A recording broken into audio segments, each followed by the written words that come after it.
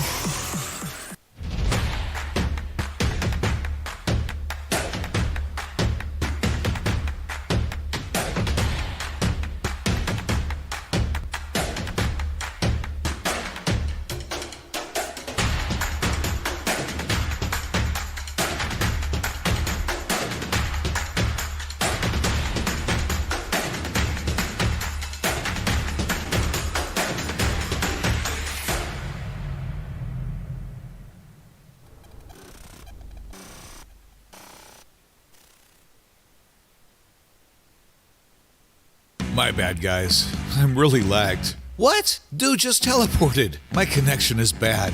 I'm lagging. With Exit Lag, your game stops lagging, and there will be no excuse, because you won't need one. Without lag, your game runs smoothly. Your ping goes down. Your skill goes up, and you play better than ever. Register now at Exit Lag and find out for yourself in a free 3-day trial.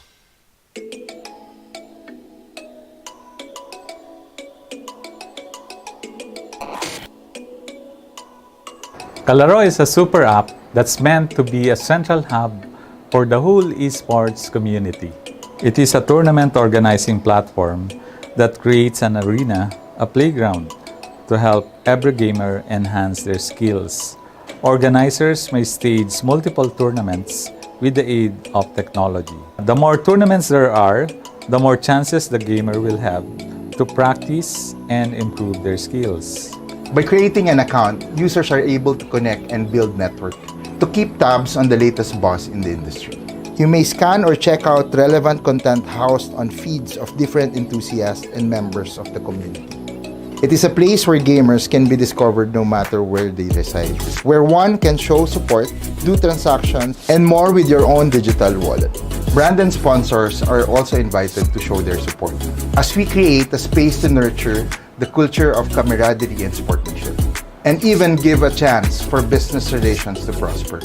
We believe that esports can be a tool to uplift the quality of life of every gamer, from learning the discipline, nurturing their strategic skills, enhancing their sportsmanship spirit, to possibly achieving financial stability by maximizing a gamer's innate talent. All this while doing something that they enjoy and are passionate about. Let us work together to help every gamer in the country and beyond to truly win in the game and in life. Kalaro, we play as one.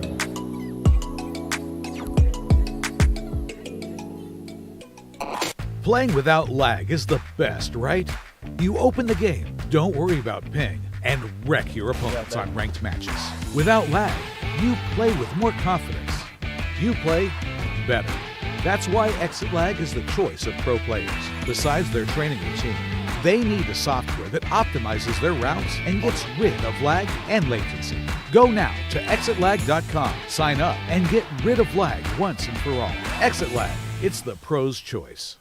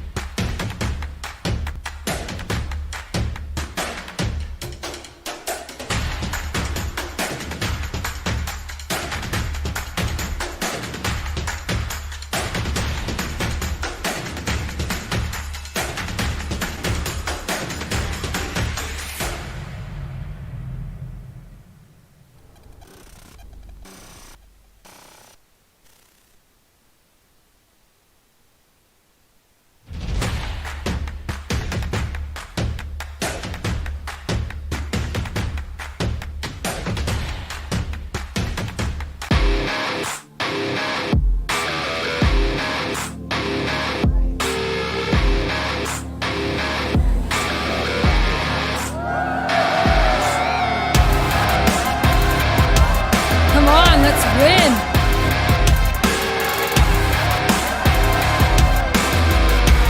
Get ready. I go fast.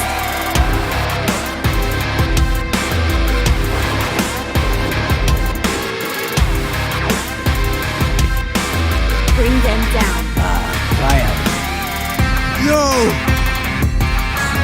Going up. You're kidding, right?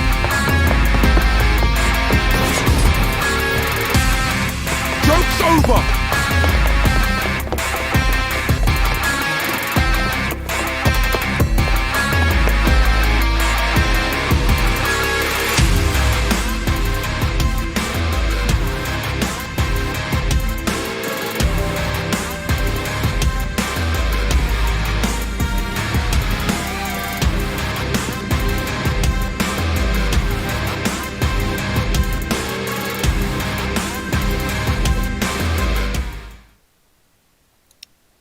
Welcome, guys. This is the Sanguine Rebels Cup year number 2, and this is the second qualifier week, and this is day number 2, which means it is the playoffs. Datum here, casting with my friend Sneaky Frog. How are you feeling today, my friend?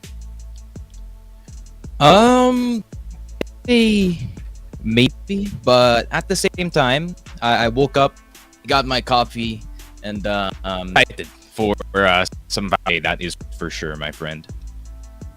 Yeah, And I'm the same. Up to the same page as you there. I'm super excited for our matches today. We have 4 teams coming up for you, but before that, let's take a look at the highlights that we had yesterday. I believe from yesterday we had 36 teams that were trimmed down into 4, and there were a lots of plays that were made. So let's take a look at the highlights real quick of the recap of what happened yesterday.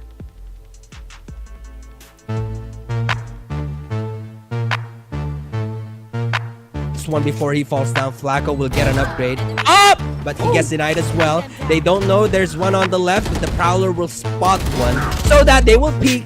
And Again, seeing this again, 4-man right now towards that B main area. oh my god. Towards this B lobby, Yeah, and it's it's Enemy remaining. and it's almost out for this round. Isang pilik na lang mga kaibigan. And mawawala na din si Playco, but he was still able to get one. Oh my goodness, Appetizer gets two. Leading the charge, definitely, as we can see. But yeah, there goes the jet. There goes the dash in. They know where to go, but there's the peak sent here. They will. Yep, they'll get the spike. But look at Liam Gax's position. He puts one on the grave, and he tries to look for another. Split from Garage and Silong. But that here, other few members will be trying to guard this area. There we go. Oh my Quick gosh. push coming from Hayo and Seth. Iingat ngayon yung goons, and they will be trying to go for a different area here. Well, Himiko will be caught here towards this area, but they didn't know Ted was there. We have it. Not to mention V Black already putting Calais on the grave. There's the Prowler being invested. Someone's gonna peek, and Aria's gonna get punished. We're down guarding this B site, but they're very much aware of where these people are. They are not taking space on A. Remaining. And Toss gets 4. I don't know. Overdrive is here. Oh my goodness, No! he's gonna be taken care of. That showstopper, a bazooka coming from Kaylee is there. Meanwhile, Kaylee is good, might be good for 3, but no, he's gonna be traded out. I think Emil, but oh my goodness, Kitty takes care of Himiko. But oh my goodness, they check both angles, and the Starboy takes him out instead. It's gonna be a 2 versus 2. With the Lakatan squad landing in the spike. He's one. Lakatan Starboy is there. And one Bread, but it's there to go for the trade. Pero nandun naman sa burden. Para makuha yung refrag ngayon. Starboy will take one, but Aji here will be the best. Take the side of Esther Phoenix. Will be up in a bit here. Oh my goodness, he's trying to wallbang that area. Nandito yung blind will be connecting in, but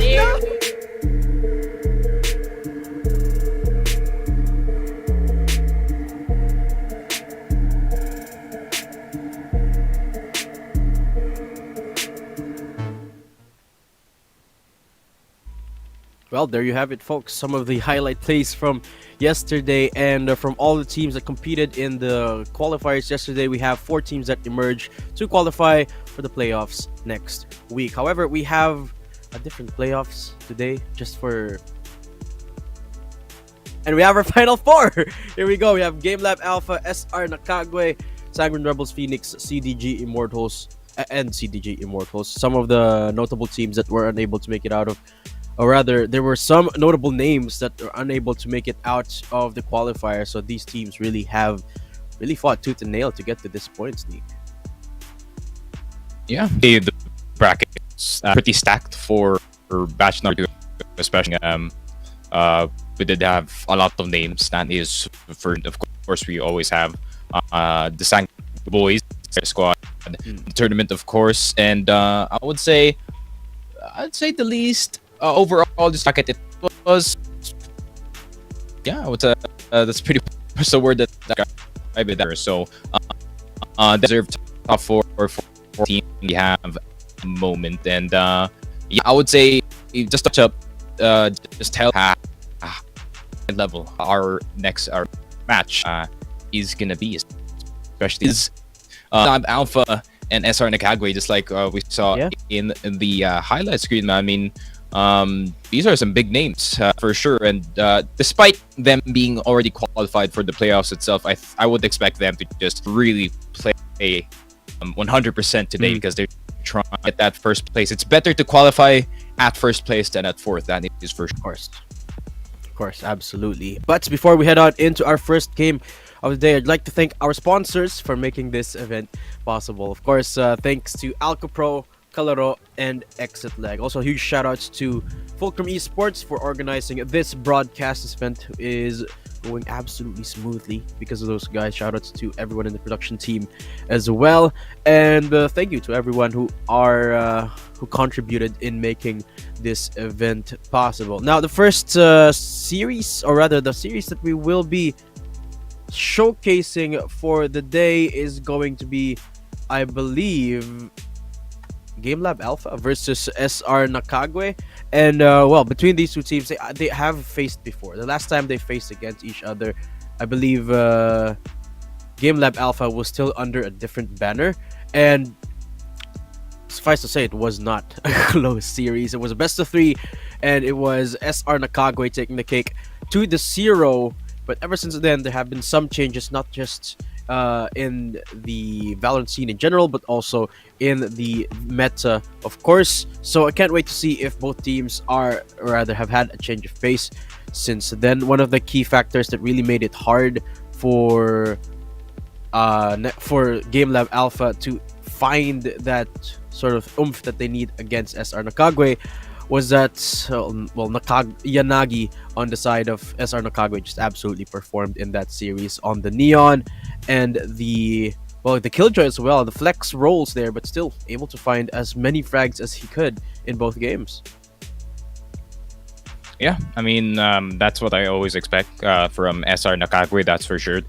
They're one of the teams that already transcended the level of what they had earlier in the year, and that's what I'm pretty much proud of them, that's for sure, because SR Nakagwe, I think they were kind of in the same boat at the start of the year. At least they were kind of in the same boat as Kadiliman, and they were just kind of sticking around, barely outside the tier 1 scene. But when they broke through into those main tournaments, they really just kept on going, and they have never stopped. They never looked back, and yeah, they're definitely on another level when it hit the second half of the year, that is for sure. So they're definitely a threat, not just here but in the playoffs itself. But I would say Game Lab Alpha, they have a fair chance, not gonna lie. This is the former NXP lineup, if I'm not mistaken. Yes. That with the exception of a few players. I think it is Kuyawi and I forgot that one name, but apologies if I do. But I would say it's still pretty much the same. It's pretty much the same core. It's Himiko, Amiel, Tet, Young Pork, and of course, I think the biggest surprise here, right, on the Game Lab Alpha side is V Black, bro. He's been performing for his team, and I would say, I'll be real here, man. Some players really like to meme on V Black, but I'm a believer. That is for sure. Well, you can call me on that hype train. V Black believers here in the panel desk, but I can't wait to see, right? Because ever since these two teams faced off, as you mentioned, the Game Lab has had the addition of V Black, and so far they've been having, well, not as loud of a year as SR Nakagwe for sure, but there have been some shining light moments for them, particularly in our qualifiers yesterday. So I can't wait to see how they're going to turn up in our series for the day. However, on the other side of the mat here, got Sanguine Rebels Phoenix facing up against CDG Immortals. If I'm not mistaken, Sanguine Rebels Phoenix is one of their academy teams. If correct me if I'm wrong here, Sanguine Rebels gang. But yeah, I feel like I remember they are not. They aren't one of their main rosters, but they still have performed here in the qualifiers, taking out the likes of Karti Zak and Lakatan Purple Haze in a very dominating faction, if I might say so. But the next up that they will be facing up, CDG Immortals. It's different beasts, and well, they have been around for a while as well. Yeah, I mean, I think I can relate to CDG Immortals, as I do have my own team. Unfortunately, we dropped out of the start of the bracket because a bit of internet problems, the classic PH thing. But yeah, I do think as someone who often scrims CDG Immortals, they've really improved throughout the year, and their level has just keep getting up and up and up, and seeing their progress is really amazing. Because I think at the start of the year they weren't really as strong as they were now, but I think the constant grind that they've been going on throughout the year, all the way at the start, once again up until now, you could really see the difference of how good CDG Immortals is. And yeah, I would say whatever practice regimen that they're on right now, they should really just keep on going, and maybe they can make it to the big leagues eventually. But maybe they can show their true level in the playoffs itself, but this is kind of like their first test, right? I mean, Sanguine Rebels Phoenix, of course, academy team. It's not their main team. However, them making it to the top 4 is a pretty big achievement. That's for sure. Exactly. Yeah, absolutely. They have been performing just on par with these teams, and really makes me excited for the future of this academy team. And well, unfortunately, we won't be able to showcase that show match. Instead, we will be showing the SR Nagkagwe match, and here we are ready with the map bans. Let's take a look at which teams have selected which maps. The first one going to be Icebox for SR. Second map, Game Lab Alpha going to Bind, and third is Ascent. Should we head on to it now? Icebox, I feel like there's a lot more leeway for creativity because of the chamber nerfs, but people still love the chamber, right? Of course. They still What nerfs, still man? What are you talking about, bro? They put 50 more credits in his headhunter. That is not gonna do anything. I'll be real, bro. Yeah, They made the trap a bit smaller. So what? It still kind of functions the same. I think at most his nerf is gonna be on his trap, right? I think they're gonna have more opportunities to at least try to flank around it. But at the same time, I think the chambers have probably planned ahead and they've already got their lineups here. But I think if they are going to be creative about it and maybe pull out the Killjoy in this map, I wouldn't blame them, considering that she covers more surface area, considering that you could just plop her into B site and she could be there on her own, and you could just rotate some of your mid players and eventually just try to see if you can bolster the defense there. But mostly you could really just put a independent Sentinel on towards that B site. But I would say Chamber is still definitely a viable option in this map, but I think we're probably gonna see more Killjoy. That's for sure. Maybe, perhaps. We'll have to wait and see in the hero select screen as we head on to that in just a few moments, guys. But Bind, though, this is a map where, well, that creativity, I would say, is a little bit more present, because an Icebox is more defined, right? You gotta have the essentials.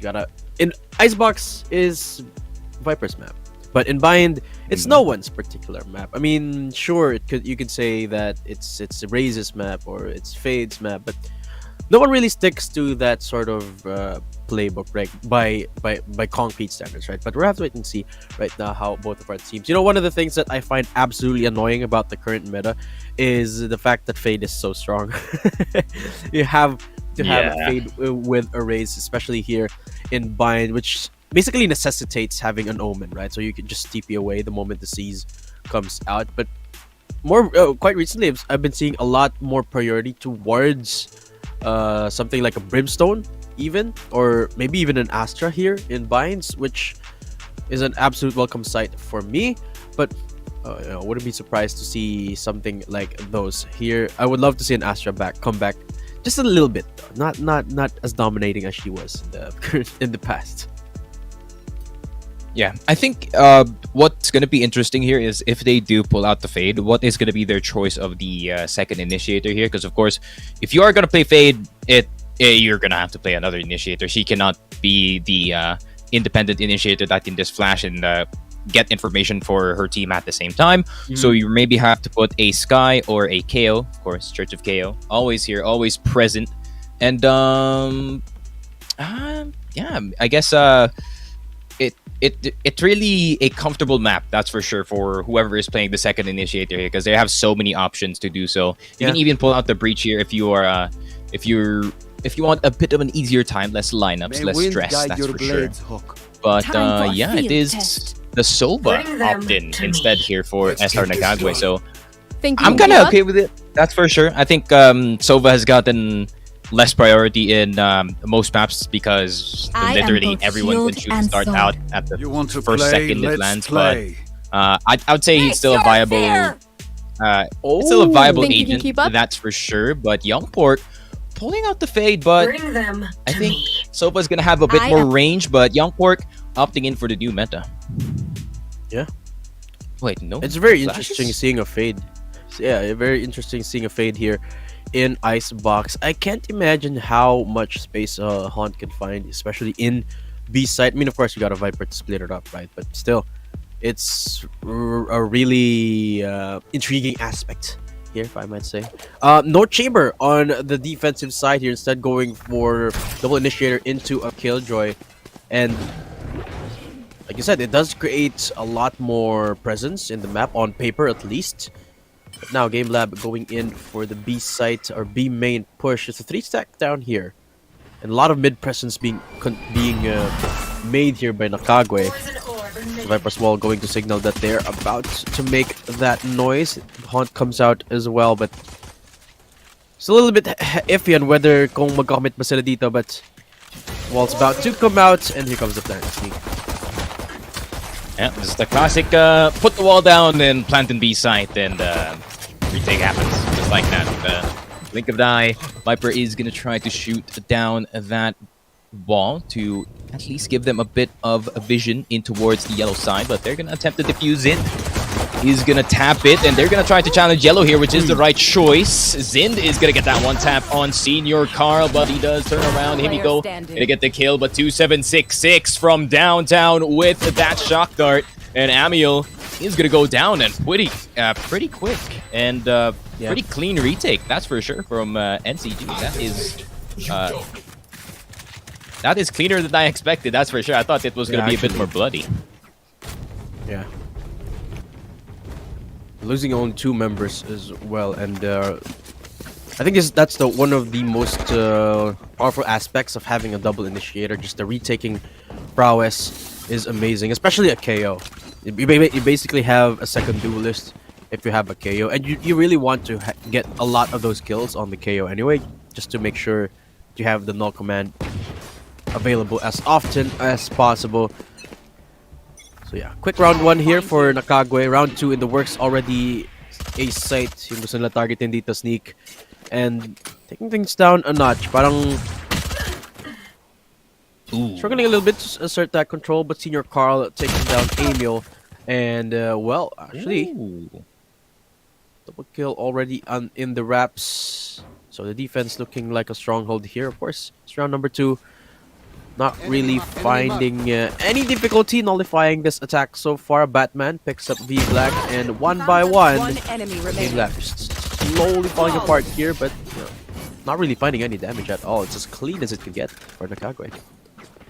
Yeah, I feel like Nakagwe might have practiced their executes, that's for sure, because they have been just looking clean for the first 2 rounds, but the real game starts after round 3, of course, my friend. Look, it is going to be the Spectres versus the Phantoms. Will it make the difference here for Game Labs? It needs to be that proper initiation, especially here for Youngpork. He needs to land that Haunt, and maybe he can work with his team to at least try and see if they can get some information at least on the board. But this is kind of the struggle, right, Dadum? Having no flashes with your Fade means less opportunity for that Haunt to land, less distractions for them. Exactly.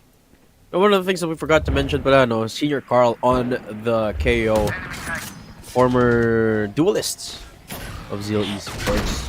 Absolute fragger here, so KO makes a lot of sense for him. Game Lab, man. Church of KO. Yeah. Heck yeah.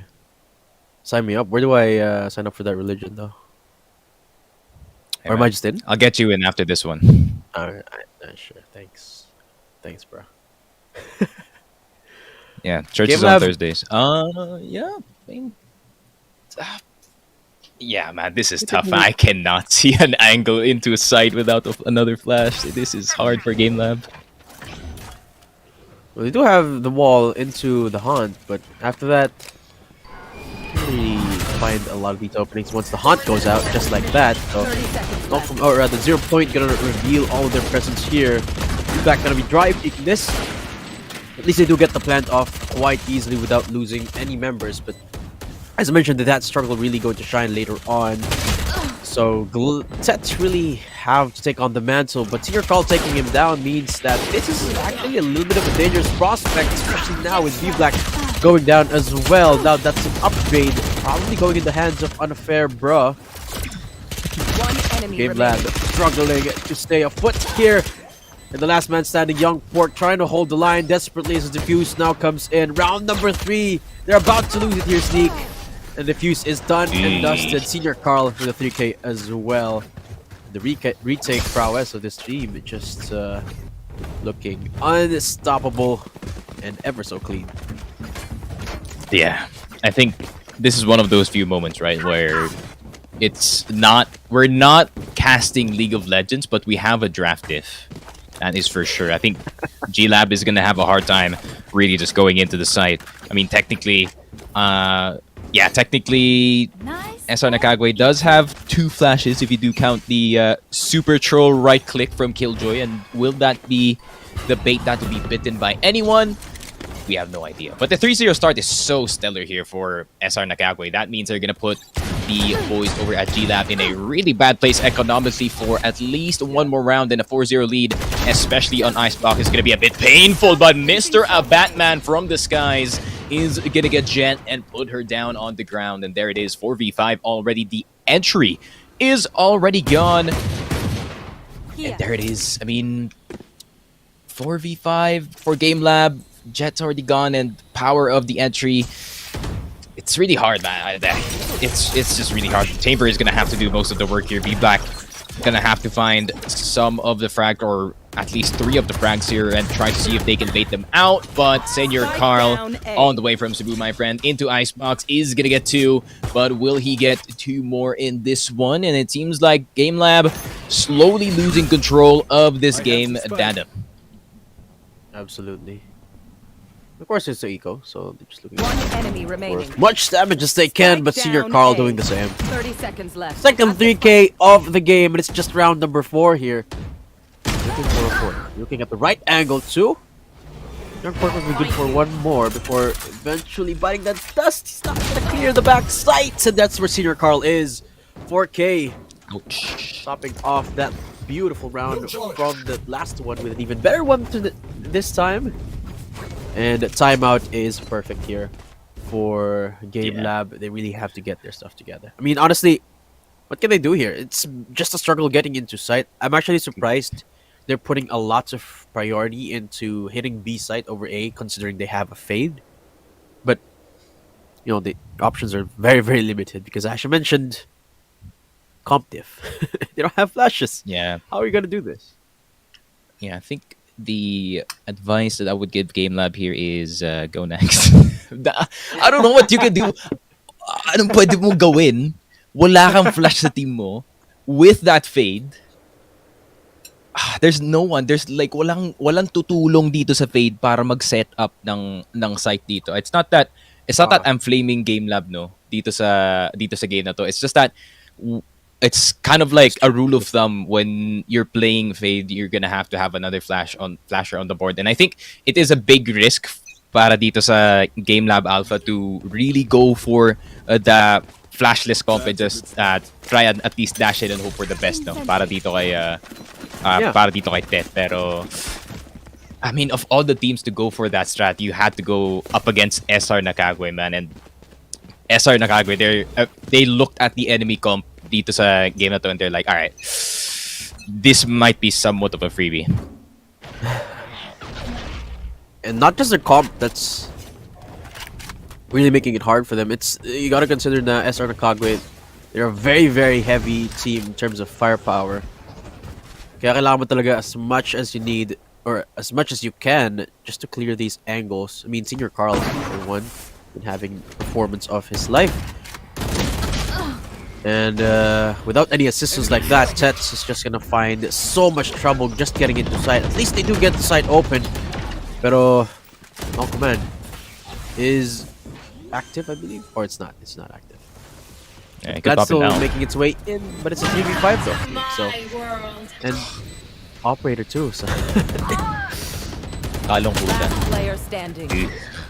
Ay, and even the ult was wasted for the Viper here. Amiel is gonna hope for the best that he might be able to clutch this, but he sees green, but the enemy team sees red in that Viper's pit. Zind is gonna get that kill. 5-0 here for SR Nakagwe. Thanks. That's tough. That's tough, bro. That is tough, especially for defending, man. I think kung defending yung game lab dito, no, nagsimula sila sa defending dito, this would be a different story. Pero wala man eh. Defending yung start dito ng SR Nakagwe. If I'm not mistaken, this is SR Nakagwe's pick as well. It is. So, yeah, basically home court to ng SR Nakagwe. Tingnan mo naman, Senior Carl, 11-0-0. Making us at the Church of KO proud. Mr. You could say he's Beacon Senior Carl, kumbaga. Beacon. So that's what we call. What are those? What are they? What are beacons? Or Like deacons, models, rather.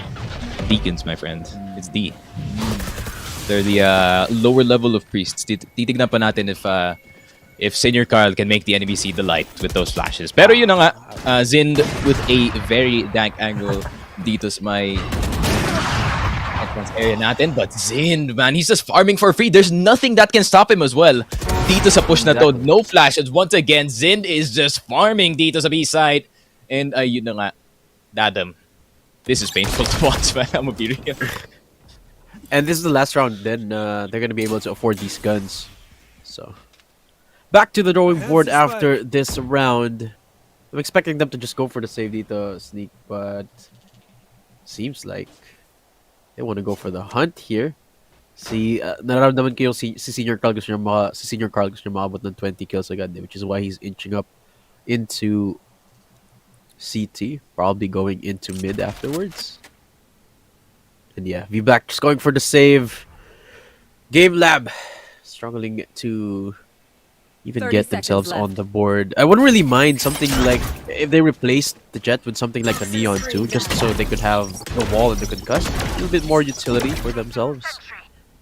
Kahit hindi second any, just a Neon enemy for a little remaining. bit more. Spike down A. A little bit too late to solve that problem. Right now, they're just trying to pick up the pieces, and it's another flawless on the board. Nakagwe. And they're so good too, right? When it comes to the peaks, they're just winning it. Almost every single time. I mean, don't get me wrong, though. Don't get me wrong. Nakagwe is a good team, bro, but they can still win Icebox despite the enemy team having, flashes on their side, right? Pero this call. I don't know, man. I mean, I'm kind of like a broken record, no, at this point. Na kanina ko pa sinasabi yung kog nga ng Game Lab is it's kind of bad. Pero yun na nga. I mean, unless Tet can really get a hero entry dito sa site or maybe dito sa mid, no, nothing's gonna happen. Nothing is gonna start para dito sa Game Lab, and Game Lab is gonna have to go back to the labs. That is for sure. And Senior Carl is gonna welcome them to that, maybe back to the green screen. Pero yun na nga, Tour de Force activated here by VBlack, and let's see what the Stellar Superstar can do. The Tour de Force, but I like yung take dito ng ng SR Nakagwe. They're not really prioritizing A side too much. They'd rather play the retake na lang dito sa A side consider dito. And ayun na nga, Senior Carl still alive, so they do have one VBlack, and ayun na nga. Oh, that is the KO denial. That's my favorite thing. That is my favorite thing to see, Mr. Tatum. That Tour de Force just deactivating. And ayun na nga, nasa nang Opolods. Careful. That's why they want to play for retake. They had this. Yeah, wait. I think it was round 3 when Senior Carl got the no command. They've been saving it for that special opportunity, and it's so satisfying. It's nothing's more satisfying than denying a chamber player. You can't.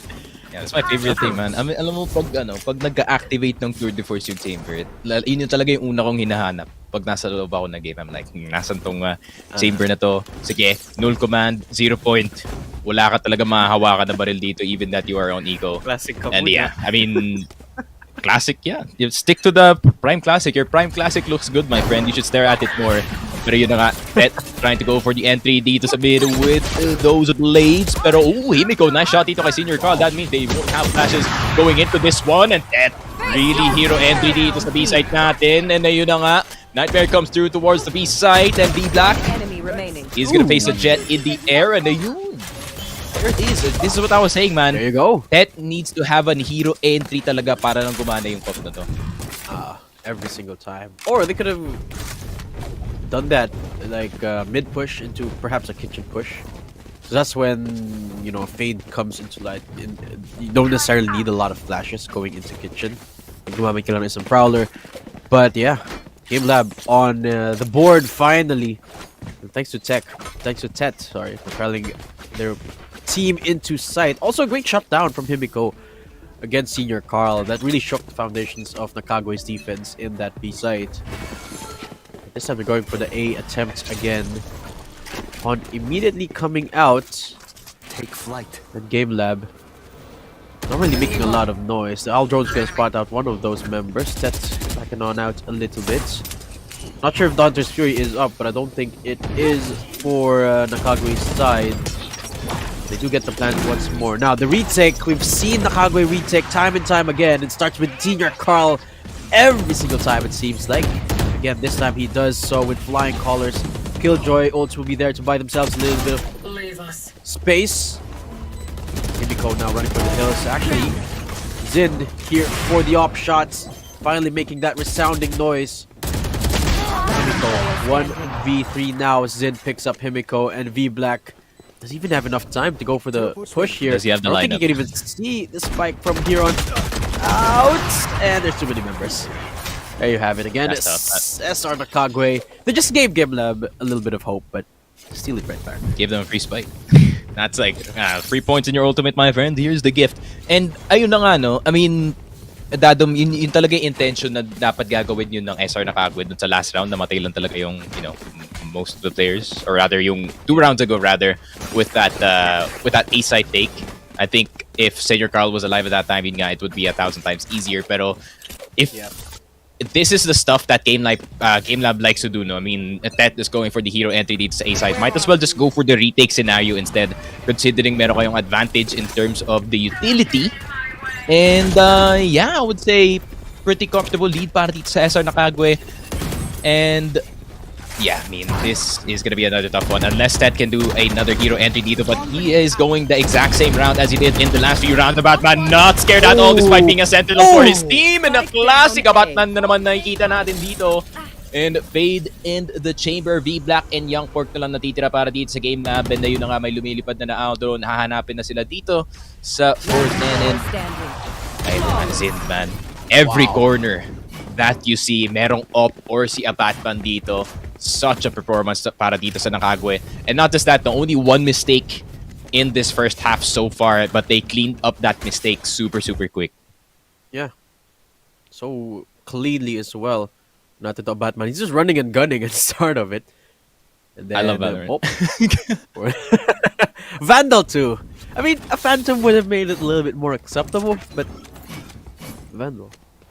A Batman things.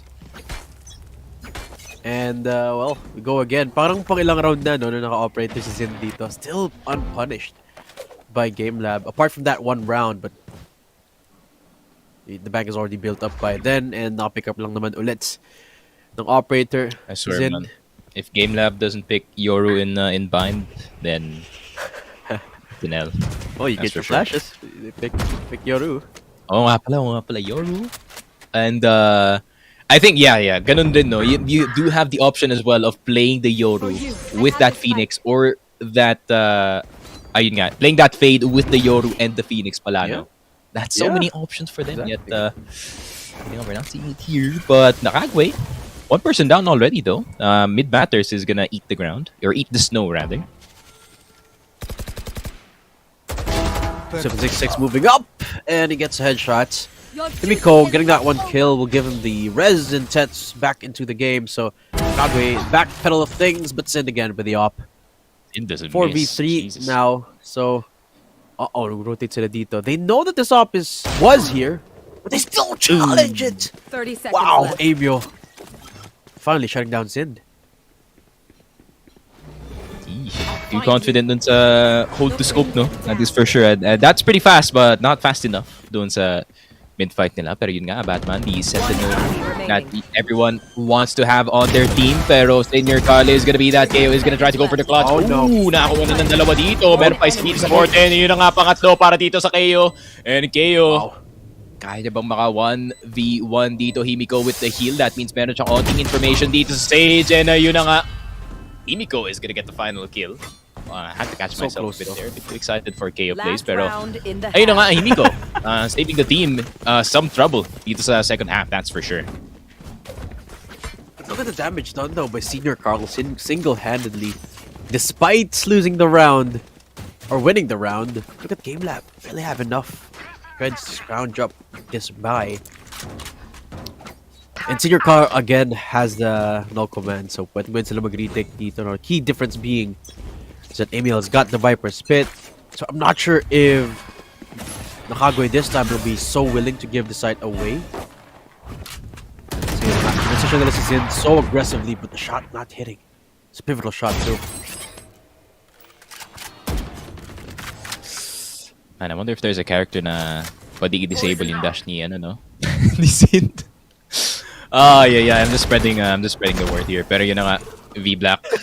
Gonna push dito sa mid and and how is he already there? But Zin is gonna take him down. That is the KO already. Yung retake power nila is gonna be a bit lower than usual. That is for sure. Viper's Pit naman dito sa site and at least merong opportunity, no? Yung Game Lab para makapanalo pa sila ng isang round. Make it at least the 9-3 curse para dito sa SR Nakagwe. Oh, everything. There was a lot riding on V-Black's lurk right there. But still, Viper's Pit against them, no command. So pwede daw ipanalo ng Game Lab. It is the last round anyway, so Kagwe definitely gonna go for the attempt. The wall comes out. All the utility that they can getting pumped out into this pit, but Himiko not letting them enter. Young Park 2. Batman will be able to eke out one, but military out dito ni Himiko. And I feel like one of the underlying, or rather underestimated things, undervalued things about most competitive games is that last round in the first half is a lot more valuable than that point on the board, right? Because feeling it propels that momentum over towards the pistol. So even though it's just 1 point on the board for Game Lab, we did mention that they are a team that can find a little bit more success on the defense. They might get that. They might secure the pistol because of that last round win, which hey, can extend this game even further. Open the window for Game Lab. Yeah, pretty big difference between guys, kaya pa to, okay. Panalo natin yung last round, then yung ano ba yan?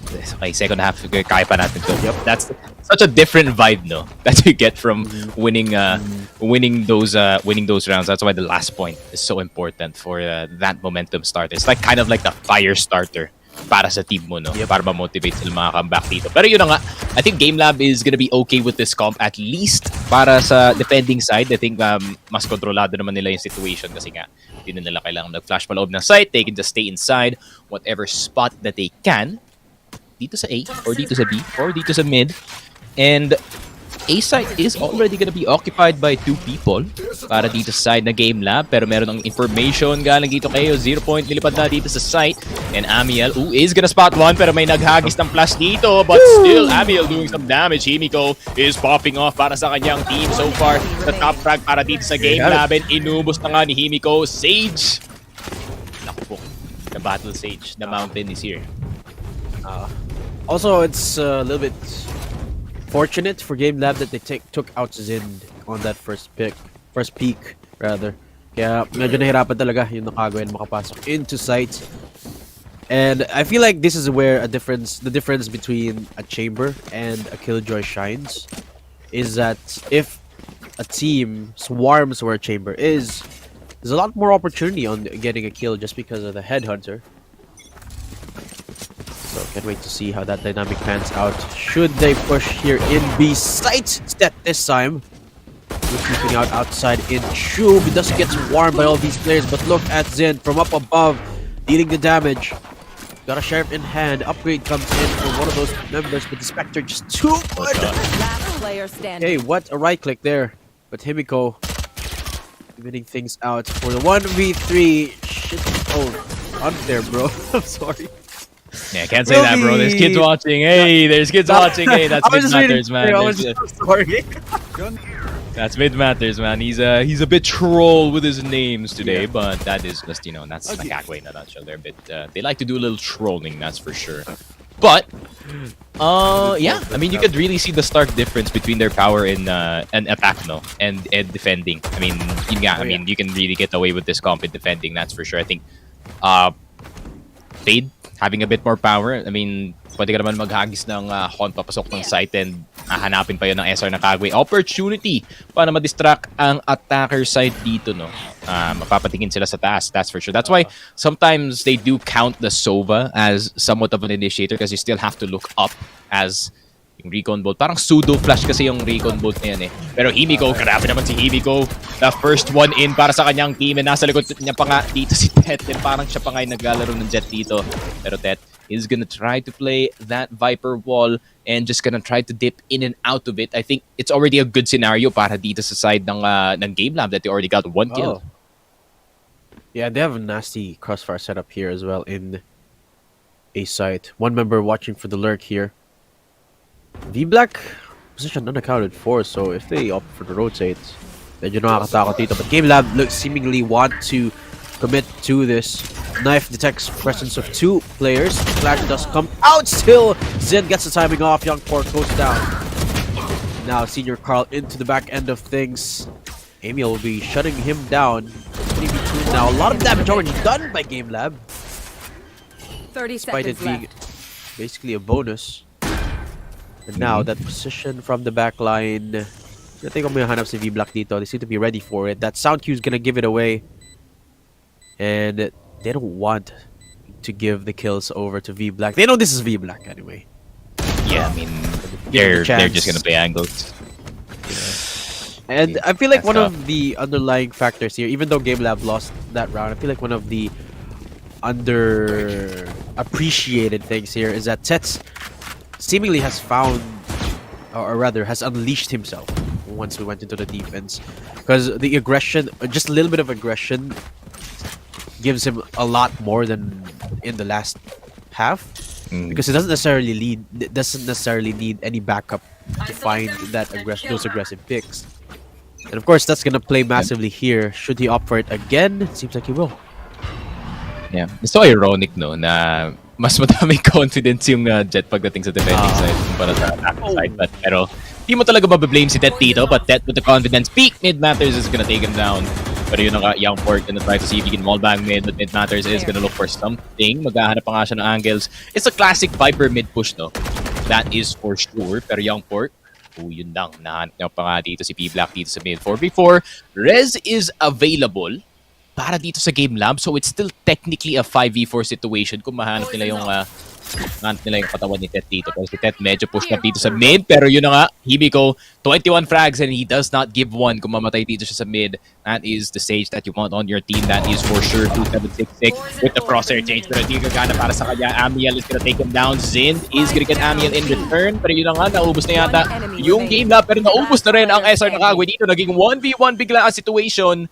Zind versus Young Pork, Initiator versus Duelist dito sa B-site. Meron pang Hunt. Definitely a big factor para dito sa 1v1. Young Pork gonna try to see if he can jiggle around, but Zind in the corner, not just deadly with the up, but deadly with the Vandal as well with the 4K in the round. And a big conversion para dito sa SR Nakagwe. Opportunity para tapusin yung Icebox dito. Super expensive there for Game Lab. They lost the guns and they lost the res. I think that's the bigger thing there.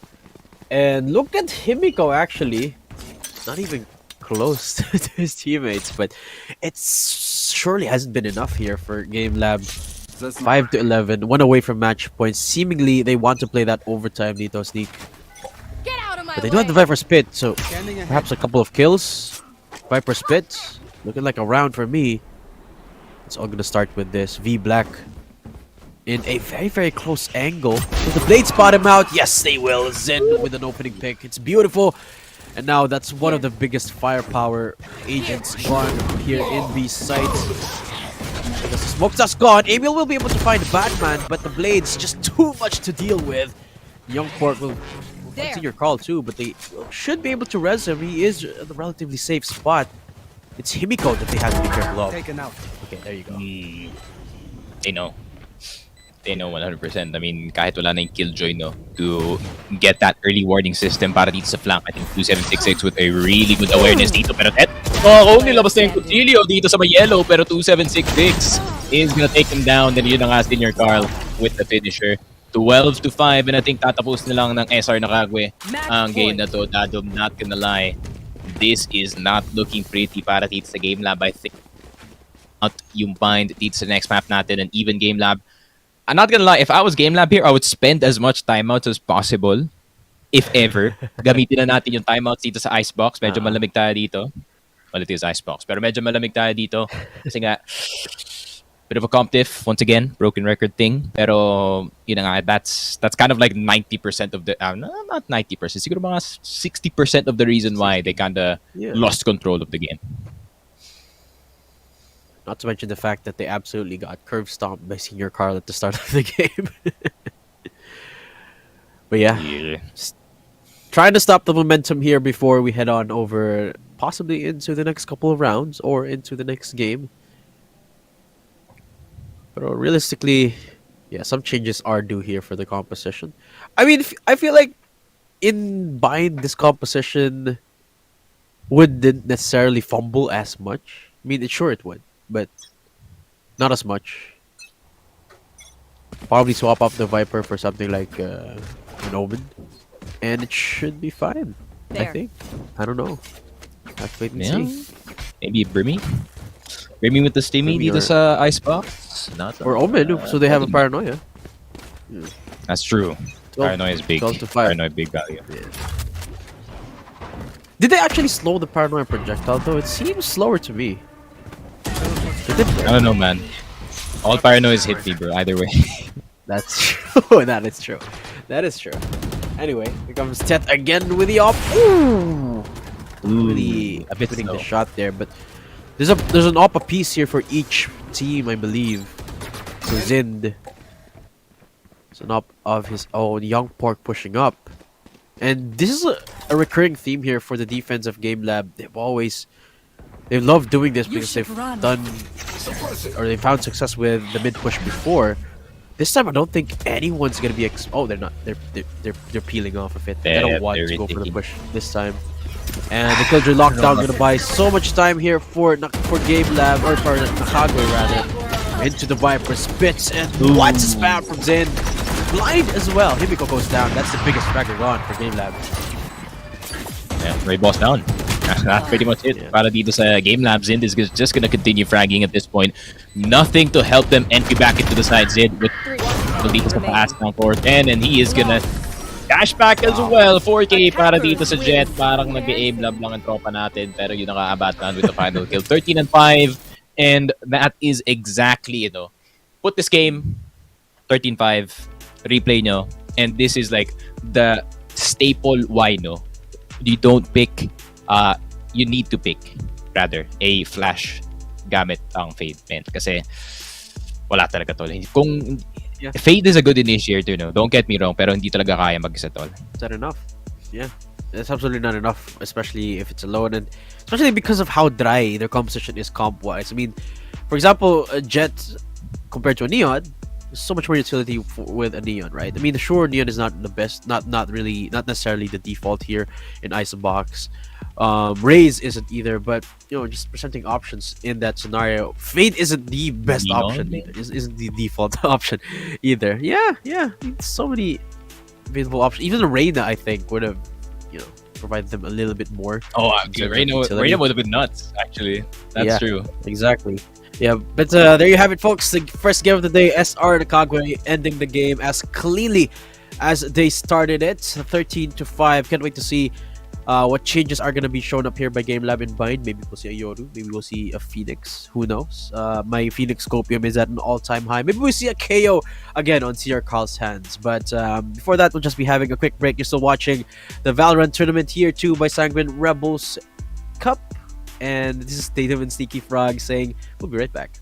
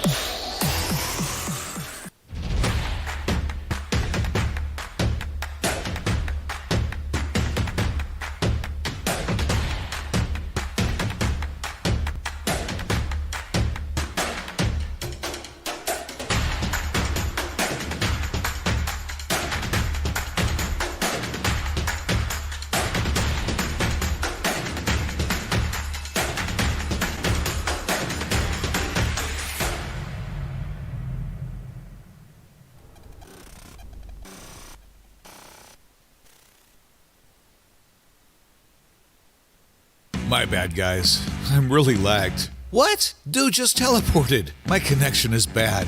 I'm lagging. I'm lagging. I'm lagging. With exit lag, your game stops lagging, and there will be no excuse because you won't need one. Without lag, your game runs smoothly. Your ping goes down. Your skill goes up and you play better than ever. Register now at Exit Lag and find out for yourself in a free 3-day trial.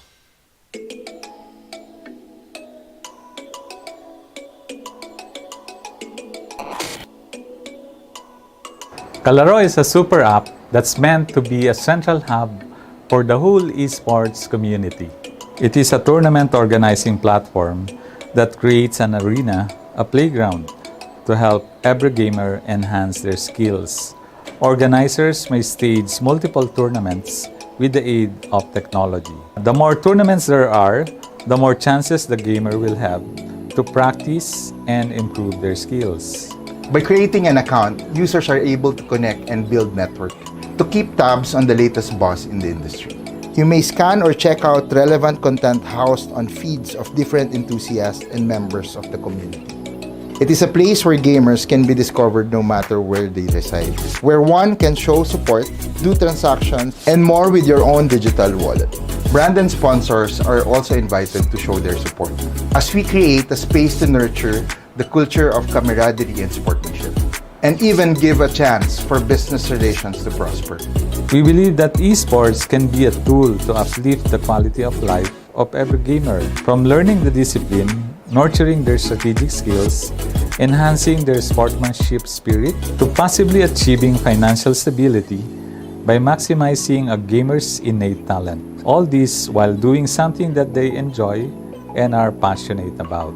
Let us work together to help every gamer in the country and beyond to truly win in the game and in life. Kalaro, we play as one.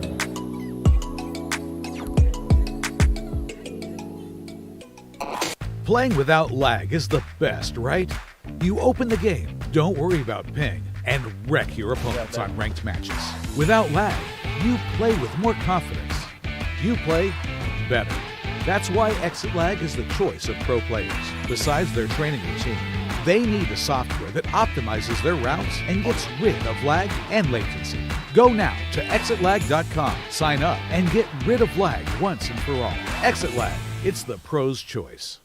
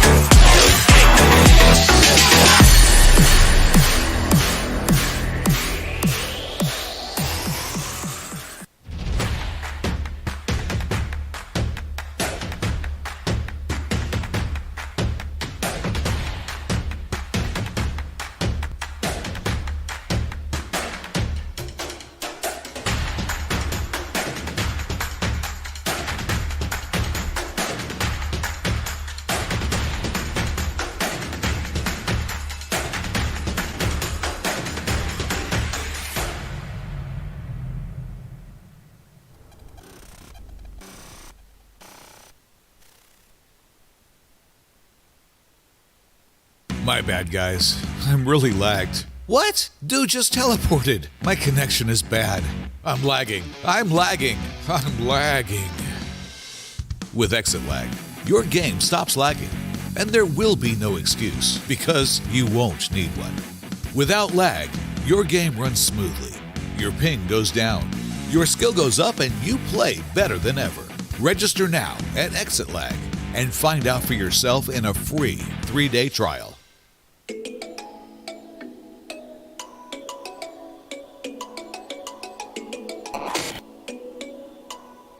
Kalaro is a super app that's meant to be a central hub for the whole esports community.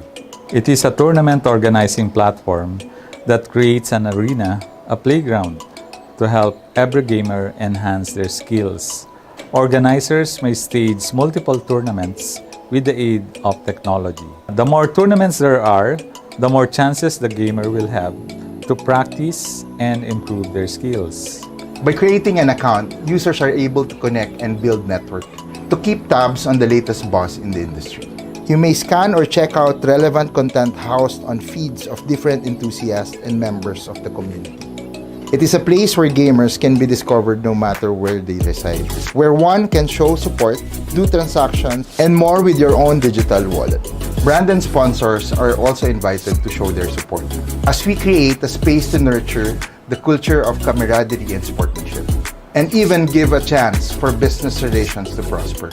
We believe that esports can be a tool to uplift the quality of life of every gamer, from learning the discipline, nurturing their strategic skills, enhancing their sportsmanship spirit, to possibly achieving financial stability by maximizing a gamer's innate talent. All this while doing something that they enjoy and are passionate about. Let us work together to help every gamer in the country and beyond to truly win in the game and in life. Kalaro, we play as one.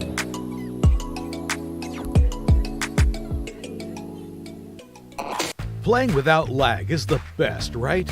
You open the game, don't worry about ping, and wreck your opponents on ranked matches. Without lag, you play with more confidence. You play better. That's why Exit Lag is the choice of pro players. Welcome back, guys. This is Sanguine Rebels Cup Valorant Tournament year number 2, and this is the playoffs of the second week's qualifiers in a format where we get 8 teams into the playoffs in the next week to compete for the grand prize. My name is Zayden. I'm casting it today with Sneaky Frog.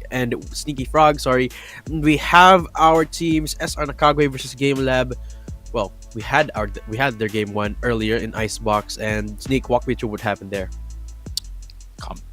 Competitive, yes, yeah, I don't know, dude, like that's mostly what happened here. I mean, Ted tried to go in, he was like, no one's blind on sight, that's crazy, and he gets shot down in the sky just like a plane in World War II or something. Pero I mean, yeah, Game Lab really just gave a free one para dito sa SR Nakagwe. I think they tried to bring it back dito nga sa defending side, considering the 9-3 curse was activated, and medyo nahirapan sa una yung SR Nakagwe dito just to try and see if they can finish the game really, really early. Pero yun na nga, didn't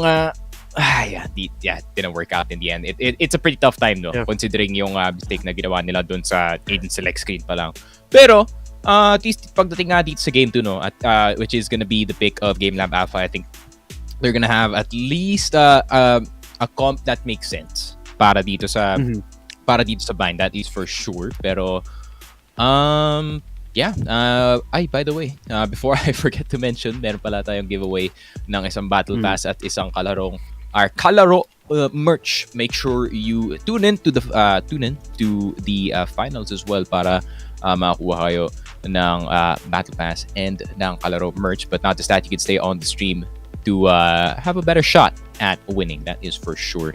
Pero if you guys win the prize, by the way, I think PPM nyo lang yung SR na page and sila na bahala sa inyo. They're gonna take care of you basically. Pero going into game number 2, my friend, Bind. I mean, Bind, pretty good map, pretty small map, has TP mid. and is for sure. As we do roll it back on the bans ulit. No? I think it's pretty reasonable for both teams. I think hindi mo... Man, it's so impossible para makalaban yung Nakagwe sa Breeze. So it's really good that they actually found that out first. Even para dito sa side ng Nakagwe, Game Lab is pretty good on that map as well from prior experience na watching yung team na to. Pero yun na nga, we are going into map number 2. Oh, actually, tignan mo yung picks. What? Sorry, I'm sorry, Dad, but I am just downright confused that is Game Lab's pick, pare.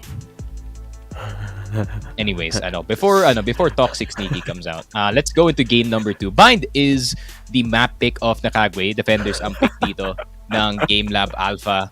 And I think if Game Lab Alpha, pick the Yoru, man. Don't be scared. Pick the Yoru, man.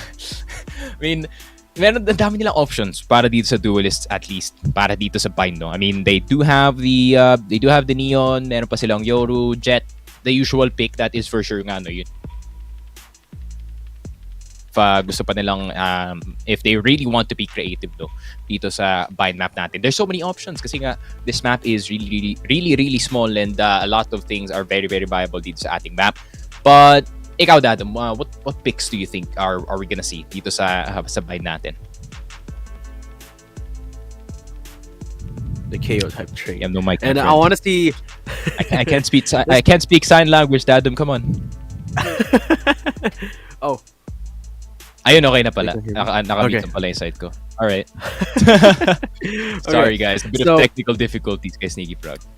Yeah, I really would love to see a double initiator come out of these teams this time. I mean, nakita natin naman last time, Senior Carl just found so many frags, so much space on the KO. So I definitely wouldn't mind seeing that again. Now, I want to see some changes. I mean, I love the fade though, right? Don't get me wrong, I love the fade, but I did not like the composition last time from Game Lab. I would love to see them pull the fade out again, but with something this time.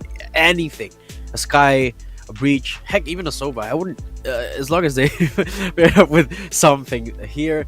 Bind is of course one of those maps where when you have so many lineups, almost as much as you do in Ascent, and Fade absolutely shines in that regard. Of course, Duelist side, it's almost a standard to go for a raise. So, and also that dynamic of a fade into a raise is just so good. You can't deny how good it is. Definitely would love to see that too. Now, I'm a little bit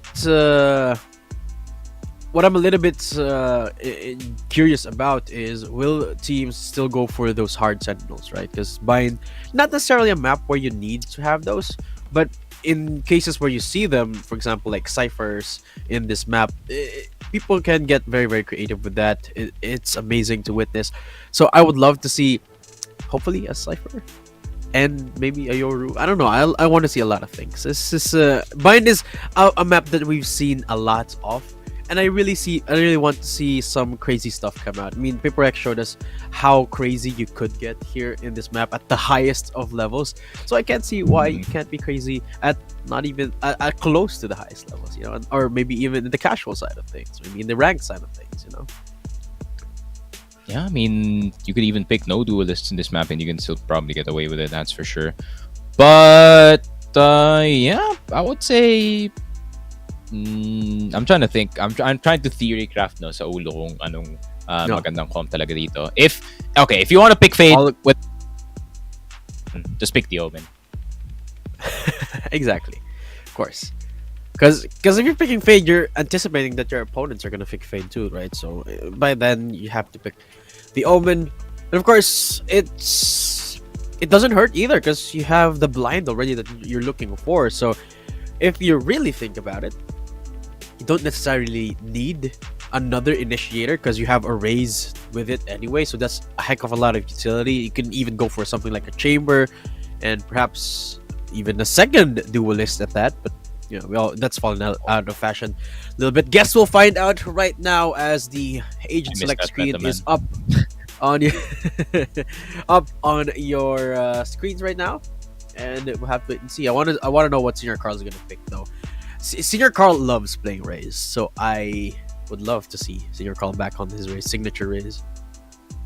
Yeah. Yeah, not gonna lie, man. When Senior Carl was on Zeus, bro, this guy was a beast on Raze, especially on Bind, especially when the double duelists were still a thing. Good times. That's the thing. They would That's the run. That they would still run. I think they would run Raze on Senior Carl. And they would run either Reyna or Sky on Fireside Jin. Yeah. So Sky. definitely a lot of options here for the side of SR Nakagwe. And I'm trying to think, man. I'm trying to think right now. Face your fear. Brimstone. All right. Where's the fight? Oh, thank you. I am Thank you, both Game Lab healed Alpha. and Oh my fallen. god. Okay, Mia I thought I was gonna familia. have a heart attack for a It's fireworks to second. me. All right. Ay, Where's the ay, fight? ay. They love their stage. Forget. They love their stage. No? Bring them to me. Okay, Mia Be familia. black back But on on the fireworks stage, to me. and are we? Face your fear. Oh, I love this. Batman on the Viper with Bro on a Brimstone. I think we've seen this before in an NA VCT team. I'm not really sure where, but yeah, That's this definitely is an not NA something new. Yeah, this is not something new at all. Unfortunately, we won't be seeing Ayoru or a double duelist this time, but Senior Carl will be taking on the Sky this time, giving Zin the Raze instead. So definitely still an avenue for Senior Carl to frag with the Sky. But SR Nakagwe, they are on the attacking side after all, so can be as aggressive There. as they need to be. Well, the Classics are so close. Emil about to push up. Actually gets the tag, but he's got no clue that Zin is right there. Wow. Zin got tagged for like nothing, man. What? Amiel got the same right click as me. I think he hit him in the arm or something. Could have been the toe for 12 HP total. What stellar damage from that classic. Oh, there you go. They did take out Zin anyway. Paint shells forcing him out of that close corner. And that's gotta stay there for SR, slowing them down completely here. With the Raze out for the count. Ito na yung hintay natin na entry moment ni Senior Carl with the Sky. Viper Orb comes out, and there goes the Snake Bite, signaling the entry. Comes the Trailblazer as well, as they go for the rotate instead, but Himiko right here. Remember Himiko, the heaviest fragger of their team in the last game. Receiving end of things this time, the crossfire from them. But the smoke not really making them punish. Himiko's Nakagwe down to one person. And Bro, right click, not working out. Tets for the last kill, and this time Game Lab secures the pistol. Yeah, I think it's a good idea for Bro here, not gonna lie, to stay in the teleporter the entire time to try and anticipate some of the players trying to go in, but at the same time, Himiko's a demon right now. Definitely putting him on Sky is such a great idea because he just set himself up for plays just like that. And yeah, I would say G-Lab, if you give them a human comp, definitely they can do some damage, especially here on Bind. I mean, I've seen less and less people pick the Sage on Bind, but ever since I saw that meta in Act 1, I think people really underestimate how much power a Sage can do in a Bind map, especially how much she can deny in the hookah area, especially. Exactly. Of course, that's all the more true here on defense. Youngport, look at the Stinger spray control there. Absolutely beautiful. Text with a headshot of his own. And so far it's looking so clean. Game Lab, and they're still on the defense here. Yeah, as you mentioned, give him a right comp, and they're gonna shine with it. Game Lab making this game look so much better for themselves than it did for the last game. And with Jets leading the charge here, 4-0. I mean, who knew, dude? Pairing a Fade with another Flash, dude. What a crazy concept, I know. But... what I know, but Game Lab, I mean, yeah, Ted, definitely a better game. He already has like half the frags that he had last game, so already a good start for him. Not just that, Himiko is still on fire, which is pretty big, especially on Sky, right? I mean, if you have a Sky that can really just get things started on her own, then that's a huge factor. With B-Black, you're gonna have to be careful, my friend. That Battle Sage is gonna be a dead stage if it does not back off. But there it is, the push all the way to the B long side. Senior Carl with a really nice skill here on Himiko, but at the same time, they do have the Spectres, so it's not the best weaponry for the boys over at Game Lab Alpha, and Nakagwe is gonna try to press the advantage. So, meron silang mga bandom dito, and meron silang mga phantom, pero B-Black with some huge frags dito sa B-Long, and B-Black, it seems like he is on Twitter mode, or rather the Twitter clip mode already, my friend, and a Batman is gonna get the kill, pero si Zin, uy, lumipad na paloob dito sa B-site, and yeah, I mean, SR Nakagwe, full control dito sa B with the exception of the elbow side. Pero pwede naman nila i-secure yan. Ooh, Young Pork. Really good timing galing sa kanya. And oh no, hindi kita yung ulo ni Young Pork dito. Pero Zind with the secure. And it is only gonna be Amiel from behind. Nagulat dito si 2766. Stevie with the Brimmy dito sa may hookah area natin. But what a peak, what a timing galing dito kay Zind. Gun here. Grabe yun. Sobrang lapit ng round na yun. Such a different look already. Game number 1, Game Lab almost making the Spectres work. And I feel like that's not just because of the comp, because of the map as well. But either way, really making it look like this is a game we have in our hands here, Sneak. Pero, sabi mo in that last game, to quote you, this is where things get started. Of course, a Batman and 2766. Wala silang masyadong weaponry no, because despite winning the last round, that's a heck of a lot of damage found by Game Lab against Nakagwe. This time, there is no kill for Himiko as again, he gets shut down by Zind. B-Black. Mag-isa lang siya dito sa B site, no? So, receiving end of things, a lot of noise being made here in B. Sky's Flash comes out. They reveal where V-Black is, but they don't really need to push Hookah right now. They just have to take V-Black out. And the utility is going to be enough to do that, hopefully with the paint shells. Barely enough. So V-Black staying alive for the longest time here, making it hard for Nakagwe to get into B site. And now, nag-rotate na sila dito, Sneak though, and Nakagwe, they really have to make a decision soon. 1 minute left is not really a lot of time. Maybe they're going to go for the teleport play here unless they take out V-Black. Yeah. I mean, V-Black is just so good at weaseling himself in very, very precarious situations, and that is a perfect example of it.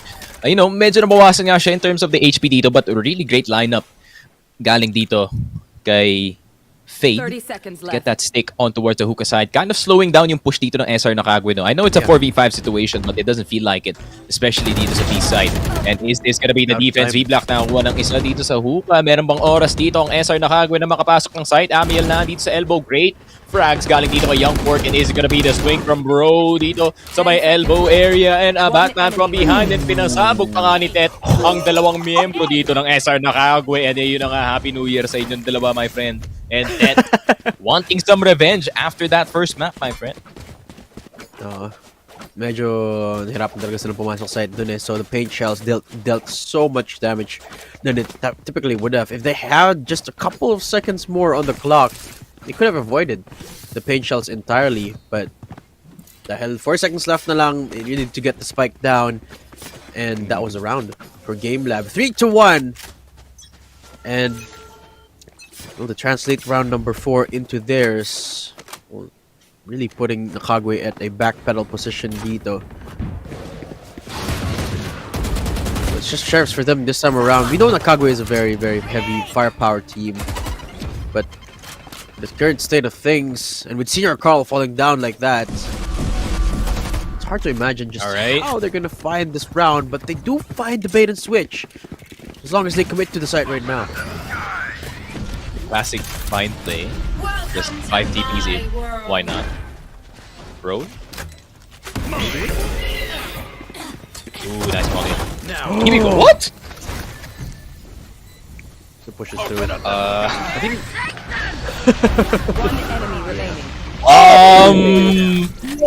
That? With a massive. What is happening? Okay. This is definitely one of the rounds in Valorant. It's just absolute chaos. And you remember, it's just a frenzy for Bro. Frenzy and an ult.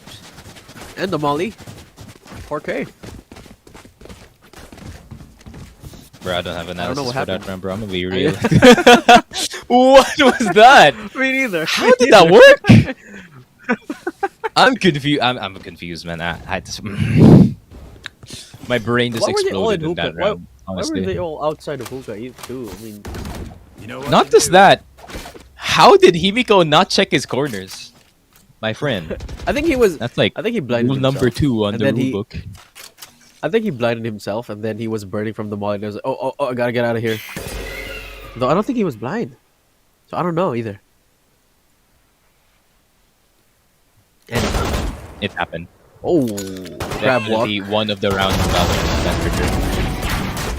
Ooh, wow, nice. A couple of kills right there for Zin. Of course, the C's there for some sort of stoppage, but didn't really work out. A little bit too late to the party I've there. got your trail.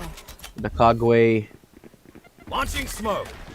setting up the smokes here in B side. Seekers are gonna reveal that every one of the members of Nakagwe are in B, so it's an easy plan here for the squad.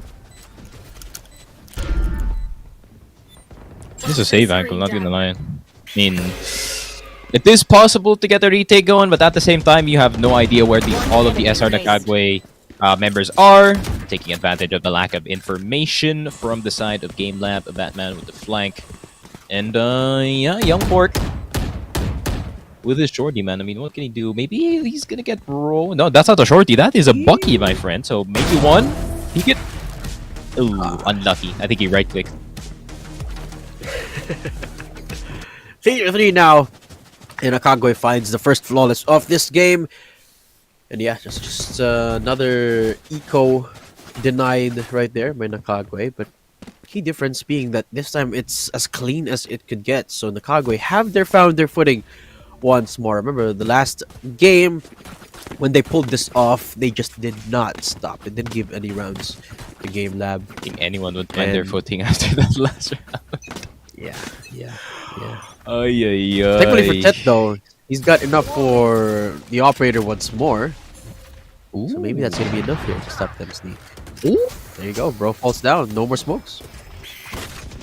Alright. Hey, who did he kill? Ooh, that's tough. They got the brimstone as well. This is hard to go in, bro. Not gonna lie. Yeah, exactly. No charges left. You're really using everything you're trying to clear out Tuka because V-Black's my- always been there. But pixel perfect shots right there.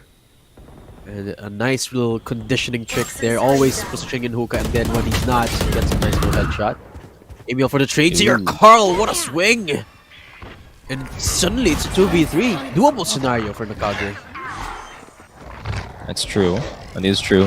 And there is a RGX right in front of him, but he's not gonna pick it up, so it is gonna be the cabbages out for the side of Game Lab, and Senior Carl is gonna get hit with it.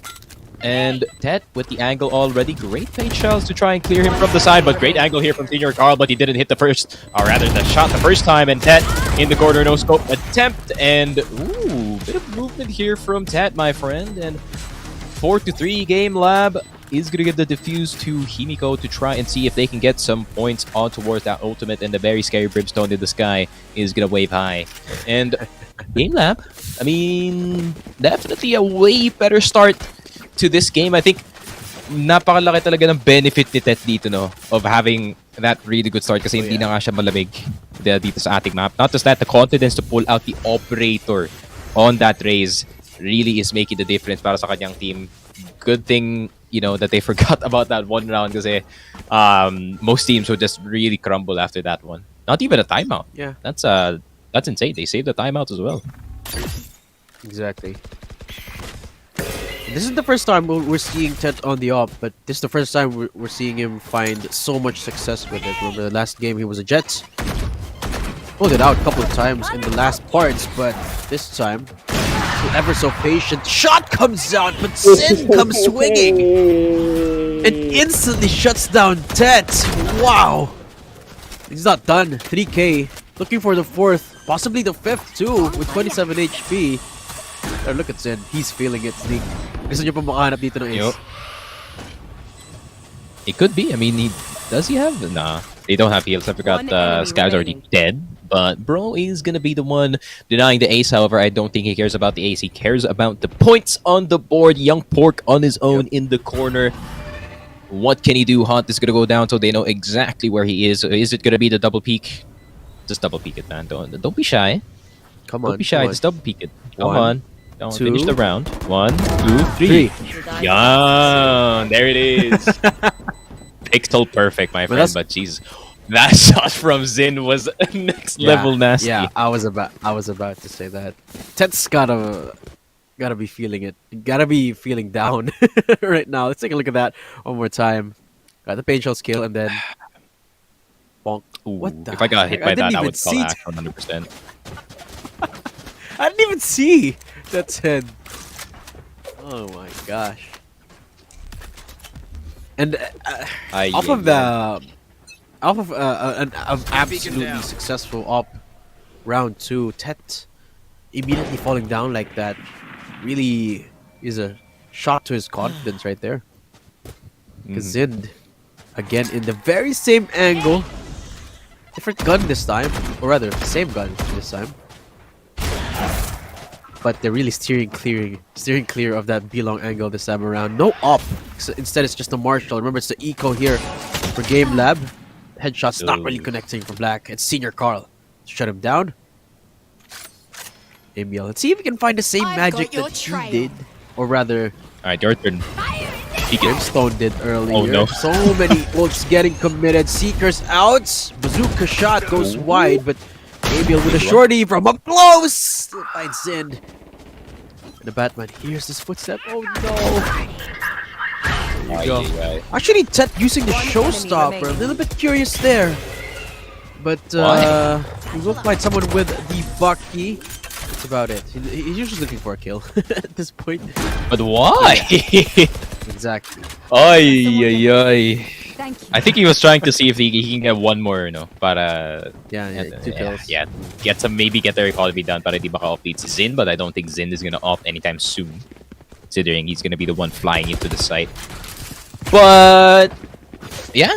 Oh no. Look at the scoreboard, Mr. Dadum.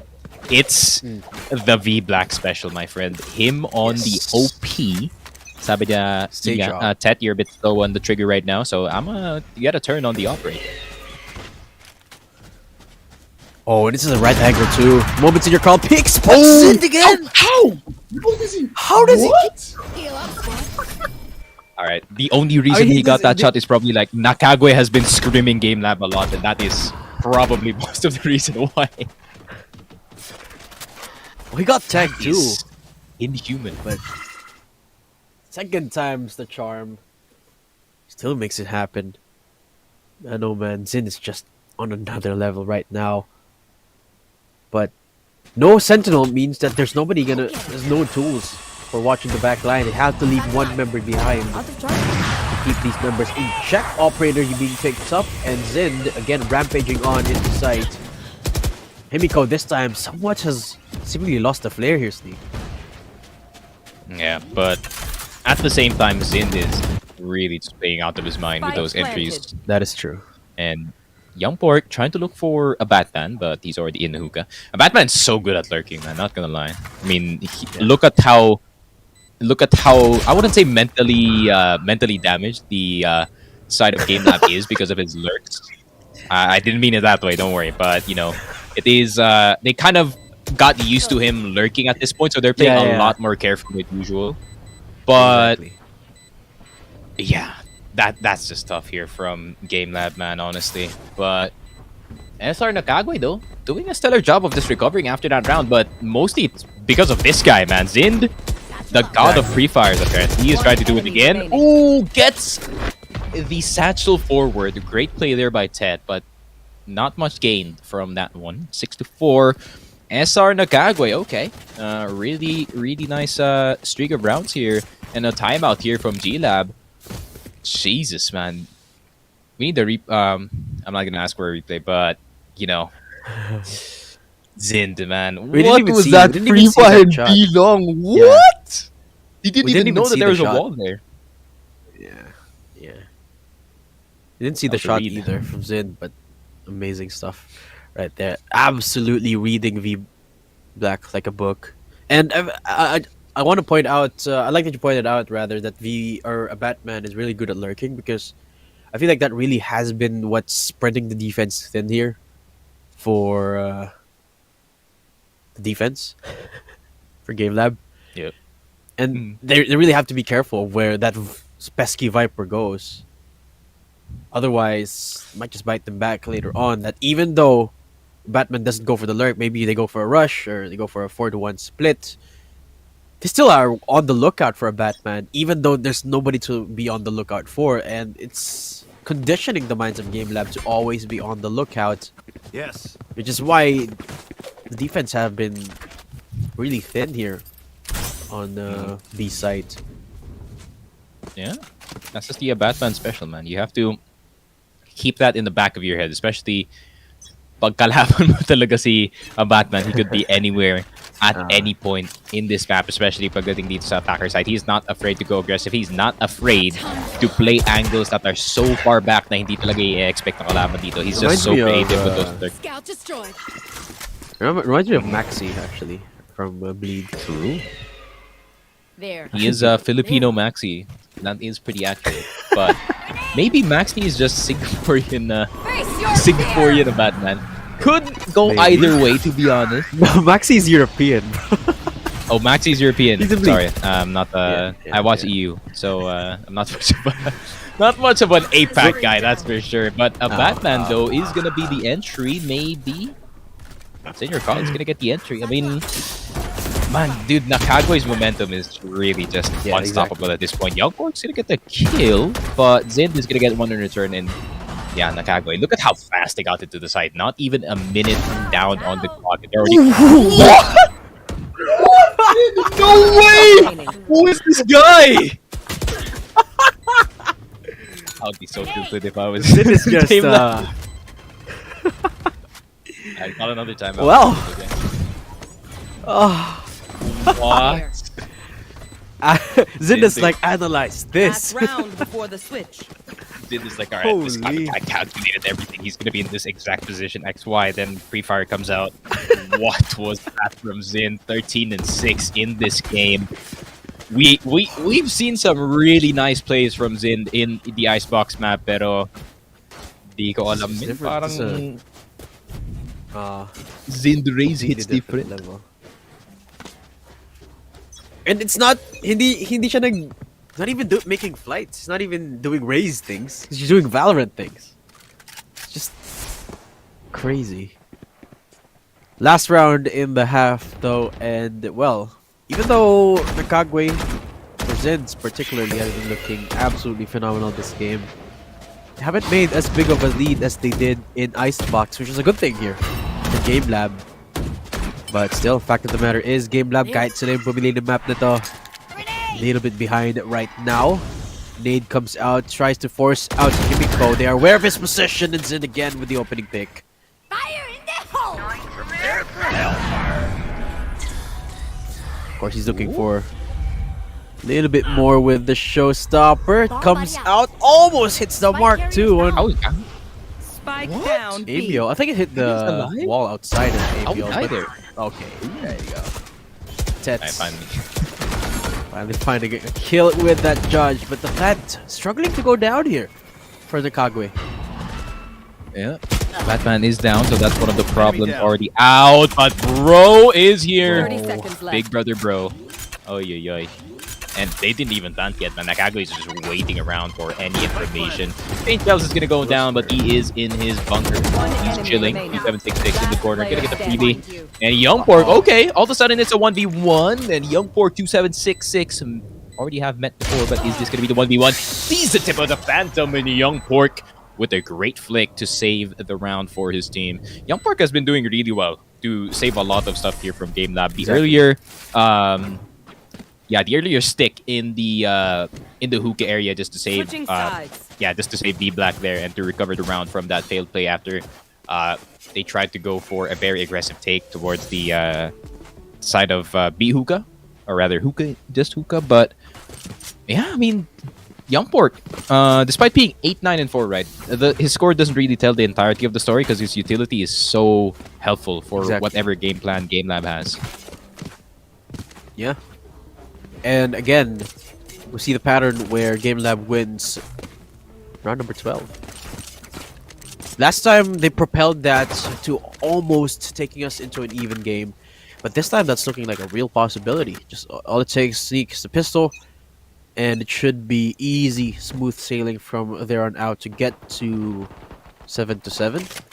Not unless Nakagwe can help it though. Nag-push sila dito. In showers, 3 members here triply reinforcing that area.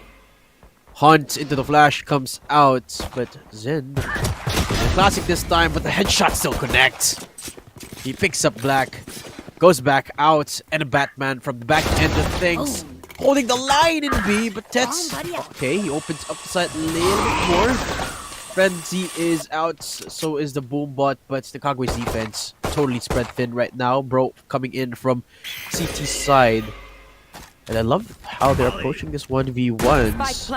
Totally unstopping, unrelenting into 766. He's gonna take out Ted, so unfair bro. 1v2, but the right click from Himiko.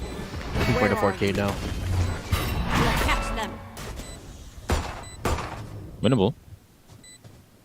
It is. Very, very winnable. But also just one right click and 2766. Oh! He just barely loses that round.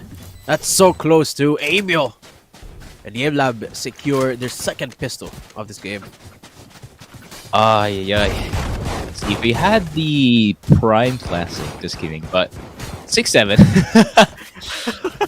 A good attempt. Yeah, that was a good attempt. Hey, I'll give him that. I'm a skin hater. I'm 100% a skin hater, bro. Once I see, not Prime's Classic, but that's not gonna hit. But I believe these players can hit anything at this point. It's a good headshot, that's for sure. Oh, look at SR though. Oh, are they pushing? Are they gonna find anyone? Before. Oh, he still got the kill off against Emil though. So Spikes down. nice trade right there, right click from the classic here, but 2766 refuses to use that right click. That. Still works out though. So Nakagwe, 3v3, couple of upgrades, and Young Pork will be getting a kill against Senior Carl, but these are 2 gunned up members of Nakagwe. They could be anywhere. Yep.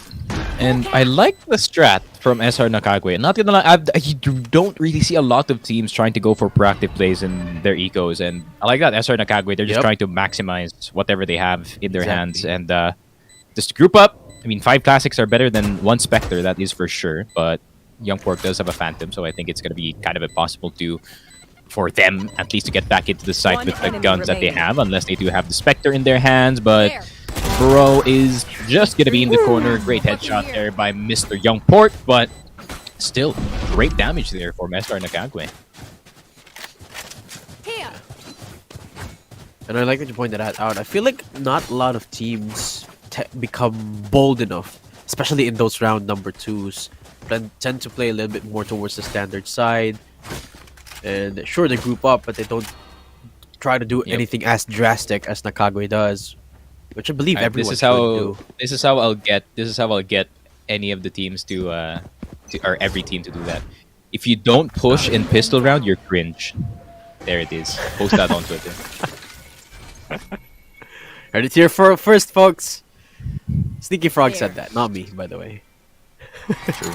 At Sneaky Frogcast on Twitter said it. Oh! Loving the low-key plug too. Okay. Yeah. I mean, engagement, bro. Waiting for the cancel tweet on Sneaky Frog. But here comes the haunt. The battle outside of showers. But remember, there aren't any guns here on Game Lab's side, so, or rather, there aren't a lot of guns on Game Lab's side, so pretty risky play coming out of Nakagwe. Bold, nonetheless. Pretty risky. These comes out. They know there's a lot of presence here in shower, which is why they're not going for the plant as of yet. The sky smokes are about to dissipate here, Sneak. Yeah, this is gonna be a bit tough. Oh, but the TPs once again. You know, last time someone used the TPs, they all died. Oh! Who trained you? How did Bro just walked in there? Now B. 30 Now, seconds Wait, how is- left. slight take What? happening in B, but I just realized the same thing. What? Spike planted. I'm so confused what's happening Okay. right now. Okay, Zin gets dinked, but he gets to kill against B Black.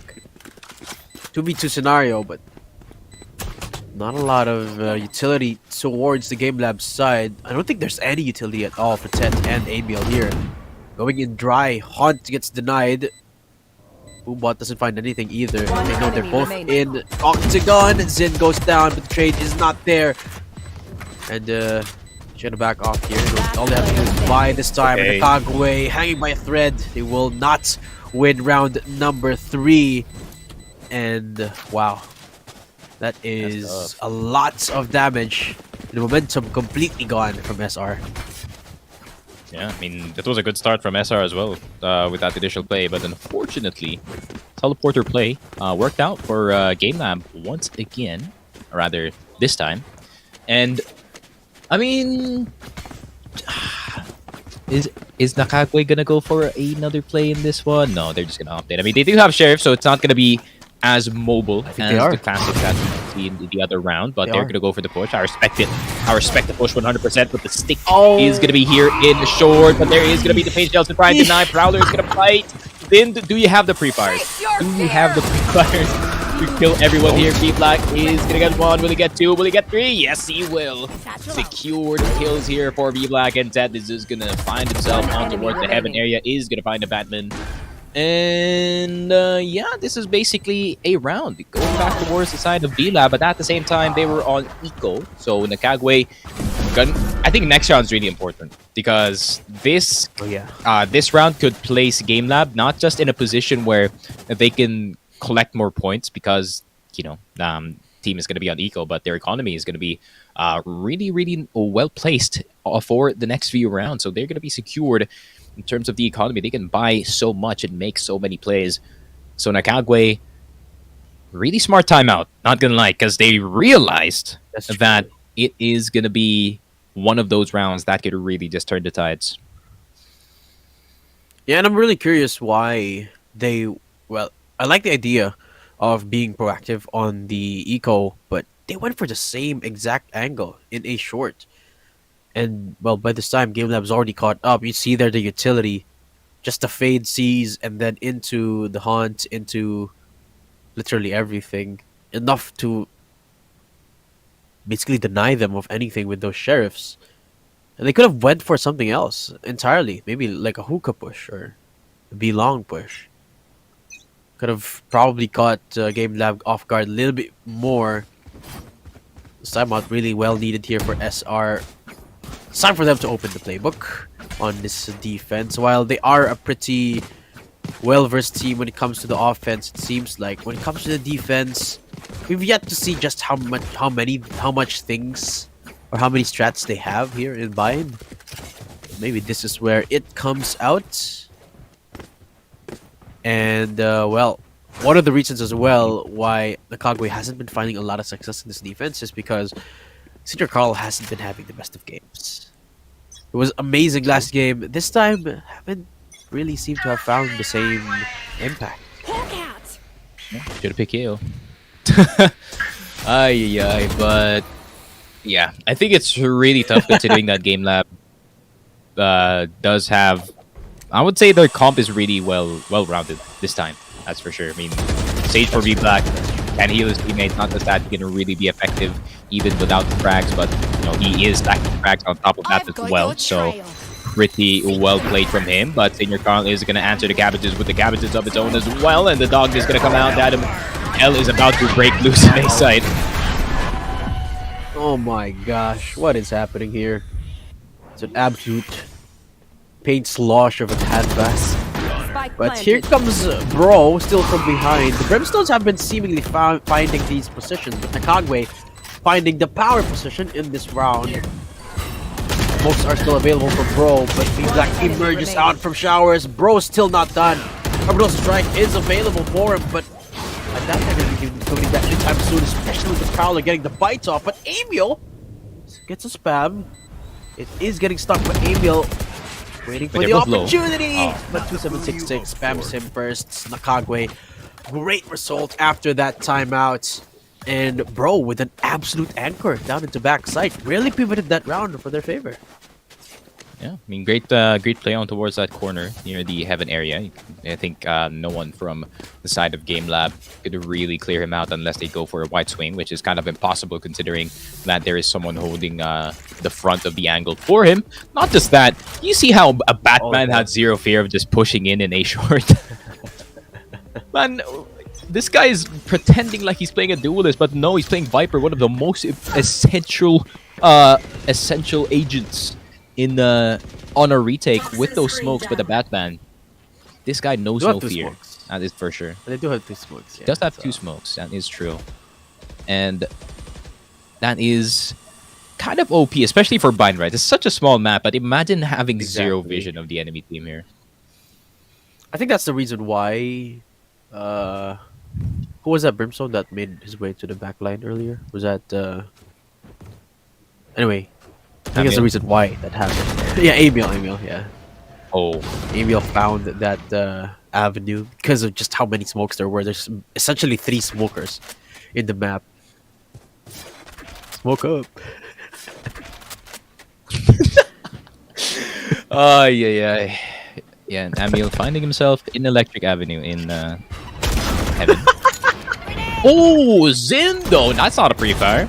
Gets Yum Pork anyways, but bro is gonna smoke out long, and here comes the explosion from Zin, and that is not the Rosa ult because that was a smoke. 30 Doesn't seconds count 100%, but he still does have the Ruba and the Satchel is well available, but there is going to be a race flying in, but he can fly as well, but he can make it fly with that Vandal, but it is going to be 2766 with the triple kill on that fade, making everyone cry in the B side, as it is going to be Bro inside of Tube, and he is going to get V-Black in the end, and you see, man, the impact of that timeout. SR recognized Exactly. that round was so important, and they're just cleaning up whatever mistakes that they had early on. And now it's G-Lab's time to time out.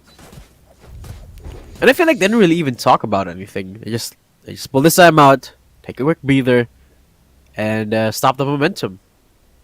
And again, Zin's back online. Seemingly everyone's back online. Especially that absolutely beautiful sight hold there from the emo girl herself, the Fade. Who, by the way, has been using that ult so many times in the second half. Which is why, or rather, because of the number of frags that she's been getting. And I have a new title for Zen. He's not the king of pre-fires anymore. He's the king of the First Bloods. King of First Bloods. Especially now on defense. Actually. You know what? I'm actually... For your defense. Yeah, that's true. That is true. King of First Bloods. You know what? That sounds... That doesn't sound good at all, bro. That's your second strike, Danum. Third strike and you're out. Yeah. But I think that is true, man. I think if you are the duelist on that defending side, you should have zero fear of just peeking anyone here. And even if you're on defending side, most people would say, oh, you should just stay in the side and not make anything happen. But no, this is high-level Valorant. Come on, man. We need to make plays happen. So if you're not making plays, and if you're the type of person to say that, you're probably blow bad. But 9-9 is the score. Both teams have the guns, but SR, they do have a little bit of an advantage. But Bro on top of Tube, I like that off angle, but they do lose control of the smokes. B-Black is going to get trapped with his friend on towards the B side, but there is so many people here. 2766, you're going to have to back off, my friend. I'd rather you prioritize the retake rather than die in this one. Spike planted. Yeah, Game Lab recognized the situation. They haven't tried going for a full-on rush yet, and lo and behold, it works. SR Nakagwe taken back, but at least they only lost one member in the process. Not necessarily a lot of ults available, but the Batman picking up Emil is going to be absolutely huge here. No smokes anymore. So this is an absolutely doable task to do. With time running out, though, they really have to press the issue soon. Hunt comes out, Zin for the pick, and Zin, amazing job again, coming in from the back end of things. 3 taps, 3 headshots, 18 HP, makes it work, makes the retake flawless for Nakagwe. And just like that, they're at the double digits. Game Lab struggling to find control once more.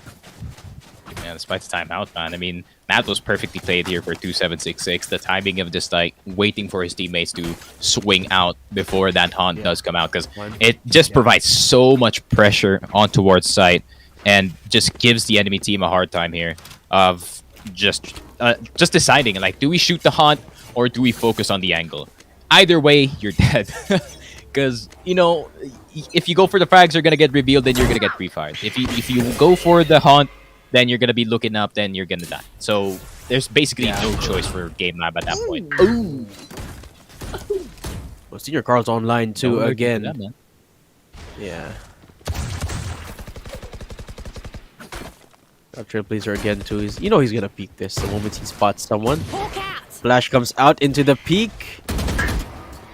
Classic Senior Carl things. He comes out in response, but might not be aware that he's right here. On to confirm their suspicions, but they don't really have a lot of firepower to deal with him. And that's the spike. Young Pork from up front, giving it away essentially. Uh-oh, so much closer than he might think, but the Bucky, wow, still hits the headshot too. Nakagwe looking absolutely clean right now, each and every one of their members. Yeah. And couldn't have come at a better timing too. Yeah, kind of looking like their icebox map now. They're starting to clean up, starting to have plays that is more sided towards their side. That's for sure. But yeah, I would say after that second timeout in the second half, and a lot of double entendres I'm doing right now. But yeah, I would say they just recovered everything. I think it's kind of accurate that you did say that they didn't talk too much in that timeout. A Batman's probably like, kailangan ko mag-CR. So maybe that is the key. A Batman with the post-CR buff, my friend. Pero go back to Tagalog. Let's go back to Tagalog. I think masyado na yata tayo nag-i-English dito. Pero papasok ko nga. Ang SR Nakagwe dito, nope, is actually them welcoming itong G-Lab. Sabi nila, hello to the A-side, pero yun na nga, mag-push na nga ang SR Nakagwe dito. Senior Carl with a good coverage. Kasama niya si 2766, pero si 2766 mamamatay dito si Bro. Kind of like kind of the same story, no? Mr. Dadum na si Bro and si Senior Carl doing a good job of just anchoring Mr. Dadum. Ayun na nga. Gusto ko yung nagbago yung armor. Lumipat ka from English to Tagalog. Pero ito na nga, Nakagwe 2v2. Go ahead. 1 HP Senior Carl, pero he's been amazing. Past couple of rounds. V-Black coming in, but swing! Amazing there! And Del for the second. Game Lab still fighting for more dito. Sneaky, and as well as a pivotal round, or as much as a pivotal round that was, kailangan talaga na lang mapanalo yun. Otherwise, wala talaga silang barela this time. And by then, they're risking match point without any guns. So at least, they do get the firepower. Kahit sabihin natin naka-light shields lang si Amiel, meron pa rin silang 2 huge ults. Alright, we have like 4 rounds left. Alright, full Tagalog na nga. We need to hit our Tagalog quota. Ayun na nga. I mean, SR Nakagwe dito sa A-side, na Batman, Senior Carl, nasa gitna lang sila lang lahat dito. Wala masyadong problema as of the moment. I ran out of Tagalog, oh my god. Habang, habang nasa momento. I've got your fear! Pero ito, ginamit na yung gabing falls. At grabe talaga yung complete ng the Game Lab's side. Pero Tail, that was the blind showstopper there. 100% bats. But from behind, what? Hindi nakatama si Sin doon. So that really just reveals his position. But ano mo yung smokes? Lahat sila naglalakad papunta sa backside. They're unaware na merong member here. But Sin with the page shells, but from heaven above, nandito na si Himiko. One enemy Quite remaining. off. What are these positionings? They don't know where all of these shots are coming from. Dog comes out. It is a shots, but the double unfair, bro. It's so close. 11 HP lang yung difference between this last round, but Nakagwe, sila pa rin yung nakakuha ng match points, Nick. Grabe naman. I mean, pwede mo gamitin yung pangalan ni Bro dito, no? Tanggalin mo lang yung first part. Unfair talaga yung fight na yun. grabe naman, ang bilis na nakarating doon sa ilalim ng heaven, providing ang pressure para sa kanyang team. And 12 and 10. I mean, SR Nakagwe, medyo malinis na ang kanilang laruan ngayon. And Zind, parang kanina pa natin nakikita na wala talagang gumagana na showstopper para sa dalawang race natin. Parang yung Goodbye Philippines nagiging Piccolo. Pero yung Paint Shells, parang yung Piccolo nagiging Goodbye Philippines. Parang ganun yung concept na nakikita natin ngayon dito. Pero yun na nga, Viper nilabas na ang... I don't know what Viper Spit is in Tagalog. Viper Spit. Pero, huwag nating sabungan. Spit.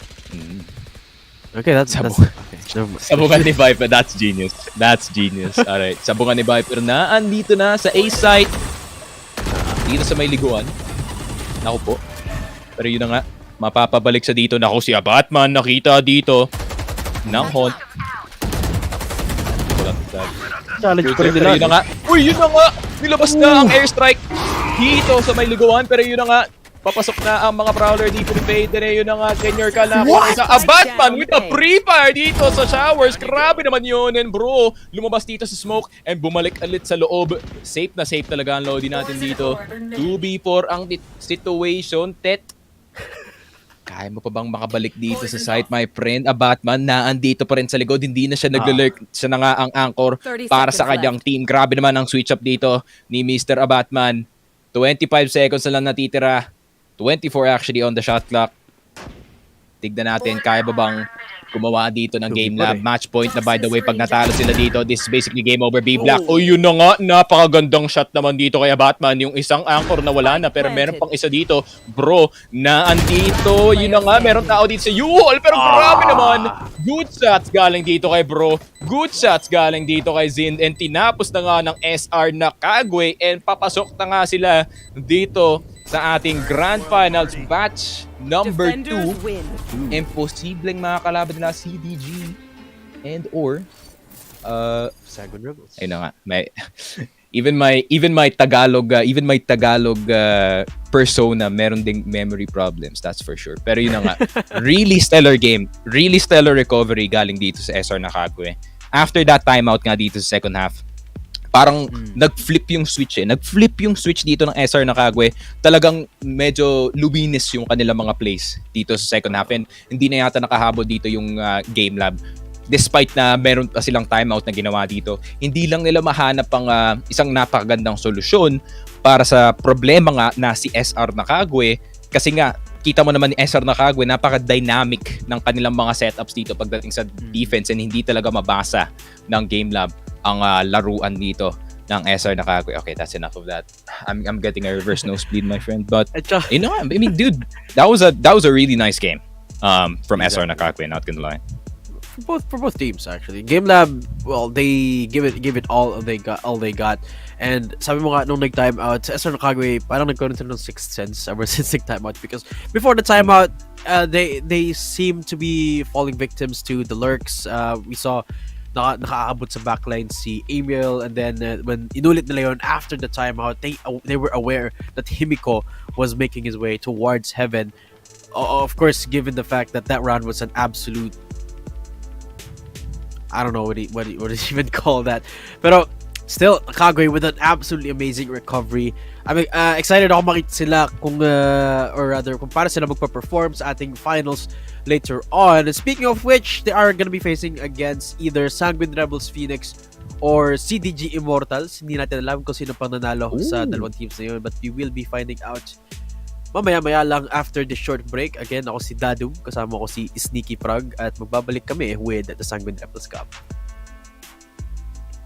Besides their training routine, they need a software that optimizes their routes and gets rid of lag and latency. Go now to exitlag.com, sign up, and get rid of lag once and for all. Exit Lag, it's the pro's choice.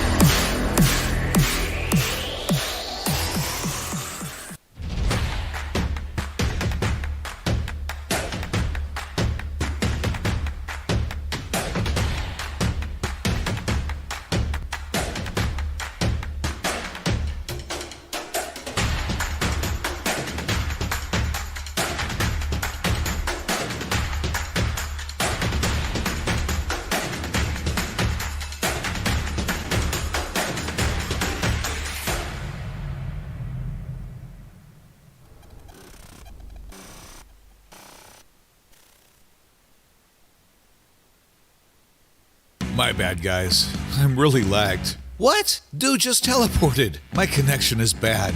I'm lagging. I'm lagging. I'm lagging. With exit lag, your game stops lagging, and there will be no excuse because you won't need one. Without lag, your game runs smoothly. Your ping goes down. Your skill goes up and you play better than ever. Register now at Exit Lag and find out for yourself in a free 3-day trial.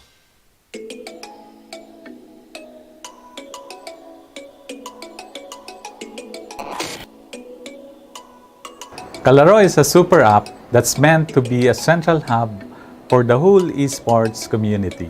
It is a tournament organizing platform that creates an arena, a playground, to help every gamer enhance their skills. Organizers may stage multiple tournaments with the aid of technology. The more tournaments there are, the more chances the gamer will have to practice and improve their skills. By creating an account, users are able to connect and build network to keep tabs on the latest buzz in the industry. You may scan or check out relevant content housed on feeds of different enthusiasts and members of the community. It is a place where gamers can be discovered no matter where they reside, where one can show support, do transactions, and more with your own digital wallet. Brand and sponsors are also invited to show their support as we create a space to nurture the culture of camaraderie and sportsmanship, and even give a chance for business relations to prosper. We believe that esports can be a tool to uplift the quality of life of every gamer, from learning the discipline, nurturing their strategic skills, enhancing their sportsmanship spirit, to possibly achieving financial stability by maximizing a gamer's innate talent. All this while doing something that they enjoy and are passionate about. Let us work together to help every gamer in the country and beyond to truly win in the game and in life. Kalaro, we play as one.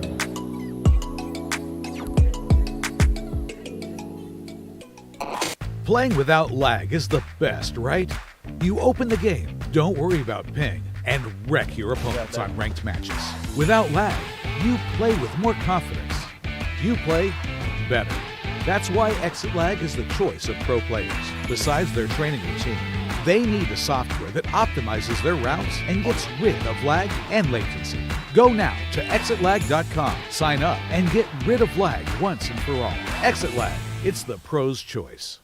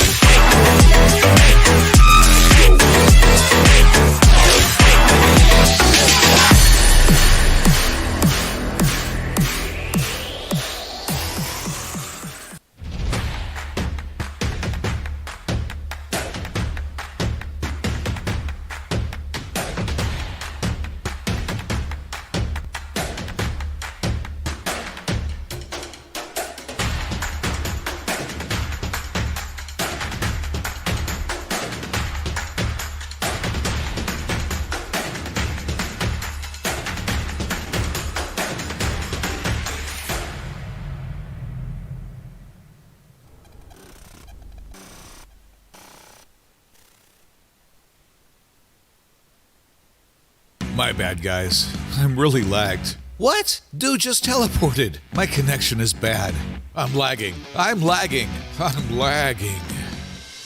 With exit lag, your game stops lagging, and there will be no excuse because you won't need one.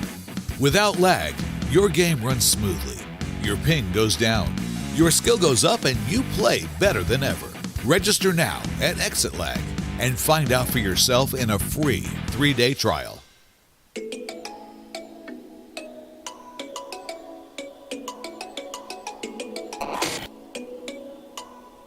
Kalaro is a super app that's meant to be a central hub for the whole esports community.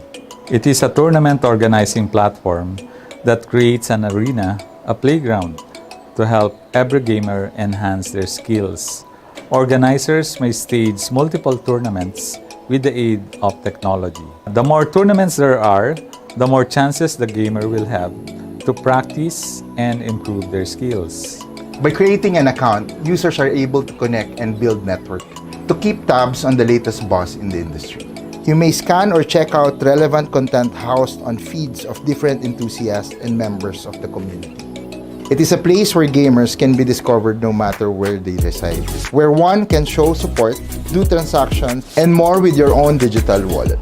Brand and sponsors are also invited to show their support as we create a space to nurture the culture of camaraderie and sportsmanship, and even give a chance for business relations to prosper.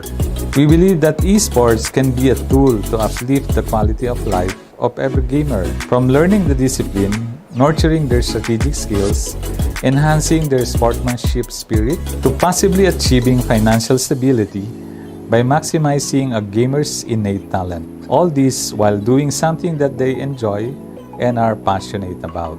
Let us work together to help every gamer in the country and beyond to truly win in the game and in life. Kalaro, we play as one.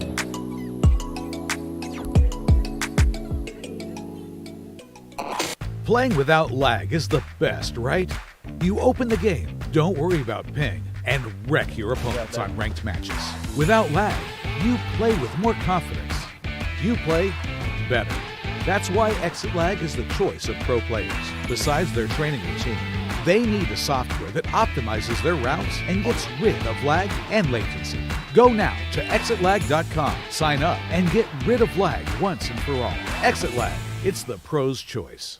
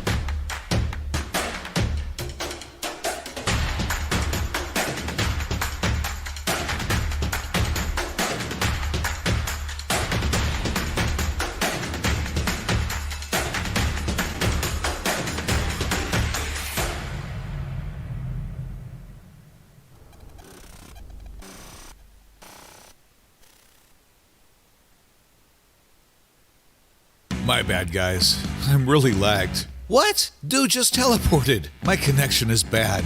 I'm lagging. I'm lagging. I'm lagging. With Exit Lag, your game stops lagging. And there will be no excuse, because you won't need one.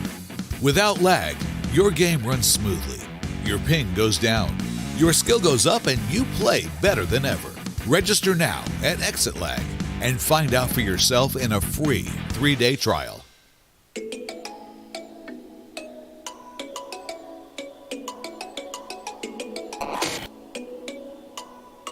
Kalaro is a super app that's meant to be a central hub for the whole esports community.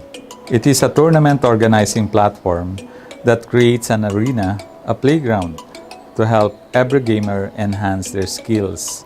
Organizers may stage multiple tournaments with the aid of technology. The more tournaments there are, the more chances the gamer will have to practice and improve their skills. By creating an account, users are able to connect and build network to keep tabs on the latest boss in the industry. You may scan or check out relevant content housed on feeds of different enthusiasts and members of the community. It is a place where gamers can be discovered no matter where they reside, where one can show support, do transactions, and more with your own digital wallet.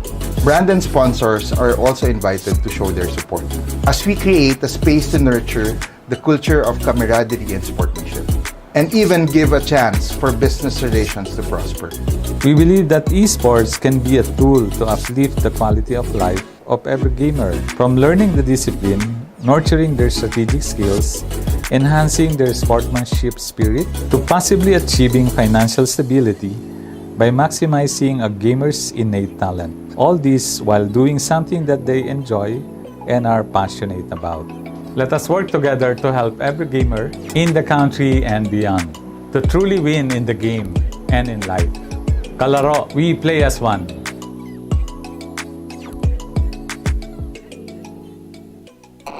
Playing without lag is the best, right? You open the game, don't worry about ping, and wreck your opponents on ranked matches. Without lag, you play with more confidence. You play better. That's why Exit Lag is the choice of pro players.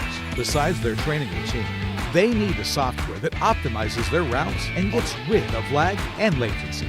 Go now to exitlag.com, sign up, and get rid of lag once and for all. Exit Lag, it's the pro's choice.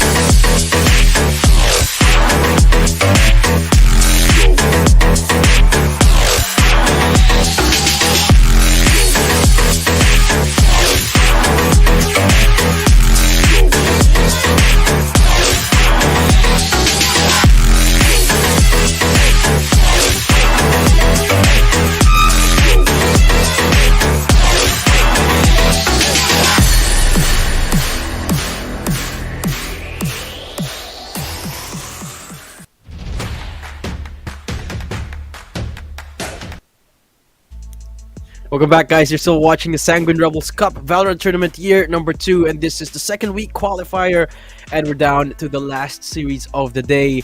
We are, well, I'm not even sure what teams are going to be playing here in the grand finals here, Sneak, because I'm not aware of the semi-final match, but we are going to be witnessing one of the semi-final matches, actually. Sanguine Rebels Phoenix versus CDG Immortals. Scratch that, we're not in the finals yet, we're in the semi-finals. Datum here casting with Sneaky Frog, and well, what was that last series all about, Sneak?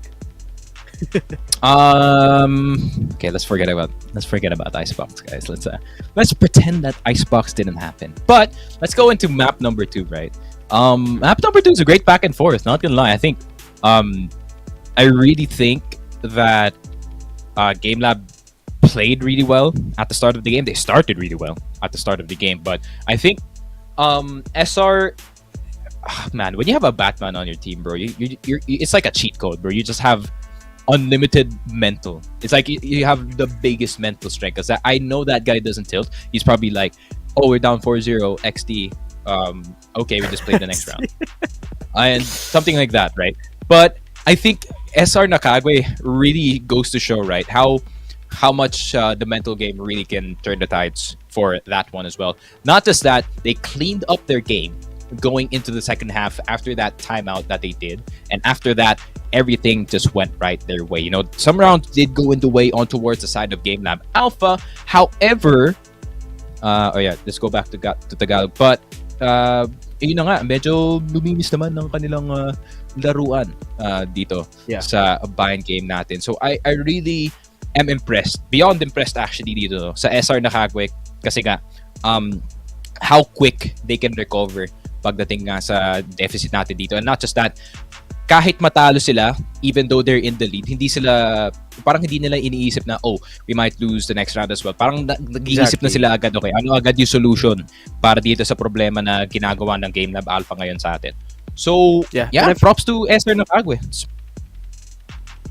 It's one of the defining differences between a team na maraming experience, has a lot of that top tier experience, versus a team that is just currently building up towards that experience. And here we have the map picks showing up. We got CDG picking up Ascent, Fracture for SR Phoenix. You know what?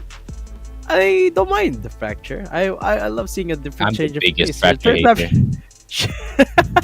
Should we go into it in heaven? But you know what, Sneak? Let me try and get you in on the Fracture train. KO is not too bad in Fracture, so we might see a KO. Yeah, it does have Fracture, you know? hella lineups. Does have hella lineups in this map, that's for sure. But yeah, you could play the Neon as well, but I really just don't like how different the game is when it comes to Fracture.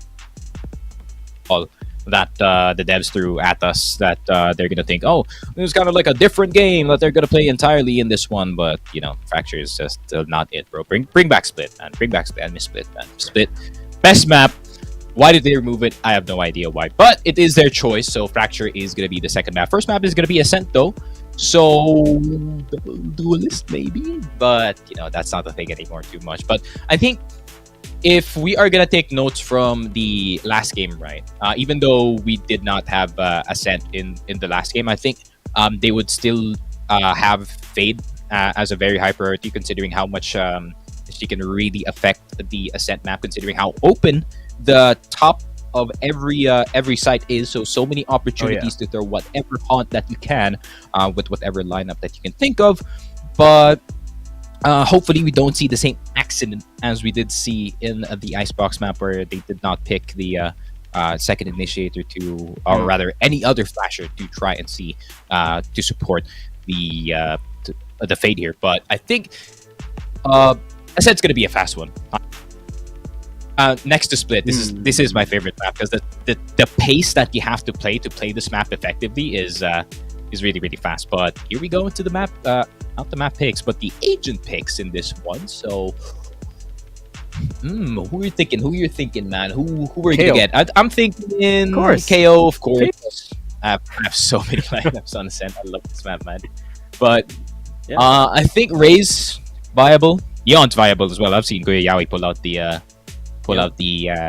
Neon in this one, and that was a treat, that's for sure.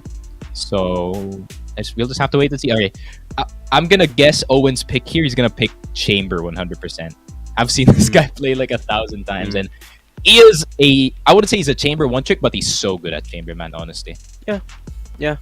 I feel like Ascent. You did mention that Ascent is a map that you have to play at a fast pace to find a lot of success in, and I like Ascent because of the fact that it combines a lot of things at once. One, you have to play fast. Two, you have to have a lot of utility because of how small the sites are. You have to pummel, or rather force out those defenders away from the site. And three, you still have to be frag heavy, right? You still have to take those fights, fight those duels. You still have the avenue of getting in those long range fights, particularly in mids, and a Chamber would absolutely be ideal for that. And it also is that also makes it ideal for a KO to be present, right? And of course, you did mention the fade, so I would love to see a fade into a KO combo where's here. the Not fight? something that surprisingly we see a lot of, but instead, Sanguine Rebels going for the Sky Sova. Look at my beauty. Wait, what?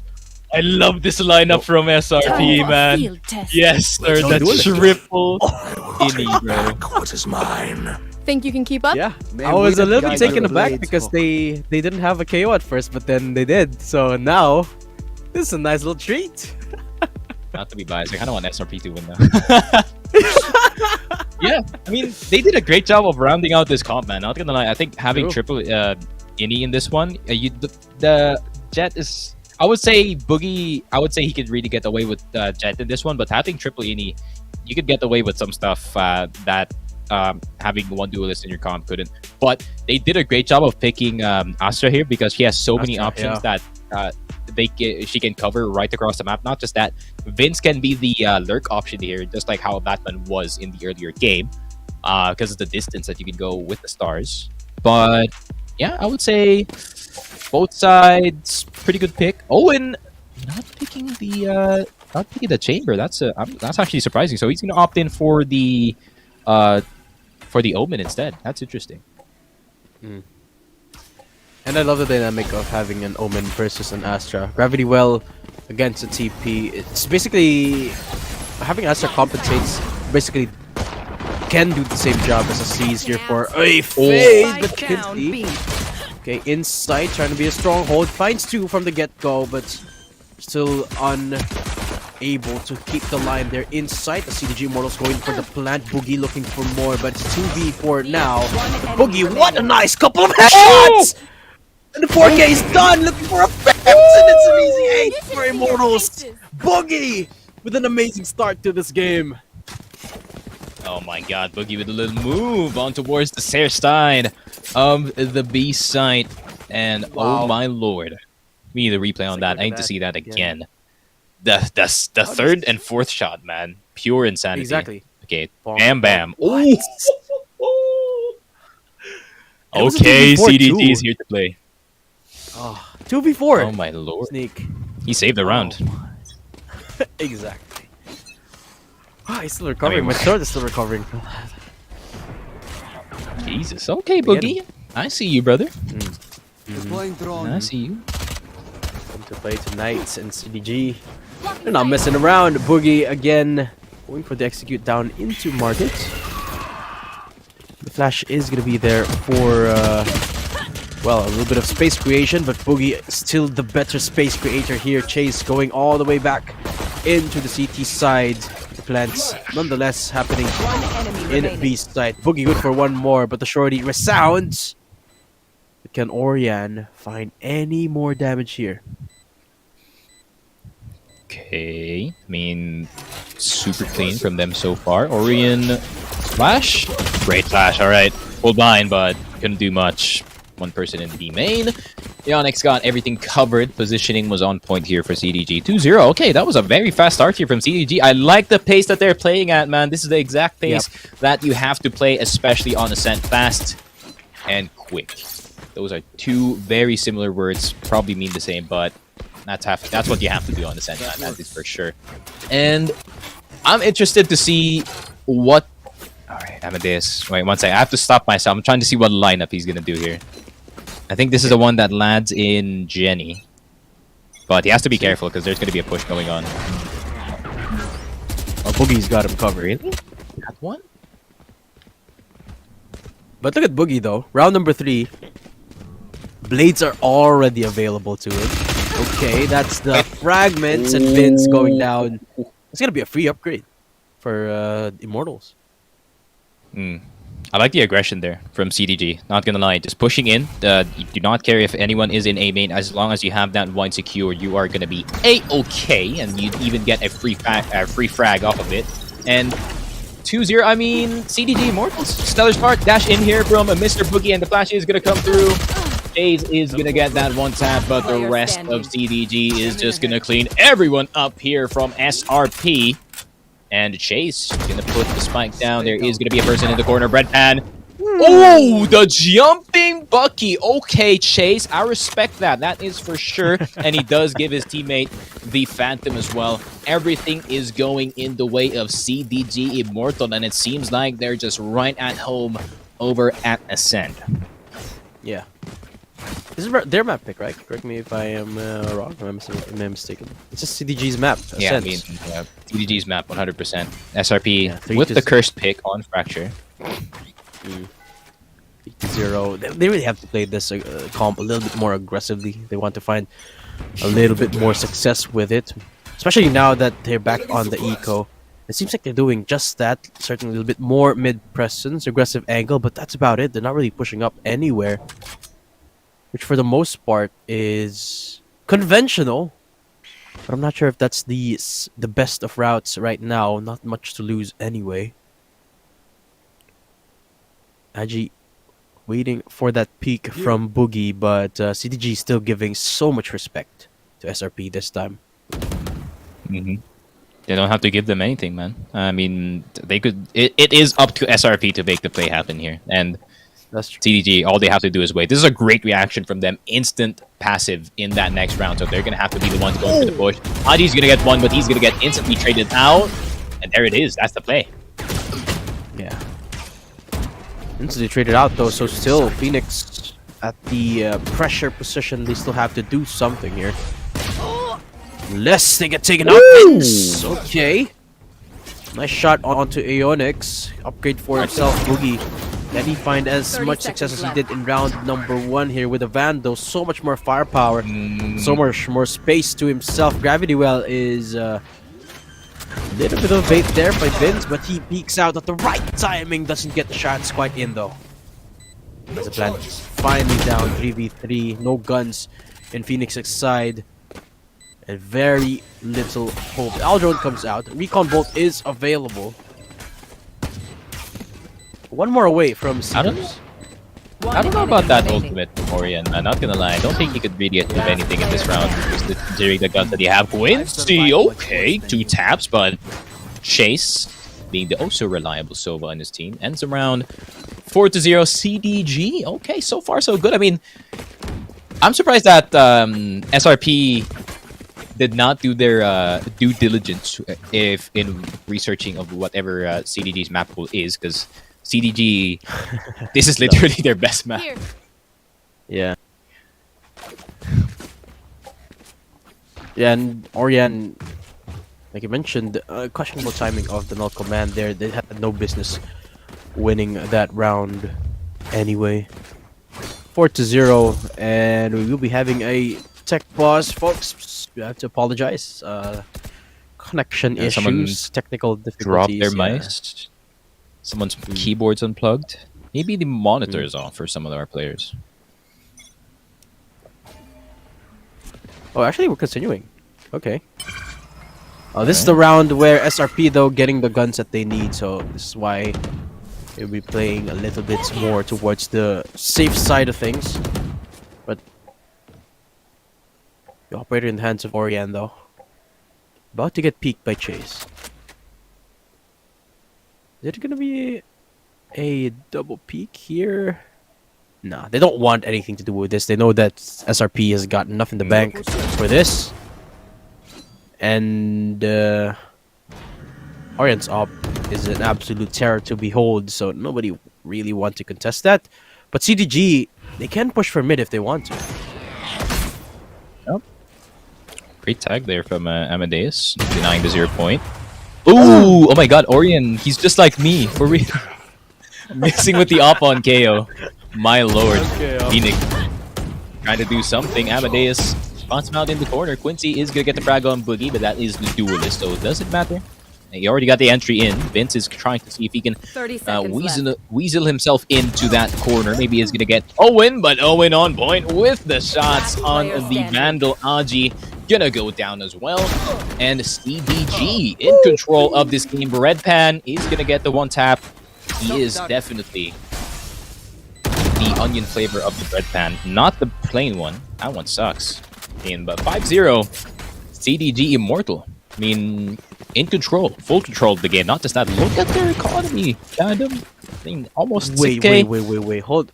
Let's pull back a bit. Onion bread Pull pan back. is a thing as an. Oh wait. What's the green one? The green bread pan. He's that one. S tier. S tier bread pan. hold up, The hold up, yellow hold one. Ew. The green one. The green one. Is it onion? Oh, it's garlic. Wait, is it? Oh, it's garlic. There it is. Is it? Oh no, it's cheese and onion. What? How come I've never heard of this? Okay. Yeah. Bucket list. What you've been bread eating pan. plain bread pan this entire time? I don't. What's the red one? That's the plain one. Yeah, let's talk about that later because there's a push going on. Okay. Sight's happening. Sight Amadeus already picking up 2 off the back of the null command here. But it's an easy sight to execute because there's not a lot of firepower here for SR Phoenix. CDG not losing any members at all in the process. G for the headhunter shots, but Owen shuts him down. And one by one, Immortals fly like flies, fall like flies. And Boogie to close it out, 6-0 Immortals. This is looking a lot like game number 1 of the last series here, Sneak. That's true. I mean, CDP literally bygone. I think bygones be bygones, and they have the bygone in their hands, and the flies are falling. Wait, run that back. There's a red bread pan? Oh yeah, that's my favorite. It's the garlic one. Red bread pan is Alright, the garlic. that's valid. That's valid. Anyone who likes the yellow bread pan is a fracture picker. Yellow. Oh, so that's the plain one. That's So what's the plain in it one. then? If it's got no flavor, It's what's bread in it? pan, bro. What? There's no flavor. It's just bread. What is this like the same thing like they feed you at church? Chat. Like, Chat, if you The agree, biscuit yeah, thing? that's what they give you. That's what they give you at church. 100%. They give you the bad bread pan as well. Chat, if you agree with me, I'm probably gonna see this like 5 minutes later because the stream is delayed. So, put your comments below. What's your favorite bread pan flavor? And if you like the plain one, I will shame you. Oh, Double down on the shaming there. yeah, with nothing's me. happening. Okay. Guns this time, abound for SR Phoenix. But look at this play though. So close into... actually, they don't push up into the smoke, but look at Orion. Unaccounted for, but Flash! Oh, open up sight. Wide like a nut. And Boogie again. The front end of things. The utility is so good here. Okay. But Bread Pan definitely... Oh, Aeonic? Okay. What? You don't bring a knife to a gunfight, my friend. Especially not that gun, not the Proto Force. But I think SRP is kind of getting desperate at this point. They're just trying to see if they can do any damage to whatever they have with the Owen. Going the tip of the Vandal, but it is actually a bait. But 7-0, Owen's having himself a bit of a game here, not gonna lie. So, Yeah. CDG. So far so good. If I see a 13-0 here, I can't blame him. Not gonna lie. I mean, SRP, seeing the past games of SRP, I think Ascent's not their strongest map. That's for sure. Yeah. It's not one of their stronger picks, but I think picking Ascent against CDG Immortals is just a death sentence at this point. And I find it a little bit curious why SRP are refusing to retake. They always leave an anchor in sight, despite having very, very heavy utility composition. They could absolutely do that. I mean, sure, they don't have a duelist, but they have a KO, they have a Sky, they have a Chamber. Seems like, to me, that's an absolutely viable option. But the timeout here, I think it's a little bit off as well because they're going for another eco. But at this point, I feel like SRP will do anything just to stop this momentum, just to stop it from building up any further. But yeah, all things considered, this is not looking good for SRP. 7-0. Well, my mistake. They actually have enough creds. Agi will actually be able to pull out the op this time. So perhaps now is the time. But if history is of any evidence, Agi hasn't been finding a lot of success with this, even with the Tour de Force. You should run. Now, Holy moly, it's flopping either, but yeah. Lockdown though used immediately. So he's still gonna push down into this side. Aldron as well until he dumped. Look at the spams, but GDG! How do they find these kills? Boogie's so deep as well, so Orion will be punishing him, but the operator hasn't found anything here, Sneaky. Spike planted. I think I know the reason why Aji's not hitting any of his shots. Look at the dot in the middle of his crosshair. It's white. Ew. Put that to green, son. That's the right color. The right color for any dot. Wait, green? I respect yeah. white crosshair. Green is good. What do you mean? Aeonics though and no, QT, they're just as good as the green dot crosshair. But Orion on PHP praying to the skies that they can survive. But you know, 8-0. Yep. Yeah, I guess happens. I guess I respect the green because I personally use the default one. Nothing wrong with the reds. Unless, Unless. Okay. Oh. I thought you disagreed with the red. Then, No, I like any other crosshair that's not any color in the map. That's for sure. But if you pick white, you're absolutely trolling. Actually. Actually, now that I think about it, green makes sense because Sneaky is in full. Green Sneaky is in full effect now. What is happening? Anyway, before any more meanness come out, SR Phoenix 08's back on the eco, but this time they're taking things up a notch. A lot more mid presence being pressed here, and they will be able to spot out Aeonix, but it's Agi with the double swing! And what a couple of kills that was! Now, CDG running towards B's side, tail tucked between their legs, but it seems like SR Phoenix knows exactly what's happening. Gun here. Oh, they do have Vandals now. That's a good start. Come on, Amadeus, just peek it then.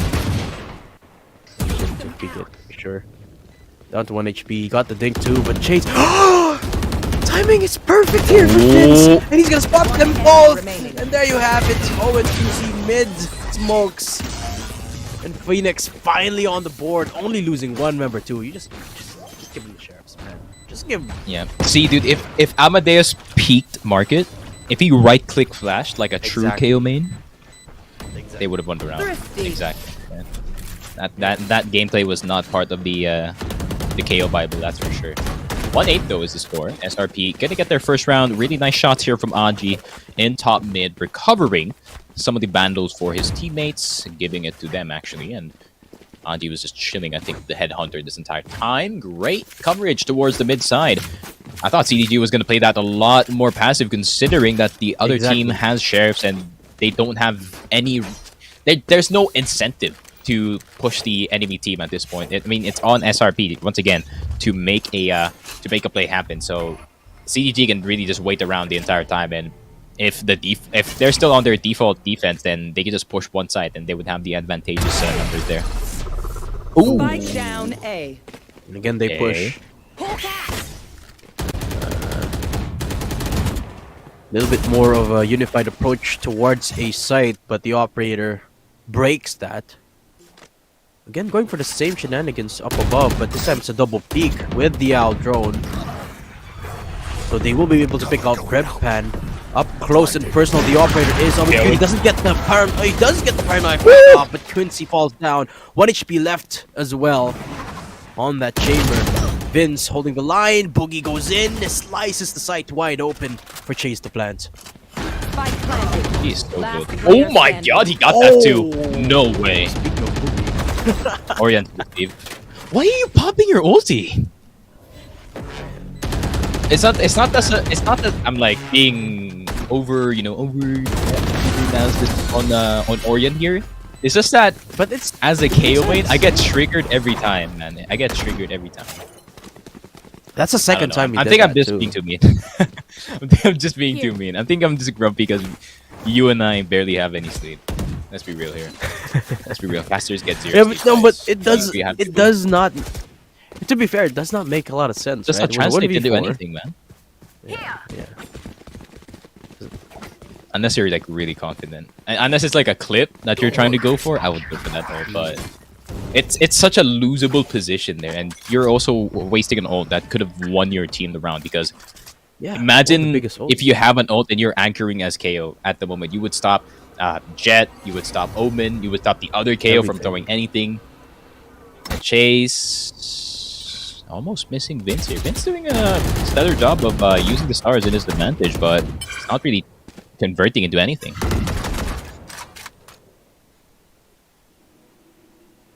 Oh, this time.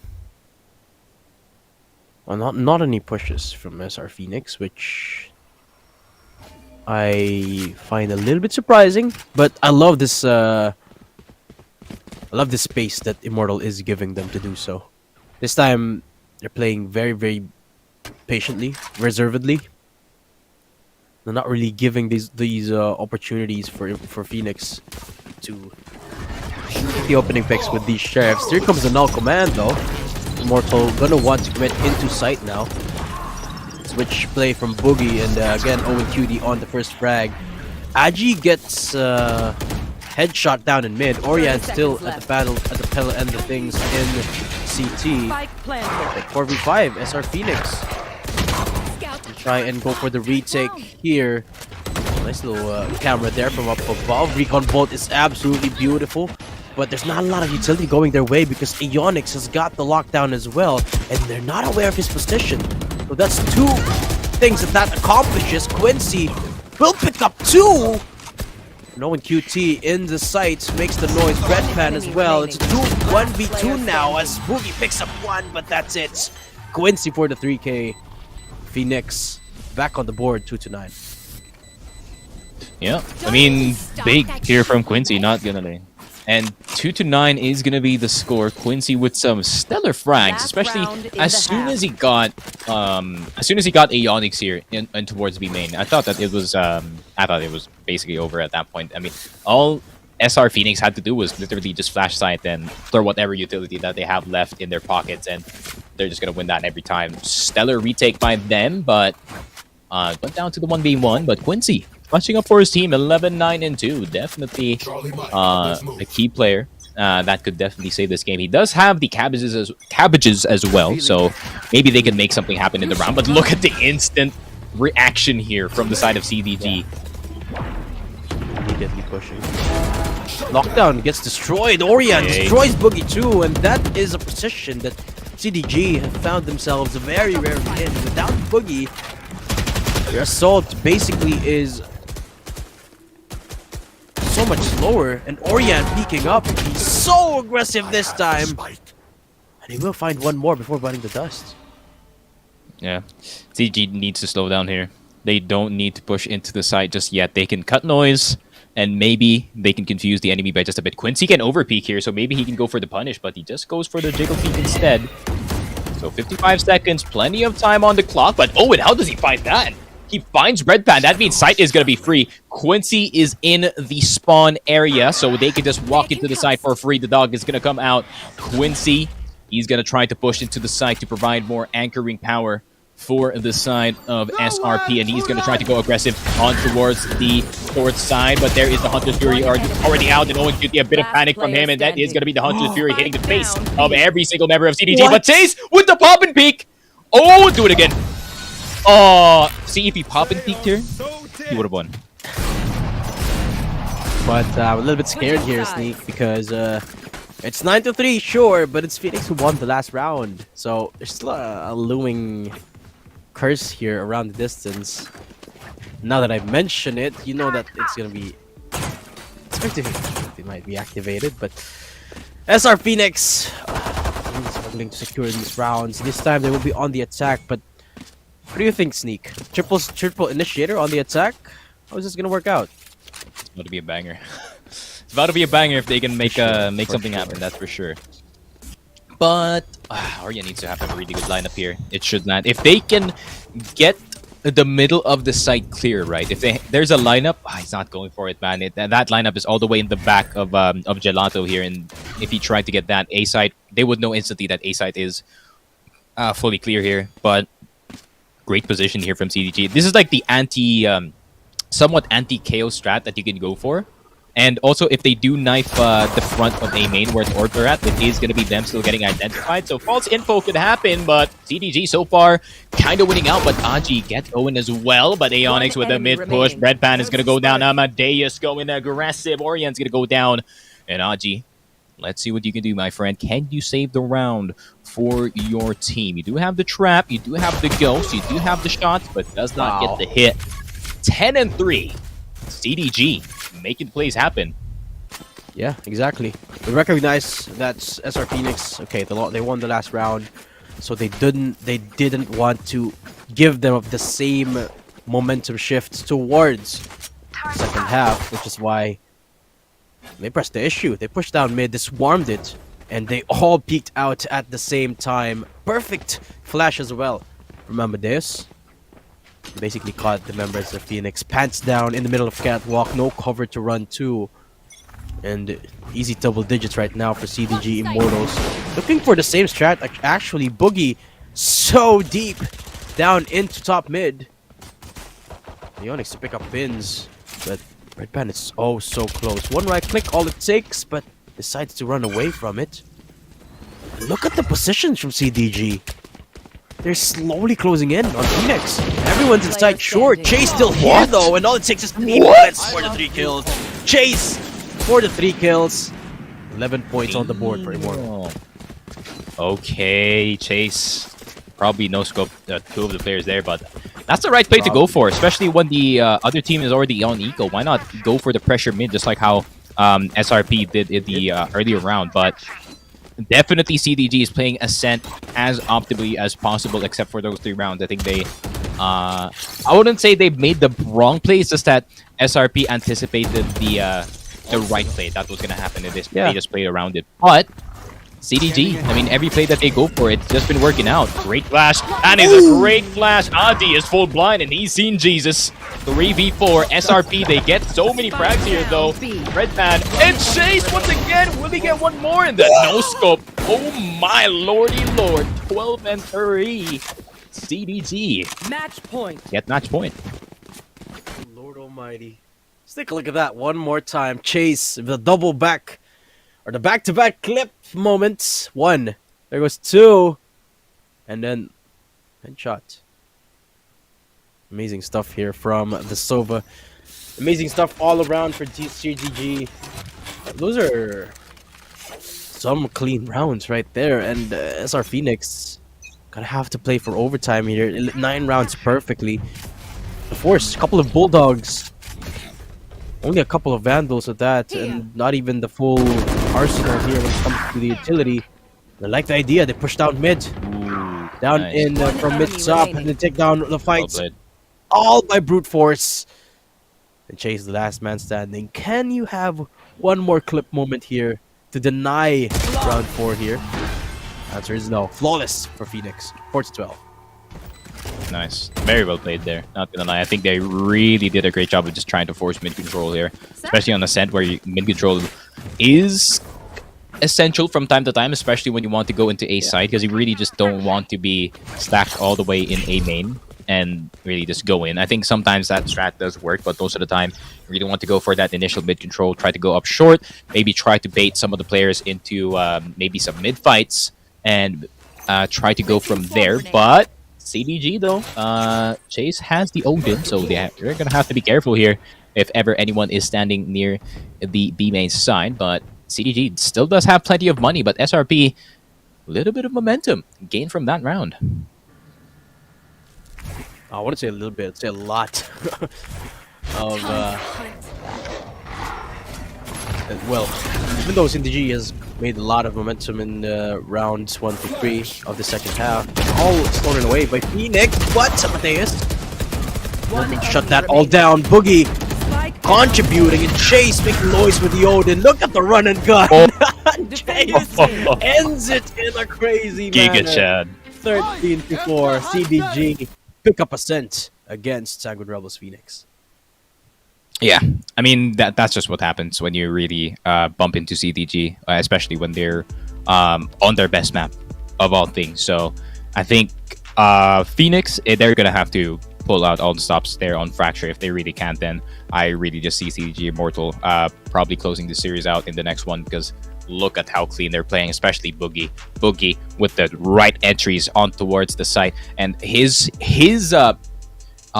chemistry with the KO on his team is absolutely perfect. That is exactly how you want to play when you have a KO and Jet combo, because you can cover so much ground with the entry. Not just that, you can give the Jet a potential kill as well. So a lot of options that you can get in this game just because of that.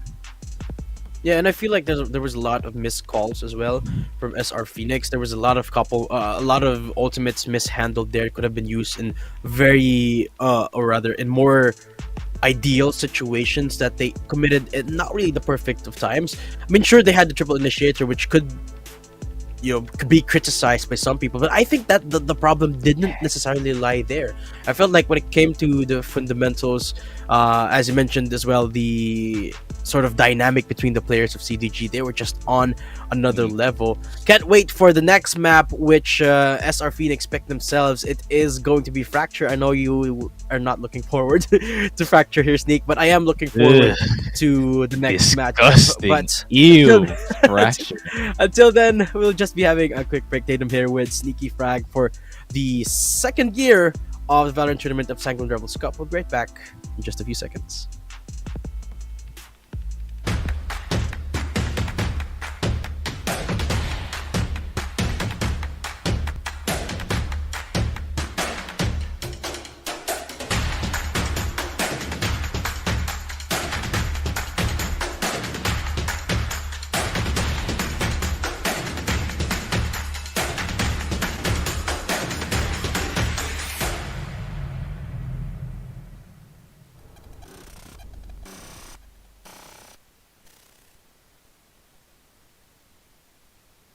My bad, guys. I'm really lagged. What? Dude just teleported. My connection is bad. I'm lagging. With exit lag, your game stops lagging, and there will be no excuse, because you won't need one. Without lag, your game runs smoothly. Your ping goes down. Your skill goes up, and you play better than ever. Register now at Exit Lag and find out for yourself in a free 3-day trial.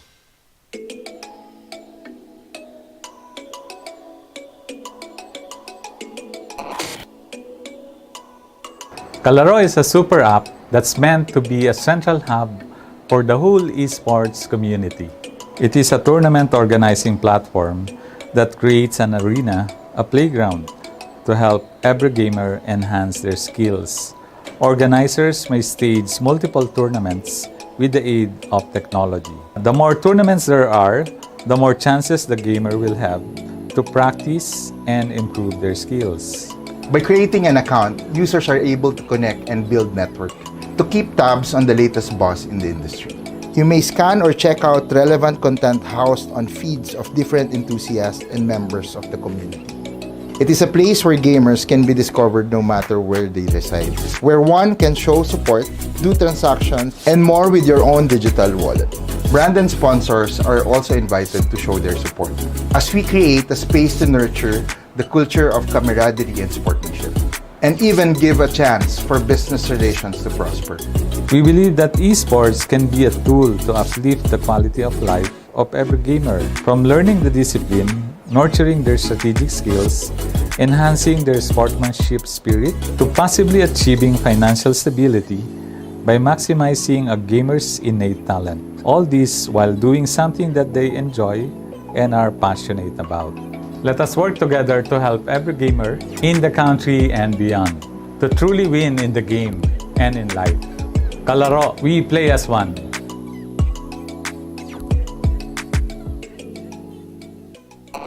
Playing without lag is the best, right? You open the game, don't worry about ping, and wreck your opponents on ranked matches. Without lag, you play with more confidence. You play better. That's why Exit Lag is the choice of pro players. Besides their training routine, they need a software that optimizes their routes and gets rid of lag and latency. Go now to exitlag.com, sign up, and get rid of lag once and for all. Exit Lag, it's the pro's choice.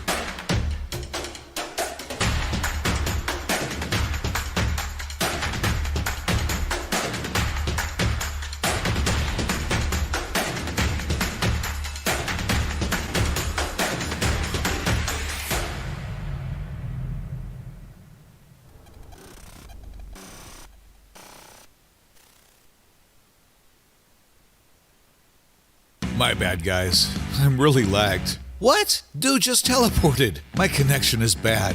I'm lagging. I'm lagging. I'm lagging. With Exit Lag, your game stops lagging, and there will be no excuse because you won't need one. Without lag, your game runs smoothly. Your ping goes down.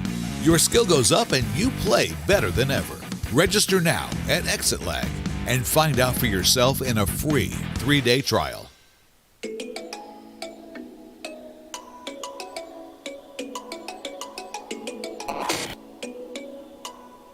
Kalaro is a super app that's meant to be a central hub for the whole esports community. It is a tournament organizing platform that creates an arena, a playground, to help every gamer enhance their skills.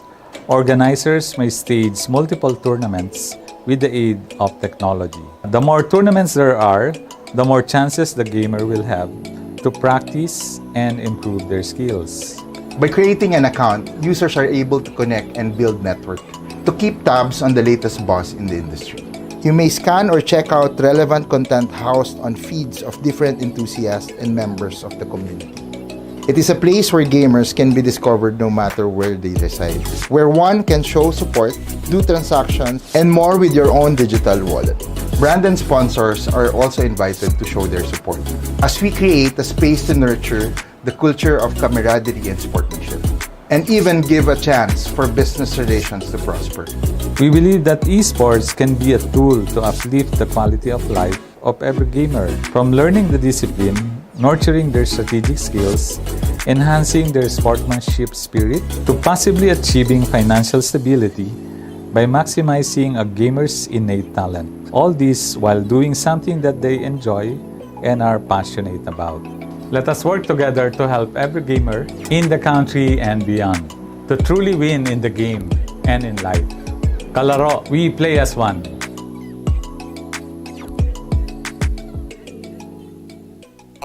Playing without lag is the best, right?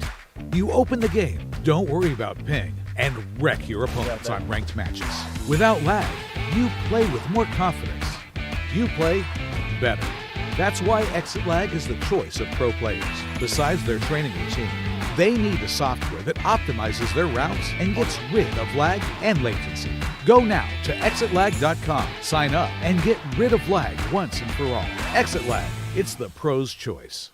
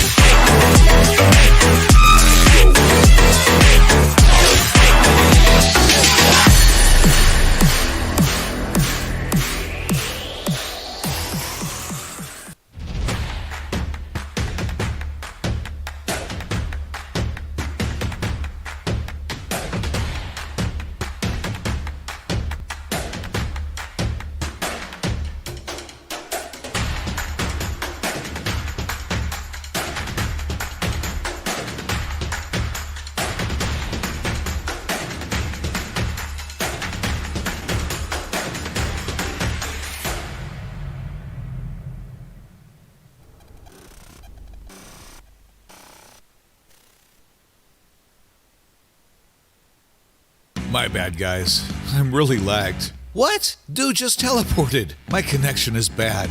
I'm lagging. I'm lagging. I'm lagging.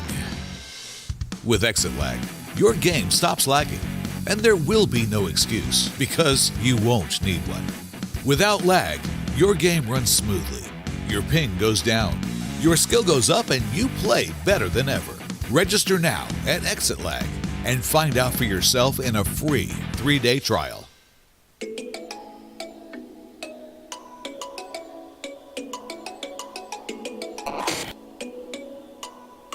Kalaro is a super app that's meant to be a central hub for the whole esports community.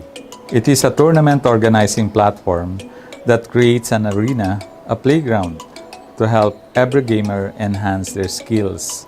Organizers may stage multiple tournaments with the aid of technology. The more tournaments there are, the more chances the gamer will have to practice and improve their skills. By creating an account, users are able to connect and build network to keep tabs on the latest buzz in the industry. You may scan or check out relevant content housed on feeds of different enthusiasts and members of the community.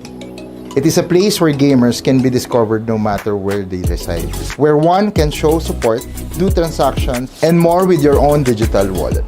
Brand and sponsors are also invited to show their support as we create a space to nurture the culture of camaraderie and sportsmanship, and even give a chance for business relations to prosper.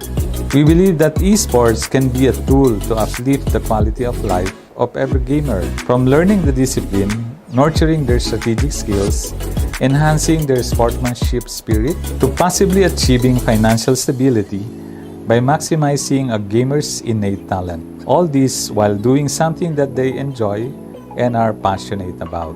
Let us work together to help every gamer in the country and beyond to truly win in the game and in life. Kalaro, we play as one.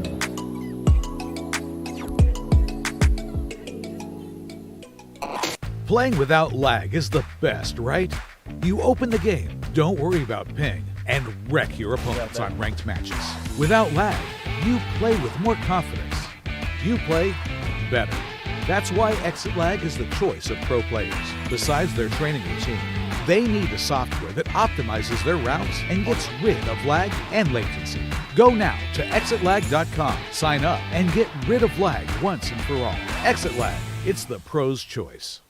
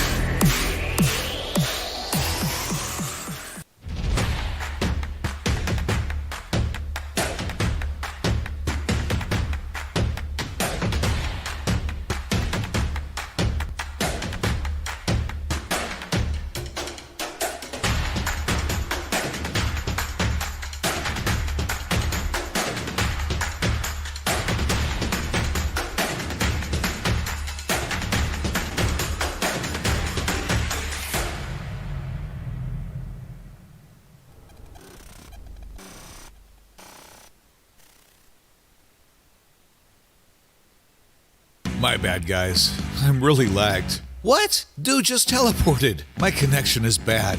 I'm lagging. I'm lagging. I'm lagging. With exit lag, your game stops lagging, and there will be no excuse because you won't need one. Without lag, your game runs smoothly. Your ping goes down. Your skill goes up and you play better than ever. Register now at Exit Lag and find out for yourself in a free 3-day trial.